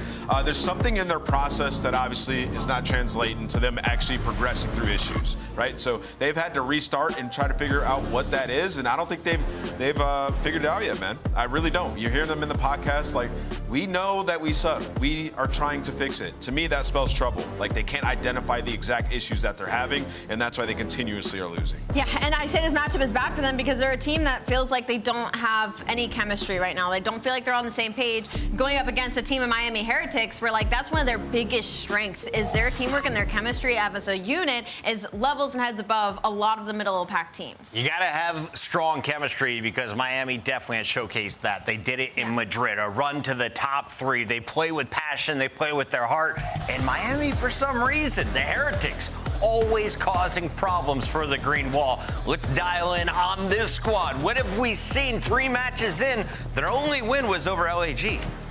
It's been kind of a work in progress for Miami Heretics right now. They're one of those teams that could win in any given moment at any given game mode, but they're pretty 50-50 across the board. The main focus for them right now is going to be that control, that map #3. It's not gotten better, it's not gotten worse. It's stayed kind of stagnant since the beginning, and it's been their Achilles heel on a lot of these series. And they've started to win more search and destroys, so they're able to go to more game 5s. But for Miami Heretics, obviously, you don't want to keep going down the long stretch. And we got about a minute here before the game kicks off. So looking at that screen, who is most dangerous to OpTic Texas? I'm going to go with Røkkr, actually. Yeah? I usually say Real, but Røkkr has just been so consistent. Actually, never mind. Ball. I'm going to go with Real. He's going to be most dangerous coming into this one. But yeah, I mean, just add some context to the Miami situation. Like, they had a substitute player early matches, right? And then they have a loss to Atlanta and a game 5 to Gentlemates where they lost 2 searches, right? So for them, I mean, they're still the same team that we saw at the major. Ali, when we're looking through the bans, Hacienda removed from the pool by Miami. Do you like that move? I do, because they're 0-6 on it in control, so, like, naturally it's not a map they are preferably comfortable on, and their map pool is actually fairly deep considering being more of a middle-of-the-pack team. Triple dose of Vault. It's the most we've seen. Let's jump into this one. I'm going Miami Heretics until OpTic wins. Vamos, going Miami Heretics. I'm going with OpTic because the one time I picked the other team. You just said OpTic is the reason you are like 4 behind, and now you're going. Now they owe me redemption, so they just got to win like that. Gotta send him a jersey. Final or answer, OpTic Texas. Yeah. You got faith. Kinda, yeah. Why not? Maybe. Why not? Kinda. Your turn. Listen, we'll see if they can do it, but you have a chance. This is what's interesting. You know, you looked at the schedule for Heretics. It's tough. We know Boston has some tough matches. There are a bunch of teams that could end like 2-5. So OpTic have a chance into that winners, which is important for them. We're going to Dallas. You know, we have like a home event. They've got a chance to do it. But Joe, we were talking about this OpTic team, and you know, I've been vocal about the fact that I don't think they are playing well at all. Like weeks ago, I was like, they are shit right now. They have a map. Yeah. They have a lot to figure out. I kept saying, like, fundamentals, you know, Ant's talking about rules, these things they need to start doing properly. And you've been like, that's not my biggest worry. My biggest worry is you're just getting slammed and not shooting back. I mean, you just talking about the talent on this team, right? There was sort of the clip about Scrap talking about it. He's like, bro, they're just overthinking it. Like, they just need to play COD. I don't know. I think the most worrisome thing is, like, versus these teams where they should just out-talent. Like, when you talk about really small, simple mistakes versus the top teams, all right, then you can go into deep analysis. But you're just getting fried. No. We need to at least shoot back. Shoot back. See what happens. So whereas I'm thinking you need to get like the basic fundamentals, you're like, you just need to shoot. No, I'm saying we need to play Call of Duty tutorial. Left trigger, right trigger. Yeah, that's what I'm saying. Let's see if they can do that. Yeah, maybe just focus more a little on this lane. The talent, don't overthink things. We'll see if they're able to do it. It's hard. It's hard when you're in a hole like this and you've got all the fans chirping at you, us chirping at you. You're overthinking things, trying to figure it out. But yeah, maybe simplify it. Just try to get the gunny hot and slay, which you've got the talent to do it, but that talent has not been on show whatsoever as of late. You get a series win here, though, maybe you start to turn things around a little bit. Well, I mean, honestly, for both teams, right? Obviously, the focus is on OpTic because it's their major, but we're talking about they play Miami, Ultra. They also have Thieves and LAG next week. So you're talking about 3 of 4. This weekend is what you're looking at. They're not beating Thieves right now, right? At least in this form. So you're looking at the other 3 matchups. It's the same thing for Miami. They have a tough schedule. They need another win to potentially get to a winner's bracket. They don't want to start in losers round 1 after getting top 3 at that major. So for Miami, I mean, this is one you are circling if you're both of these squads to get going. And it's just like one of the things I said, like we had a 2-5 team get in last time. That was actually Heretics that were able to beat OpTic in the major. But like we may have a 2-5 team getting in again, and it's not ideal. But you're hoping to get in a winner's bracket, and we'll see if they're going to be able to do that. But we'll kind of focus on the map 1 now. Not much time earned for either side, but Shotzzy stringing together some headshots. A guy that's really got to turn it around individually. I mean, they all do, but Shotzzy, all the talk with him being a superstar and what a player he has been, got to pick it up. Yeah, I mean, there's just a number of them in the bottom 5 of like, every category. Again, it's just a team thing. But yeah, I think you look about Shotzzy and just what he did in stage 1. Like, he's got to try to at least get to half of that form. Just has not been there, but yeah, you can talk about any single one of these players. But starting to earn some scrap time on this rotation to P2, though. Heretics are going to be the first ones there. Shotzzy maybe going to be able to make the play, at least find one and stagger this setup for Miami Heretics. And, well, they should be able to deal with this. They have a great pinch. They have absolutely that. They're dealing with it on one side. They've got to fight on the other. The one-on-one, not going to get traded out. Dash didn't drop, so it was a big 2 from Metals, because now you can collapse on this. I'm just looking at the minimap, assuming this is going to be a trade. It's not. Pred just kind of tucked away, lurking, looking to pound, see if he'll find the timing and the play to get on in. Some damage through. Now the kills may come through. Turn that into 2 for Pred. Lurk pays off, but the rest of his teammates drop. He's got to go wild, be the bailout, and he's trying to do just that. 3. Number 4 is close, down to 28 HP, but Kenny's able to get the angle as he shuts down the kill. Pred lurks, Pred makes the play. Yeah, bailout, but also baited to hell out of the team. No doubt about it, but it's all right, because he found the 3 kills. They're able to get back to We've been talking about most of his career. Like, there are times where he's going to bait the team, but like if you get the kills, it's usually okay, right? Yeah, it's fine. That's just, what he does at times. Just sort of, they were in a tough spot. He's able to get them some more time, so up to 56 seconds. Kenny and Shotzzy able to find 2, and now you have a chance for another early break. A couple of players going to spawn out there. I don't know if it's going to be tough to read this.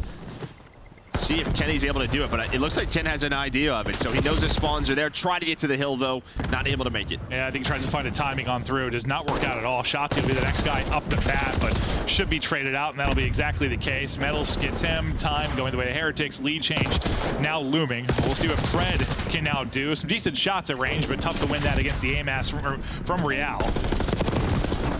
Nice shot from Kenny. He's right back to even. You break in behind that, and about 20 healthy seconds left that you can earn. Nice little snap there from Metals.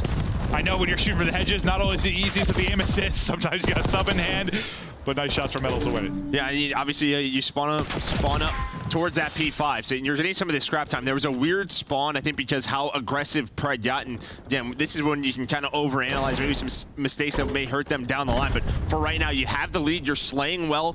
Shotzzy's double positive, and that's the key. They just have not been in a lot of these maps. No, they haven't. It hasn't been all that competitive. No, you're right. Try to at least get to competitive, get to winning some fights, then talk about the nitty-gritty is how you view it. We'll see if that'll get them there. Nice little win from Shotzzy now. Lead continuing to build. Opportunity, though, for Røkkr off the double to maybe get something going. We'll see if Heretics can battle through to the point. Kenny, next one up. He takes his fight. Shotzzy, he's got a one-on-one of his own on the other side. Awkward little timing there, but finally able to take it. Just no real-time urgency. Now we've got, what, 2 minutes already off of the play clock. This is so different than the Røkkr when we casted earlier today, where you had 3+ minutes left at the end of the hard point. Yeah, it's been a messy one. But yeah, just due to hills like this, and this is something that we have seen. Nobody can really get control. Both teams spawning on both sides, but I'll tell you what, this is what we wanted to see. This is what OpTic fans wanted to see, is Shotzzy playing like this again. Yeah, double positive, deep in his bag, trying to turn around some of those numbers he's had in this stage 2 qualifier. We go right back over to his POV, but yeah, still up 20 now, second set of rotations. He said kind of a sloppy first one, just if you look at the half the play clock being gone, no one able to hold like a real big setup. Any big adjustments you see needed for either side of it? No, I think on the Miami side, it's just a couple of key rotations that they weren't able to win. I think you're happy with this. The way Shotzzy's playing, only being down 17, Røkkr slaying pretty well. Dashy, though, there's the headshots, the triple to find some of this time. And, well, he's just going to challenge number 4, but Røkkr might respond with the triple of his, but not going to happen. Dashy is there, takes him down, but you didn't get much time behind that, right? So they kind of chased this kill outside. Finally, I thought they were going to get on the time, but not going to happen. So the lead doesn't grow behind that play. No, it doesn't. You know, turn that into anything, and now you've got the early setup, at least for now. If you are Heretics, Kenny is going to fall. The other 3 trying to push, but everybody's on headies with ARs right now for Heretics. They're mostly winning the fights. The subs, though, trying to get it done for the OpTic Texas side as we bounce around. You've gotten them out of the hard point, at least for now. The play clock's still going to be a big conversation. We're now down to 2 minutes in a 90-90 game. It seems improbable that we are going to be getting to 250 for somebody. I mean, that's incredible hipfire right there from Real on the Shotzzy. You definitely want that, but there we go. Miami able to take the lead, and yeah, it's because of those small moments where you are finding the kills, but not finding time if you are OpTic, but only down a couple. They do find 3 dead in the feed to have them spawning where you want, but you are not wrong. It is just going lower and lower. This is a weird one. Well, I mean, it's like early Røkkr, I feel like, when we first started the year. This was a conversation every time. Clean there on the headshot from Røkkr. We got 10 left. Rotating out now. Early on the race should be the OpTic side. They'll have a 3-on-2 early near the point. Is what, 2 stay to deal with the last guy coming out. That'll be Shotzzy. We'll see what he can do on his side. He's kind of tucked away, but now we'll focus on the fight over here. But you've got numbers for a good bit of time. It's 2 dealing with Shotzzy, and Shotzi's actually able to get one on the other side of it. So this will delay and stagger kind of the push in from Heretics. So you have numbers on this side of your Texas. You turn this into some time, but now we'll see how the spawns come in. Backside for OpTic Texas, out front for Miami Heretics. Now the real fight goes down.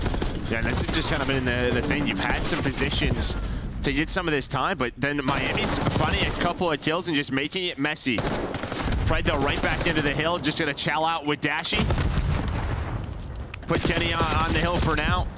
Hey, at least we might get 250 total points earned. That's a good point. Yeah, it's still just, what, 90 seconds? Yeah. It's still going. I mean, sometimes the second set of rotations, it gets a little bit cleaner across maps. We'll see if that'll be here. Not between these two. Yeah, so it's not seeming that way. It's a battle of attrition. We're going to war. And that's why you feel good, though. Even like a 30-point lead kind of feels like more just because of where the clock is at. Like, usually at this point in the game, I wouldn't think like a 30-point advantage is really that big of a deal, but seems a little bit scary. This is the Miami chance, though. You got an early rotation, but you see there's a 2-2 split right now. So Kenny and Dashy, they're just hoping the other 2 could buy some time, but OpTic right now trying to find the break on this P4. Let's go to a listening with the boys. What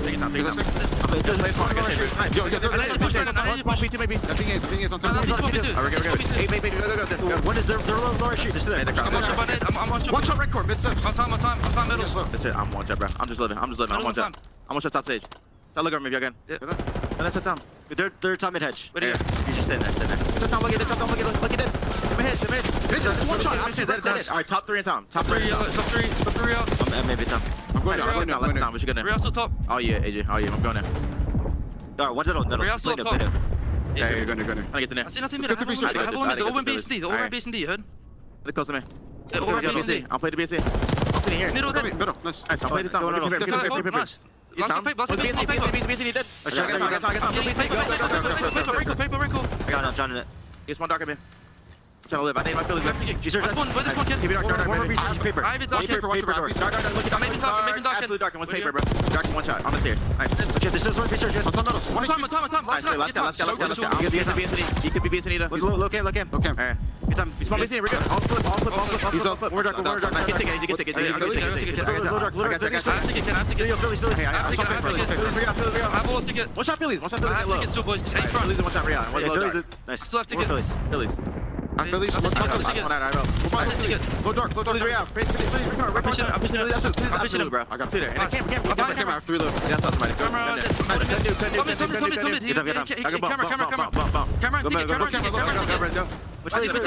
I got it. Hey, ticket. 1 HP. Left corner. Yeah. Goes right. There's shut off somewhere. He's mid on me. There's some ticket. He's Tom. Got his down. Mid on me.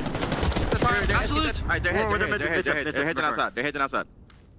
It's a sloppy one. 23 seconds remaining on the clock. Fighting back is Heretics. Down about 10, trying to change the lead. Dashy, though, getting in, taking out players, taking out trophies, and taking out a second. Nice moment there from Dashy, trying to extend this lead, and then the play clock becoming a bigger conversation, but this has been a walkie. I was going to say, like, you have to continue to play time chess. You're only at 165, so it's like the play clock really doesn't help you, and you're only up 17. Yeah. So this game very much still winnable for Heretics. Shotzi maybe just trying to get into a better position for this P2. Trying to fight this is Cannon.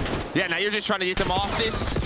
Pred trying to do what he can. Continues to tick on down. 11 seconds left. OpTic will have spawns for P2. This has been a crazy one. 3 points between them, and that is closing. Lead change is in. Heretics out in front with 11 on the play clock. Position towards the hard point there for OpTic Texas. Dashy with an opener. Pred going to drop, though. Dashy able to get a second with the pistol, though, so he set them up now for the win. Every second here is so massive.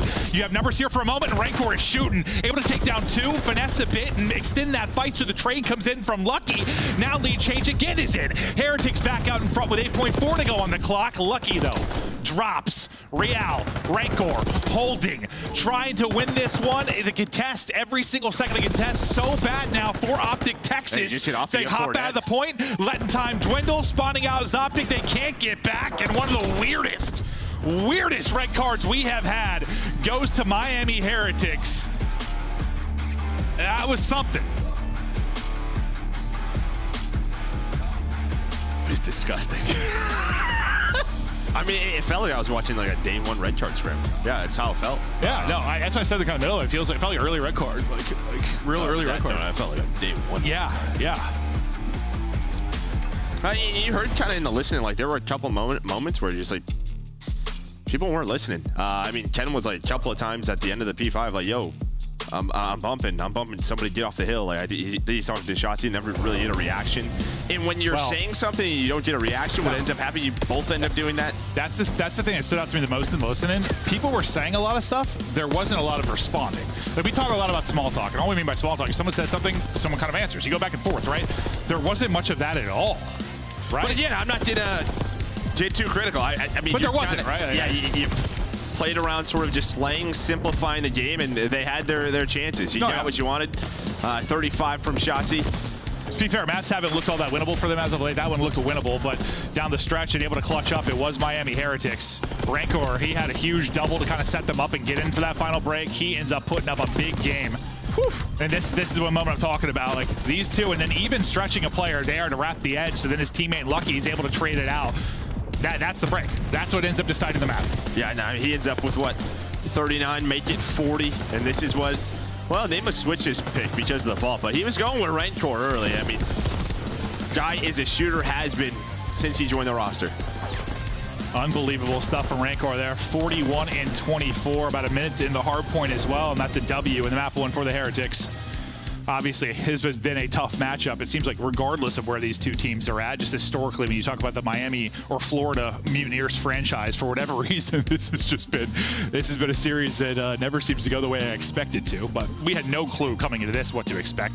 It's just a question of each week right now for us is like how much have OpTic improved over the course of the last week? How have scrims gone? And we get into it and then we see how it's going. Looking ugly, at least in that first map one. That was not a pretty one. I mean, from either side, it was not the best hard point. Yeah, I think that on the other side for like Heretics, this is not the way you want to look. right after coming off a top 3. Just trying to, again, get into a winner's bracket start, but they need a victory here. No, it just seems like, a couple of those teams just seemed a little bit ahead early on. Like, I don't know, maybe them or even like Boston Breacher at the beginning of the year. Like, that seems to be slipping away because there are teams that are just improving big time. I mean, Cloud9, I know after the loss today, it doesn't look as great, but like, still Ravens seem to be still fighting for like a top 4 type place. Vancouver has turned it around massively. Cloud9, despite the loss, still looking a lot better. And Heretics, I mean, I don't think any of us thought that they were going to be like top 3 going into this major. I don't think that was expectation whatsoever, but I was hoping they were like on the, I don't know, I guess like the good side of top 6. Like, I don't know, there with a chance to make another top 3. At least the opportunity. Right now, I don't know that's the case. Yeah, I mean, obviously sitting down 1 and 2, again, some tough losses, some good teams. You probably throw Røkkr in there as well. You're not really sure about that squad. That was one that was trending in the right direction. Now you don't really know. But they have a loss to Røkkr, a loss to FaZe. Yeah, you think this is a winnable one for them? Should be. And then from there, who knows? They have some tough matches. But I think with Miami, what changed at the major is they started to win Game 5s. They had a number of Game 5 losses throughout Major 1 qualifier, and they shifted that narrative in front of their hometown. Well, it just all looks crazy when you look at the, overall standings, just because like you have Thieves who've been unbelievable, and then like you have like Falcons and LAG who aren't going to be winning. And then everywhere else, like, I don't know. I mean, there's just been a lot of shit like 2-1, but like 3-1 now. Like, I mean, you assume they're going to be up there near the top 2, but it just seems to be constantly evolving. And when I think I know one thing, I change my mind the following week. Yeah, I think the big like teams that really have like kind of shifted are sort of like your Vancouver and your Cloud9, and on the other side of that, it's Boston and maybe Miami. But my worry, like after the first major, I mean, I tweeted, I was like, it just seems like it's FaZe and Thieves and everybody else right now. And like for a second, I thought maybe I was changing, but like you're kind of right back to it. Might be that. Yeah, we'll see. But the S&D slump for OpTic Texas, 1 and 4. I mean, they've been struggling all over the place, but when you're ever seeing last or 11th and a 12-team lead tied to them, it is not good. But like, listen, there's no way to really talk about it. They've been vocal about it, which we've touched on. They know they are bad. They are working on it, and this is just going to be. That's why even their first loss when we cast the FaZe match, I was like, everyone settle down. Like, give them. This might be like we're talking months. Like that's after I watched that series, I was like, holy hell! Like it just did not look good. Yeah, and Nameless kind of brought up on the desk like he didn't love this with all the vaults because maybe this is a. So your thought process is like it's simple though. Yeah, I mean this is like let's play vault in the sky. Let Shotzzy get in his hole and dance around. Yeah. No. Keep it simple. We'll see if that'll be the case. We nearly walk away with that map 1. And I think we're focusing a little bit more on the OpTic Texas side of this than the Heretics, just because we're about to get to their major and just because of the current situation they are in. They did win the World Championship last year. Yes. So, we're a little more critical of them, despite the fact that Heretics are coming off a top 3, just due to kind of expectations and, names on your roster. But let's see how it goes early in this round 1. Kenny. How many YYs per engagement? Not able to take that fight some damage in, but challenge the heady as Røkkr that's able to drop him. Røkkr was the shooter in that map 1 and keeps it going here. Shotzzy in a world of trouble as well. Able to stay up though, and Pred able to help out and pick one. So you get out, you bring it to a 3 versus 3. Still opportunity here. Yeah, they're just trying to figure out where this Heretics push was coming from, and it was all Ken. He spots 3 different players, puts some shots in, but doesn't really have help. But Pred able to turn this into a 3 versus 3. Now this timing with Dashy might be everything. Real ready for it. The headshot is there. No trade opportunity at the moment. Pred, though, going to continue to hunt. Yeah, it's the fact they haven't made a play for the bomb, so they're still hunting. They're still lurking. Now, pressure going to be coming out towards poolside. How does the timing go with the plant? Here they come to swing. He's on it. Shotzzy's going to get tagged. Pred. It's the worst timing. Not able to quite get away, or is he? He does win 1, but the timing, I asked the question. It was about as bad as it could be. Røkkr dials up the first blood. He'll also be the one with the last laugh, as he's got the defuse. Yeah, they had the idea, right? They put Pred on the other side of the bomb so he doesn't get shot from poolside, but it's just kind of down to Shotzzy. He has to slide back and forth. They come in pool, they drop in hole. Which side is it? And unfortunately, he just slides on through, and even the 1 bullet helps. But yeah, he's just caught. Oh, that just allows the 2 versus 1 in the bomb to go the way of Miami. We'll get that first round win, and we'll see how things develop over the course of this. We casted a vault earlier today. It was a real fun one. Just how the challenge kind of goes down today. That time, I mean, they weren't working the plan early at all, just kind of playing around info and kills and nearly able to do it, but the timing doesn't work out with the plant. Pred does get 3, but not around victory. It's Røkkr with the first and the last. Kind of spread it out and slowing it down on offense is Heretics. 8 taking a route. That's going to be Real. He's taking some shots now. His position given up, but we don't see too many B Street pushes. But well, they're thinking like OpTic's out towards pool, but really OpTic was just like cat, and they were playing pretty slow. So you're gonna have Kenny and Shotzzy in a position to back up quickly to watch the B bomb. So Miami's like, they're all here. We do not have time to plant this bomb. Let's go back to A. So they'll get back over. Now work the A plant, trying to get an angle as Pred just sends it. He does take down one. How does the rest of the battle go? Røkkr's behind, and they have no idea. Røkkr went all the way through back spawn. Dashy starts to get shot in the side. And yeah, Røkkr was the one lurker. They're going to try and isolate him, but they're not going to be able to do it before he gets another. Røkkr gets back to his spot. He's been like on one of those shrub headies to take out Kenny in both rounds. Shotzzy now.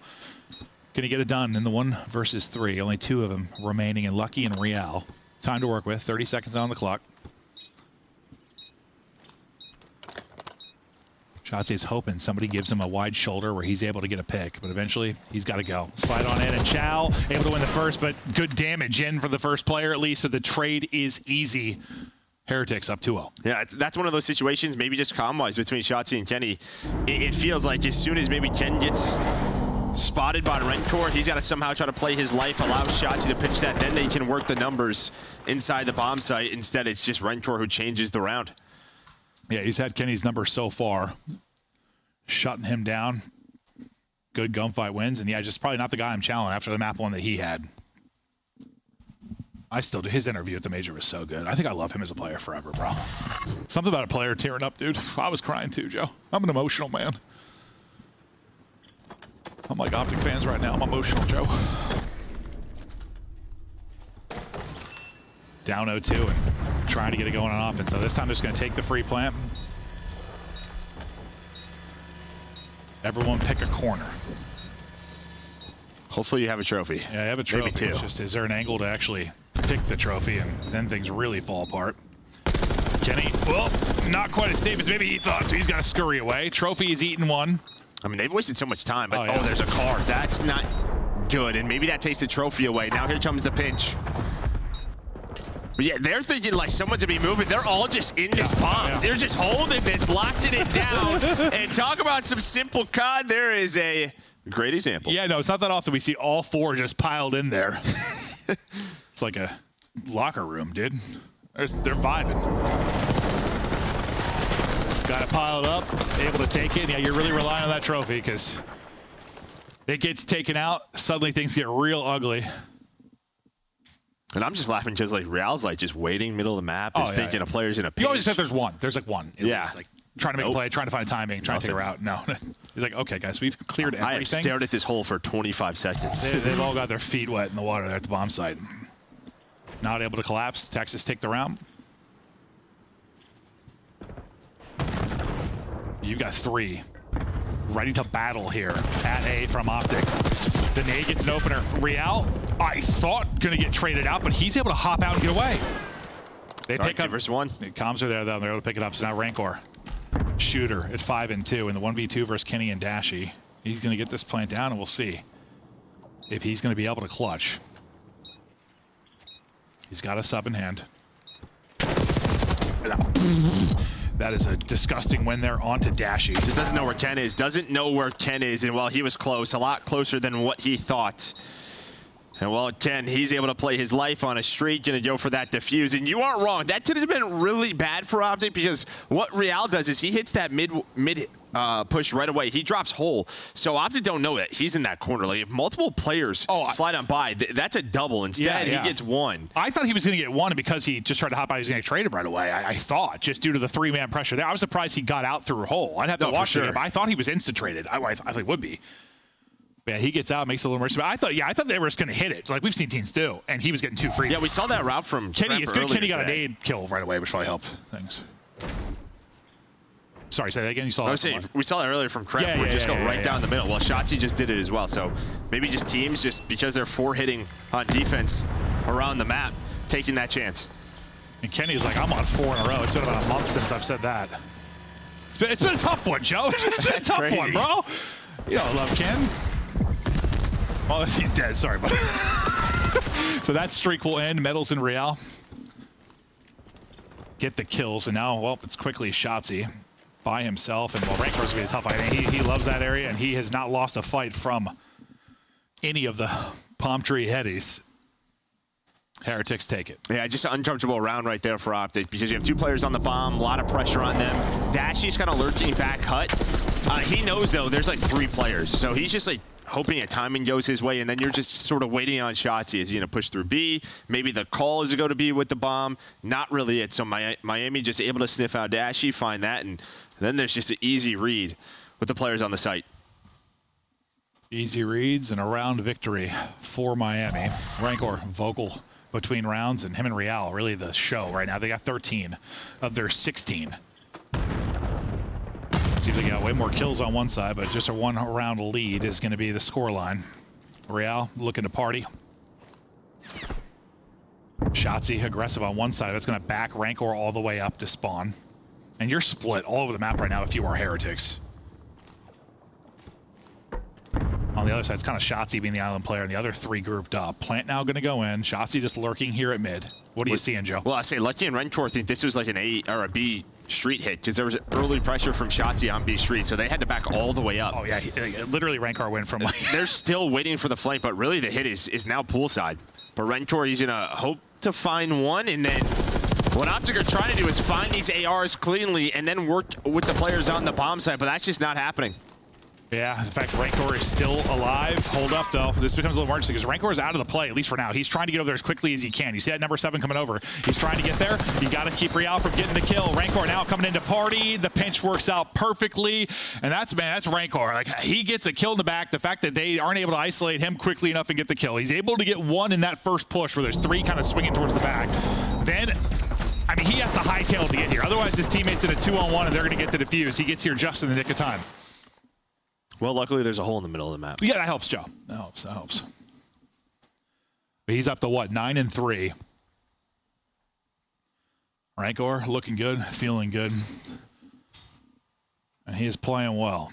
But yeah, no, you were absolutely right. Like, he hightailed it out of there. Like, I think that push is coming. It just took a while to actually come in. I mean, little they know they could have swarmed the bomb, probably closed out the round, but they don't have the information that we do. Back to a 2-round advantage, though, for Heretics. Trophy coverage here for Ken as he tries to get the plant on in.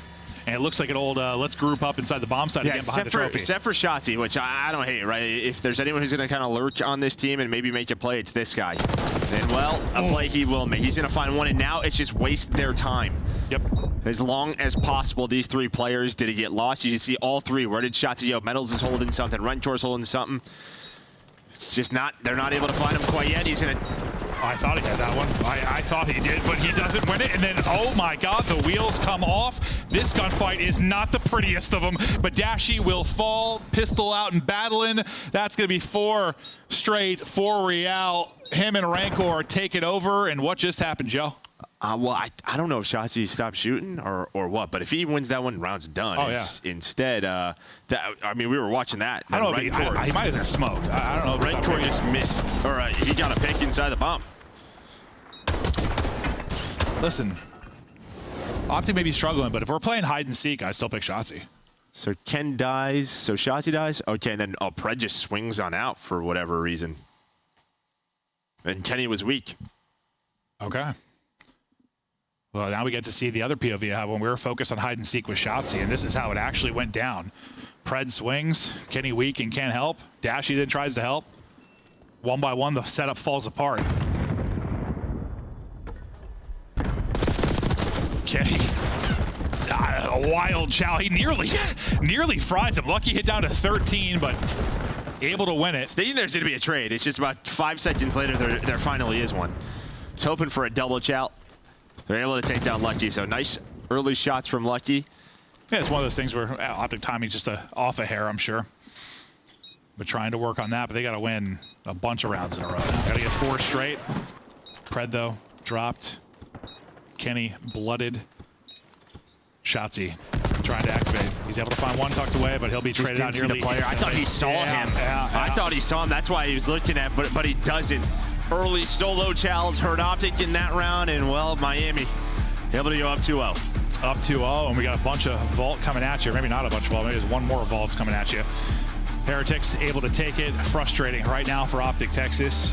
had some moments they probably should have won, some rounds they should have won, but yeah, just vibes off, comms off, timing's off right now. And I know you're thinking just shoot. There was some of that obviously in the map 1. You could see like they were focused a little bit more, I think, on just individual plays, individual moments, and probably why that one played out the way it did. But the search and destroy struggling, and Røkkr is having a party in this one. He puts up 41 in the map 1. He's 13-4 with 1,500 damage here. Røkkr is loving this matchup, and man, he's been, I think, one of the brightest spots this year, bro. It's been awesome. Oh, he's been a bright spot for Miami, that's for sure. Like, I mean, Real has not had the impact he had last year. Still, it's some great. Reminds me for like young players, like 100%. Yeah, it's been great.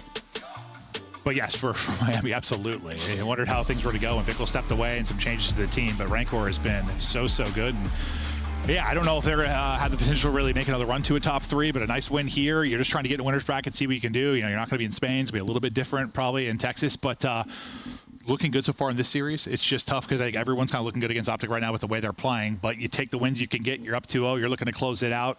Curious to see where the desk has the thing. Ant, are you up for a heartfelt speech to really encourage these OpTic boys to battle back? Come on, Ant! There is pain behind this smile. And it's not because of my prediction. It's because of what I'm watching. Honestly, it's because of what I'm watching.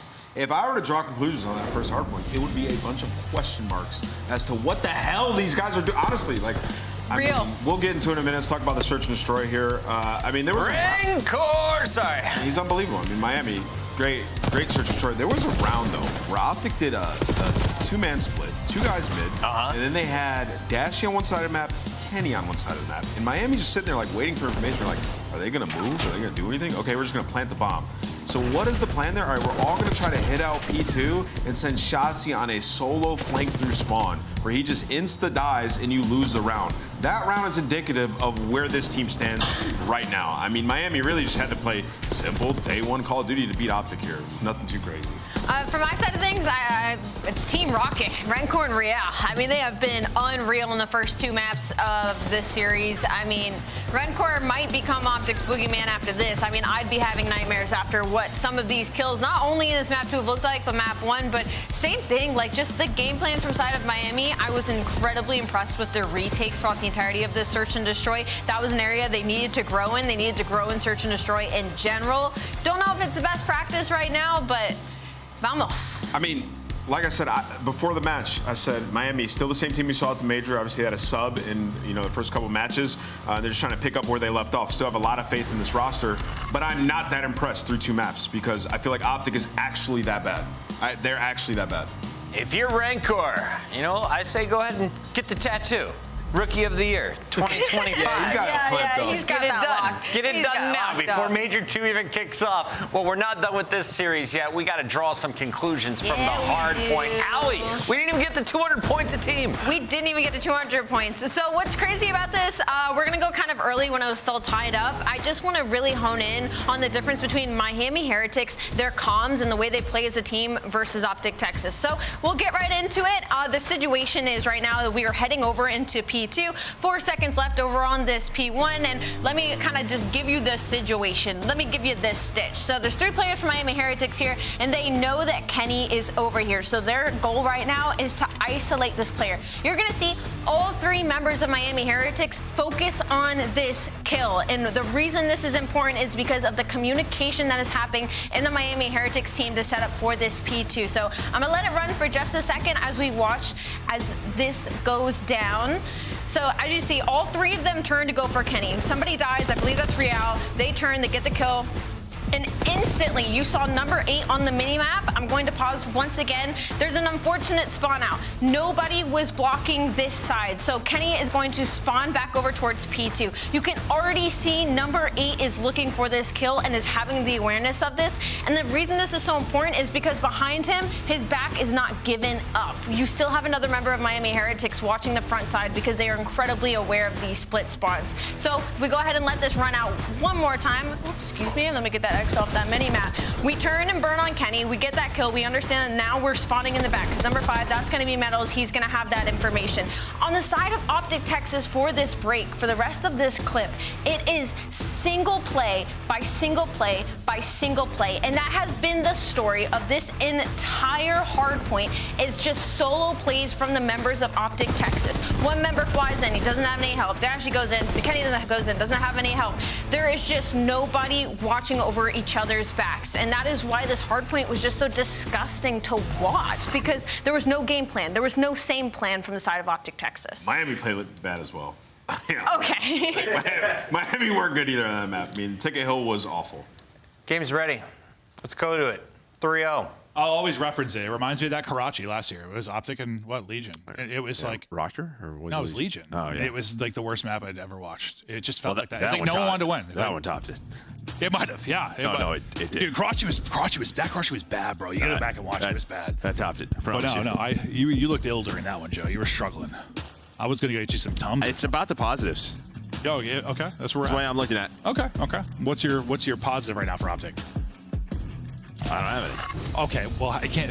No, the positives of that map. Oh. They only lost by 10. Gotcha. Okay. That was the positive. Okay. Got it, Joe. Holy hell. Control this season. Where we are sitting, Heretics looking to close this one out 3-0 and send us home quickly. Yeah, we'll see. I mean, yeah, this is maybe where you're kind of questioning maybe this vault pick, because this is Miami's best control. They're 5-2 here. So what? They're 6-11 overall. So everywhere else they are 1-9. But we're going to vault, Joe. We're going to vault where they're 5-2.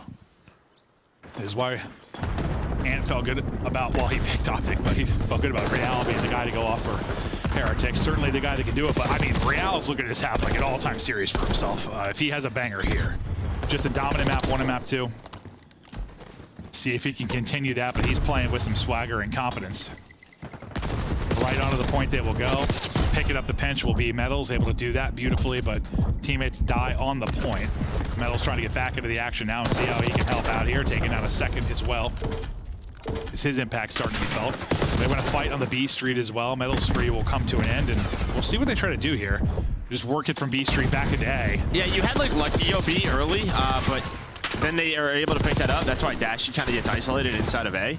But yeah, you really haven't worked an objective so far. If you are Miami, it really just feels like they're trying to find any opening. But Shotzi is going to close that down. Maybe just showing some presence towards B, just trying to pull someone from OpTic that way, and then get onto this A point. As you can see, when all 4 players are here, so difficult to capture. And Shotzi had a great map 1, at least statistically, doing it again so far in this respawn. On 4 straight, little 6-2 start for him. Real kind of hunting, trying to deal with Shotzi before they can get forward. He's able to do that. It's nearly movement from Shotzi that decides that fight, but Real just barely able to close it out. We have about 20 seconds on the clock, and now we'll get back to the fights here at A, see if they can get the extension. Nice little sequence here from Lucky. He's gonna have to get everybody. That's 3 straight. One jumps up, he gets help. There's the help he needed. Second tick is done. Pistols trying to hit for Miami Heretics. Chow, though, coming in. Another one there for Lucky. He finally falls. Will the dominoes go in their favor? Real saying yes, but now it's going to be OpTic Texas that cleared them out. They'll hold the line. So little needed. You're still going to have one more, I think, swing at this, but you have got to go. The problem is you have to win fights off a spawn. Then you've got to get forward as fast as you can. 5 seconds ago, can they stop it at B maybe and allow teammates to get over to A? That's what he's trying to do. Now we get back to the fight inside. You're extending this. Minute extension so close. 8 versus 8. A team kill comes in at the worst possible moment. Pred's going to drop to an 8 from Shotzi, and suddenly advantage Heretics. I mean, yeah, Shotzi and Pred try to get pushed up after the 4 dead, and they both just get caught, right? So they just leaves your ARs inside of the A point, like just hoping to get a kill. They just don't. Yeah, you pause B. So now, yeah, Heretics able to now play a little 7 versus 7. Shotzi going on a big long round. That's what OpTic's waiting on right now. They're waiting on number 2. Pred's gonna find one. He was lurking. Røkkr was hoping to watch the flank. 4v4. He's not helping right now for the OpTic side. Oh, I thought he had that. Dashy's thinking trade, but he gets stunned. Can't quite get the angle. Finally able to get the kill and get back, knowing the other 3 are off spawn. 3 versus 3 now. 30 to go on the clock. Number 8. That's who we're looking at from Dashy's POV. That's Real. Can't quite win it. Real able to walk away with one. Suddenly it's all on Kenny to clutch up in a 1 versus 2. Pressure on Heretics to get on the point. Kenny to keep them off it. Not an easy fight. Røkkr has had his number on those one-on-one AR duels, and Heretics steal round 1. Yeah, you're just, you send Shotzzy out, right? He's going to go try to make the play to maybe close out the round, but I think the ARs picked it up. I think it was Lucky who was able to find him. And then on the other side, it's sort of Real, but Dashy's in such a forward spot where he has no help.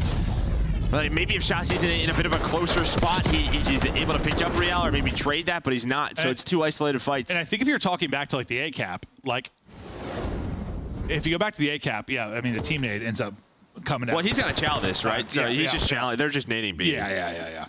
But like you were talking about the subs kind of pushing out. Like I think if there's like 5 less seconds on the clock, like that might be fine. Like even go out and slow them down, like slow down the push, but there was like 15. It was just enough to like play it slow, win a fight, and get out. If there was 5 less seconds, like, you might be all right. There just wasn't. So Heretics, they'll strike first in a crazy round 1. We'll see what OpTic are able to do offensively. The break going to go the way of Miami Heretics. They'll take numbers for now. Shotzzy will be the one trying to take a route, and we'll see what this will turn into from him. On the other side is number 6 and Lucky. They're trying to get in behind enemy lines. OpTic players looking for him. Shotzzy gets one. Can they deal with Lucky on the other side? Looks like Lucky's still in cruise control. Shotzzy finessing as long as he can. His teammates have not been able to get back to him, and Real is able to turn that into a double. Yeah, you just kind of have this 2-2 split going on right now. So Dashy and Kenny are dying. Then Pred and Shotzzy are dying. So you're just not fighting as foreign. Instead, you are getting just destroyed in your spawn. Yeah, you don't see this happen all that often on Vault. It's usually kind of this like staggered race back towards the A point. Rarely are you getting penned in like it's a protocol, but that is what it is for now. We'll see how long this actually develops. You've got them all spawning out top right, trying to hold the angles. Okay, you get 2 kills to get you out if you're OpTic Texas. You try to race back to the point and take numbers now. Real going to be the lone man here. You don't want to let him get away with anything for free, but you need to make the win on the point as well. Does he buy enough time for his teammates to kind of get back in? Was there enough focus there? I think OpTic have dealt with it well enough. Yeah, now they just got to find the rest of the players. There's multiple go cat side, but yeah, all 4 are here now for OpTic. They finally got out of that spot, trying to extend this time, work this objective. Røkkr's picked up by Shotzzy on the full flank, and wow, OpTic get out of that. So I mean, there was a lot of isolated challenges, and then there was a nice little 2-man play between Pred and Kenny to get them some space. Can they answer back and get the offensive round win? I mean, a little bit different than we saw in the last round, in the sense we were, what, like 8-8 in lives or so. You got a little advantage right now if you're Heretics, so feeling good about that, especially from the defensive side of things. And until they deal with number 6 and Lucky, it's going to be hard. They can't really ignore him forever. Yeah, Ken's on the hunt, though. And Ken's able to find him, so they deal with that. Nade hits, though, for Heretics. Just trying to not get swept off this point and have to fight for control of this street again. I don't know if you have time to do it. So if you're going to get something done, it's this push. Or maybe this opens this up. Yeah, so much pressure on the objective. Shotzzy pulls out the AR. And well, he's going to find a couple kills, all 4 dead. And now where does Shotzzy spawn him? Right where he wants him, away from B. So the nades cannot connect. He does get caught, but you have trophies. All 3 players are here. Don't overpeak. They get in, though. They get in, though. Røkkr's able to find a double. Oh, it's so close. So close to being done, but now they're clearing it. And you've only got 5 lives if you were OpTic. I said it had to happen on that push. It really seems like it did. You'll have one more opportunity, but not much of one.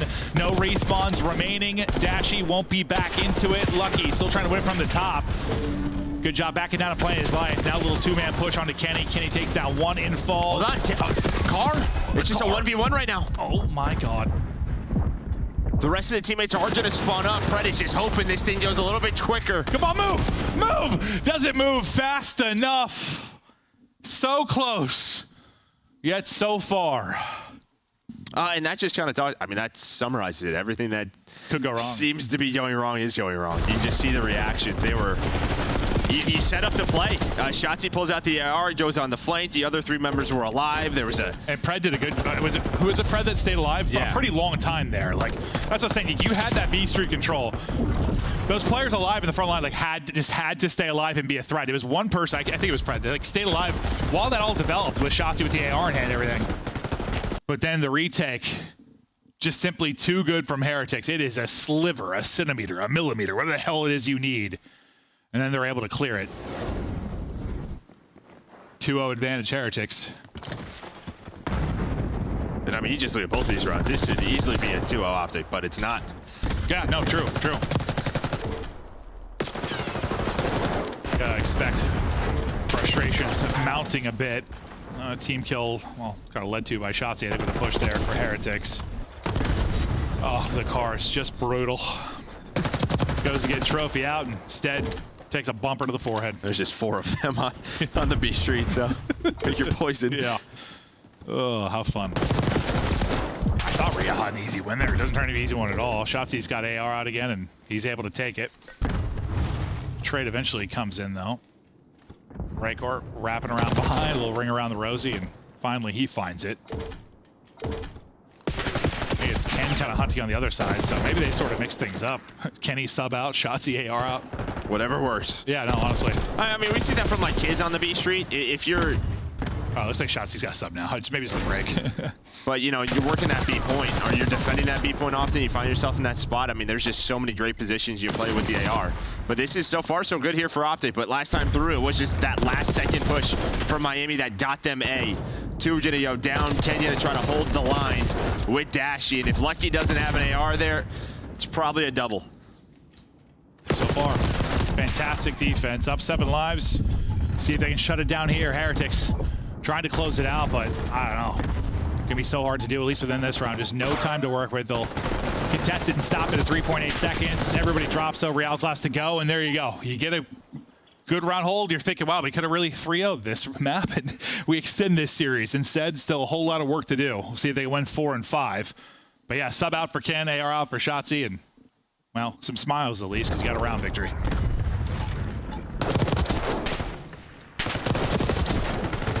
And this was like the big thing last year, even like online. Like they had a lot of close games at OpTic, but all those tiny moments that we've been seeing, you know, like a lot of them went their way. Like, oh, they had a lot of clutches. Like I know so many their clutches. First major win had search clutches were insane. Some wild controls. And I mean, sometimes when it's like that, you're winning. Yeah, the momentum just it feels like a shit. Yeah. When you're just on the losing end of them constantly, it just wears on you. When you're on the winning end, you feel untouchable. Like any kind of scenario thrown at you, you feel like you can walk away with a W. They're not. Yeah, they're the opposite end of that right now. Shotzi right into his hole. See as Kenny gets the first. Opening break can be so important. Shotzi not quite ready for that, but he is able to stay up, and the teammates are able to help him. That's Dashy. It's able to pluck they get Ken pushed. Oh, I thought they would get Ken pushed up and maybe just start to work this B point early. At least get a tick. But yeah, they had a chance there to get Ken in the top window and set up that trap. Pred's on 5 straight. Well, that streak comes to an end, so thinking he might work towards a cruise, but he's still like halfway to go. We'll see if that one ticket B, what it leads to. The timing from Dashy, disgusting. Nope, that time the timing works out, fortunately. He's able to win it. Shot's able to pop out and at least get 1. Can they capitalize on this? They got the sub-aggression here. You got 3 subs out. You're trying to change the tempo, change the fights. Because like a lot of times, yeah, it was like Pred and Shotzi getting forward. They drop, and then you got 2 ARs in here just getting melted. 3rd sub seems to be helping right now. Well, you're taking a really long route. Yeah, you're just too late. If you are Røkkr, maybe you're just trying to find the kills and maybe set up a trap. But yeah, you have that extra tick, but need 2 more. Maybe that first one done early will help on out. Yeah. Shotzi trying to get forward inside Art is able to play his life. Now just trying to be annoying. Yeah, how long can he spawn players out? He needs his teammates to win some fights though, and Dashy is able to do that. Let Shotzi just worry about them dealing with him. If he can play a little ISO game and just influence spawns, that would be great, and he's been able to do just that. Not working towards the second tick just yet. Shotzi now has 2 to deal with. It allows his teammates to push up the map a bit, but now what do you get out of this? You've got B street control. Oh, Ken, I thought had that one won, but Røkkr, he has, again, had his number throughout. You just get gunned from every spot, and now that B street control is gone, you're back to step 1. Yeah, it might look a little different if, like, Pred's able to stay alive that first time he touches the point, but he just tries to dive across it behind the tree, ends up getting taken down. Still, if you're OpTic, still a minute to work with. You can see what they're trying to do. They've had a couple of opportunities almost to like get this set up.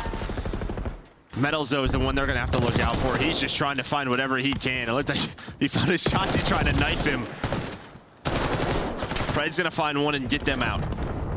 All right, now they get out. With 45 seconds left, you don't have a whole lot of chances for this. And problem is you've got Røkkr in this position. Okay, so they clean him up at least. Maybe step one. Nice shot from Metals, though, to stagger this upcoming push. Real backed up onto the point and pausing the clock. Go OpTic Texas for a moment, but Pred dying quickly. You've got a trophy here for coverage. We'll see how much that might end up helping. Lucky, though, but a pounce from mid-map. Can't turn it into two. Kenny gonna be the last man here to maybe make a play.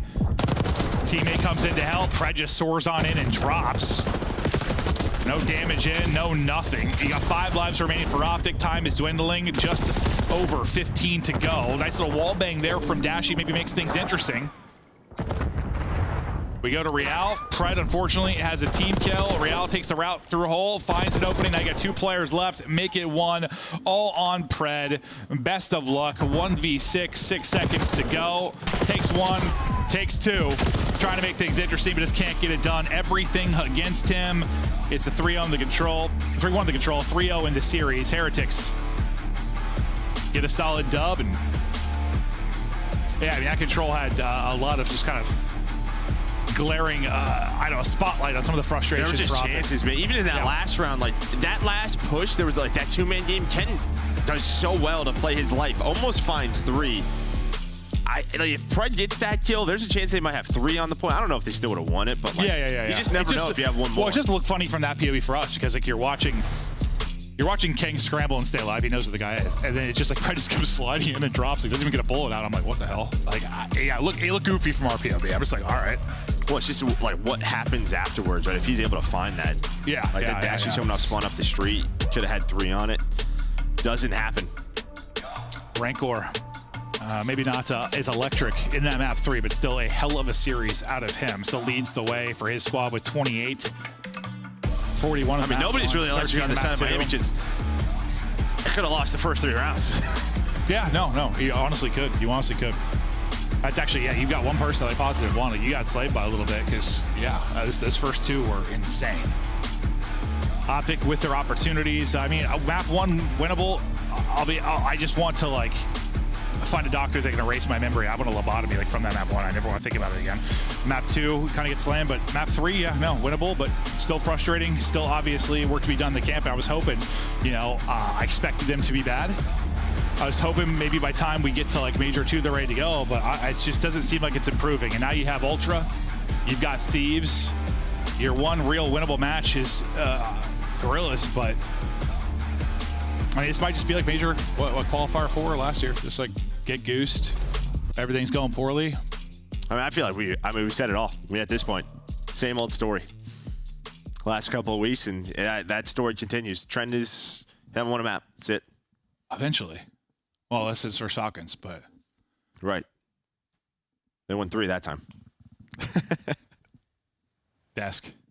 I'm on board with the OpTic are showman conspiracy. They purposely throw 7 matches in a row, and then they win a huge tournament. Last year, they did that before champs. Maybe they're doing it in front of their home crowd again for Major 2. Dude, it's possible, 100%. Okay. Just for the stories. LAG and Vegas Falcons still without a win in this qualifier. There's 3 of them. And let's take a look at why OpTic didn't get a win in game 3, though. Another close moment or 2 for Miami Heretics, but they always come out on top, and you called it at the top of the show.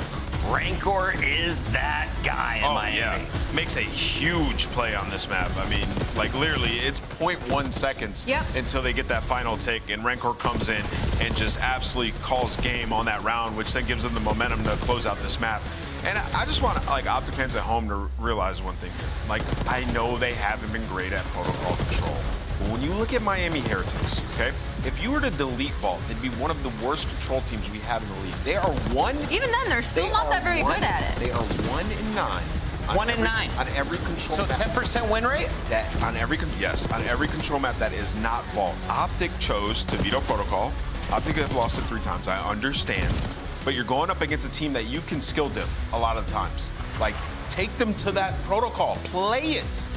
Heretics cannot win any map that isn't Vault control, but they decide to square up, and this is what happens majority of the times when teams square up with Miami on Vault. You are going to lose. So congrats to Miami, man. got gifted a dub there. Org-wide mistakes right now for OpTic, and you hope they can fix it soon because it's just 3 matches away until your major, and this is a team that has a lot of pressure from their fan base to perform. Yeah. They just won a world championship, though. The talent is there. What we did see, though, and we need to acknowledge, is just how good Miami is. Let's take a look at our scuff play of the game. Some of the best moments in this series came from Real and Røkkr. So good. This, the end of the hard point. Let's go all the way back to game number 1. This is where Miami set the tone. Less than 10 seconds on the clock. OpTic with a short lead. Miami wins it. Yeah, so same type of situation, right? You got Miami Heretics. They're spelling out on the front side of things, and they just won all the opening gunfights, and now everybody's set up for success. Lucky trying to watch this opening hallway, but he has Overwatch, right? So Shotzi gets shut down by Røkkr, who's sitting at stage, and OpTic just doesn't have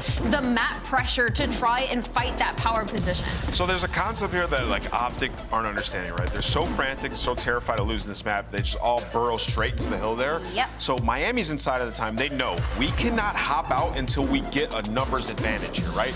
Because if OpTic were to just burrow in, like we're gonna just straight up win and we can stay in time and then hop out once we get 4 down. OpTic take no routes. They walk straight up to the time and give them exactly what they want there. Miami playing well though, right? Giving themselves the preferable side of that hill and closing out at the very end, but just mistakes, man. I have to point them out. We welcome in Real with this win. I believe you jump back into the top 8. That would put you in winner's bracket. You guys snuck in there in Madrid. You went on to finish top 3. How is the team feeling right now? I mean, the team is feeling good. I know, like in the minor, like we got top 12. I feel like that series wasn't like the reality of our level, but like the team is feeling good. Why didn't you die in search? Really, a 3.33 is kind of insane, bro. I don't know. I just adapt this time. Just adapting. Understood. Unreal series out of you and Røkkr. Unbelievable. I wanted to ask, as we head closer and closer to Major 2, after such a performance at Major 1, what is like the Miami Heretics' main focus right now? Because there's a couple things that can be tweaked. You know, the map pool can always be expanded. S&D, a couple of things. Control, a couple of things. What are you guys honing in on since we're only about 10 days out of the Major, since you can't do everything at once? Honestly, what we're trying to do is just like be more consistent in every game mode, because I feel like whenever we get better, for example in hardpoint, we get worse in S&D. So we're trying to find a consistency, and yeah, that's what we're focusing on. Trying to gain without losing. So Real, at the last major, you guys had a pretty deep run. Long tournament, you guys were unbelievable. And you learned a lot, like the first time you guys as an organization, as a team, did that, right? So how do you do that again? Like, what did you learn during that run? You're like, okay, we can do this on land all season. Honestly, I don't know what we learned. I mean, what we learned about each other is like that we can do it. Like now we have that confidence, like to like be able to win a tournament. Like I don't even know like what to say, to be honest. It's just like experience. I know that feeling. So I was trying to see if you could put it into words, but yeah, that confidence. There was a 3-fingered pirate who snuck in there. Røkkr getting a little cheeky. Yeah, that's for Røkkr. That's for Røkkr. Oh man. So Real, how does the team celebrate after a 3-0 over one of the best teams in Call of Duty history? Honestly, we're gonna keep doing the same thing we do every time. It's just another team. We don't care if it's OpTic or if it's Falcons. We're just gonna keep doing the same thing. All right, man, we look forward to your remaining matches. You guys are on pace to start in the winner's bracket come Major 2. Thank you. That's Real, a much-needed win that could have gone either way today. OpTic fumbling the bag in map 1. It starts to spiral out of control as you take them to vault control. Don't do it again. No. Learn from OpTic's mistakes, the rest of the league, as we take a look here at the standings. Walk me through this alley. Who's moving up? Who's moving down before we get to Texas? Well, Miami Heretics just jumped the Boston Breach now. They're going to be on a watch here as we just saw them get handed a loss today. I'm really interested in how far Vancouver's Surge can climb, to be honest, as well as Cloud9. Them getting handed a loss today, sitting at that 2nd seed. Like, keep proving your worth. Keep keeping that consistency. Also, Minnesota Røkkr. What version are we going to get of them? There's still so much movement. Yo, 3-2. Pump the brakes. Listen, 3 p.m. mini is way different than 7 p.m. Minnesota. I didn't even say anything. And today they just got. It was a 16-point difference in hardpoint, a huge difference in search, and then game 3. Yeah, you want to talk about it? They lost. Picking them and losing, it's fine. Listen, they lost to FaZe. all right? Listen, how many teams can say this? Does this happen to you every game, though? Twice? Twice? I mean, yeah. That's diabolical. Honestly, though, I'm kind of happy that happened, right? That is the start of my villain arc.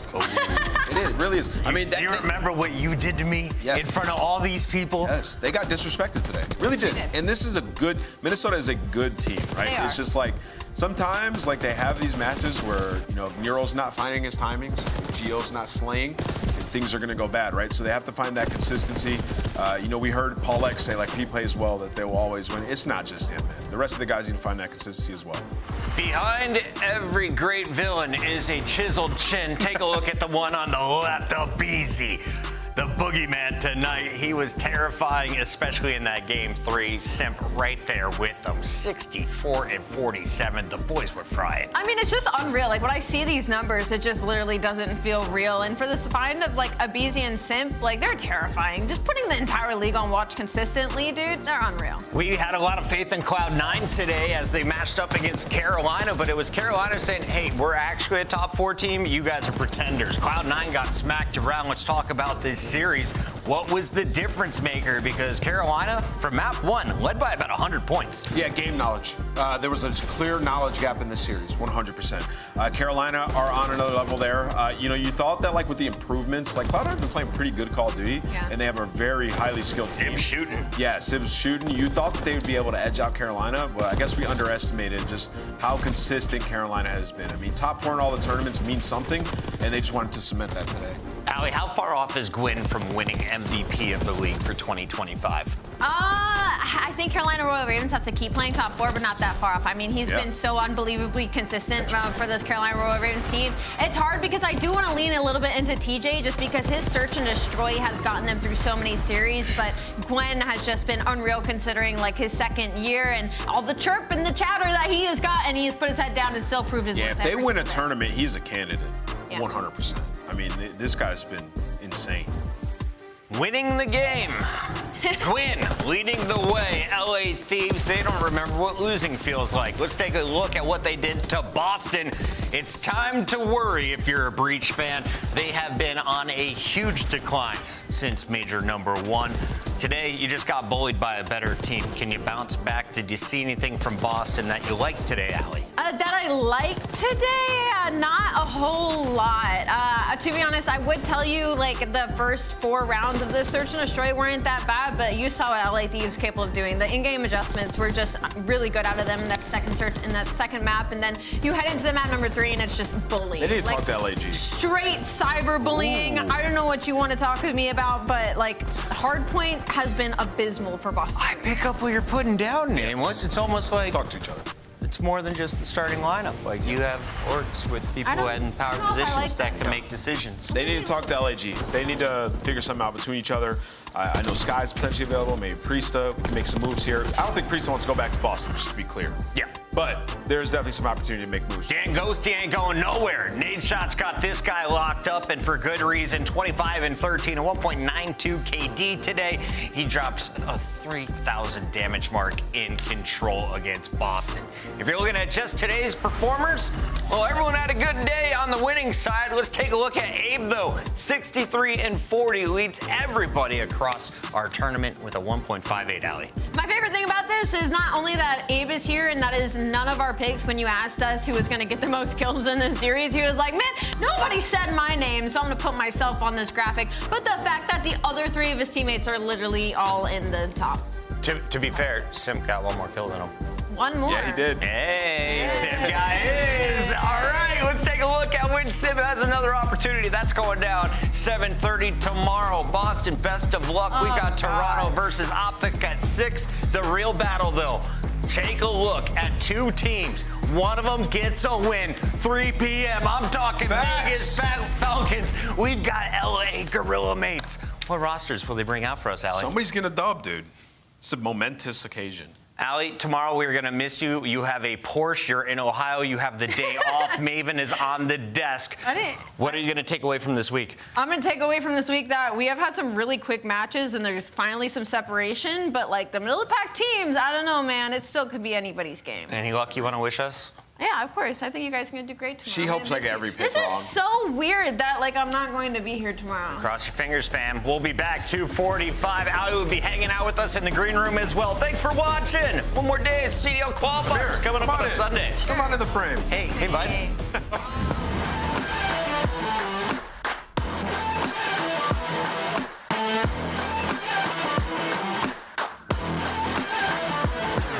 Baggage full of cabbage and I think they lost my tempo. 36 Mickeys on the candy paint bento. Never jabber on, keep my brass knuckles warm. Get the cash from the poor, 60 seconds and I'm gone. Bad when I'm gone, bad man, probably gone. Going fast on the ball, roll a quarter-mile marathon. Jimmy in the Jimmy High Wide, sipping Kimmy got a brand new mark. Lately all together, see something gonna stick. Lazy on a river, need someone on my hip. Maybe on the 18, no rim. Baby, you ain't never seen nothing like this. Nothing like this. Nothing like this. Alright, go. Like this. Nothing like this. Baby, you ain't never seen nothing like this. Nothing like this. Baggage full of cabbage and I think they lost my tempo. 36 Mickeys on the candy paint bento. Jabber jabber on, keep my brass knuckles warm. Put the grass on the one, get the cash from the pawn. Nothing like this. Nothing like this. Nothing like this.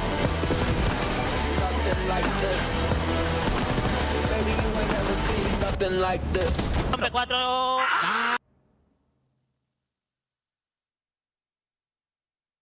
I need him on the right somewhere for sure. He's car behind us. Back right,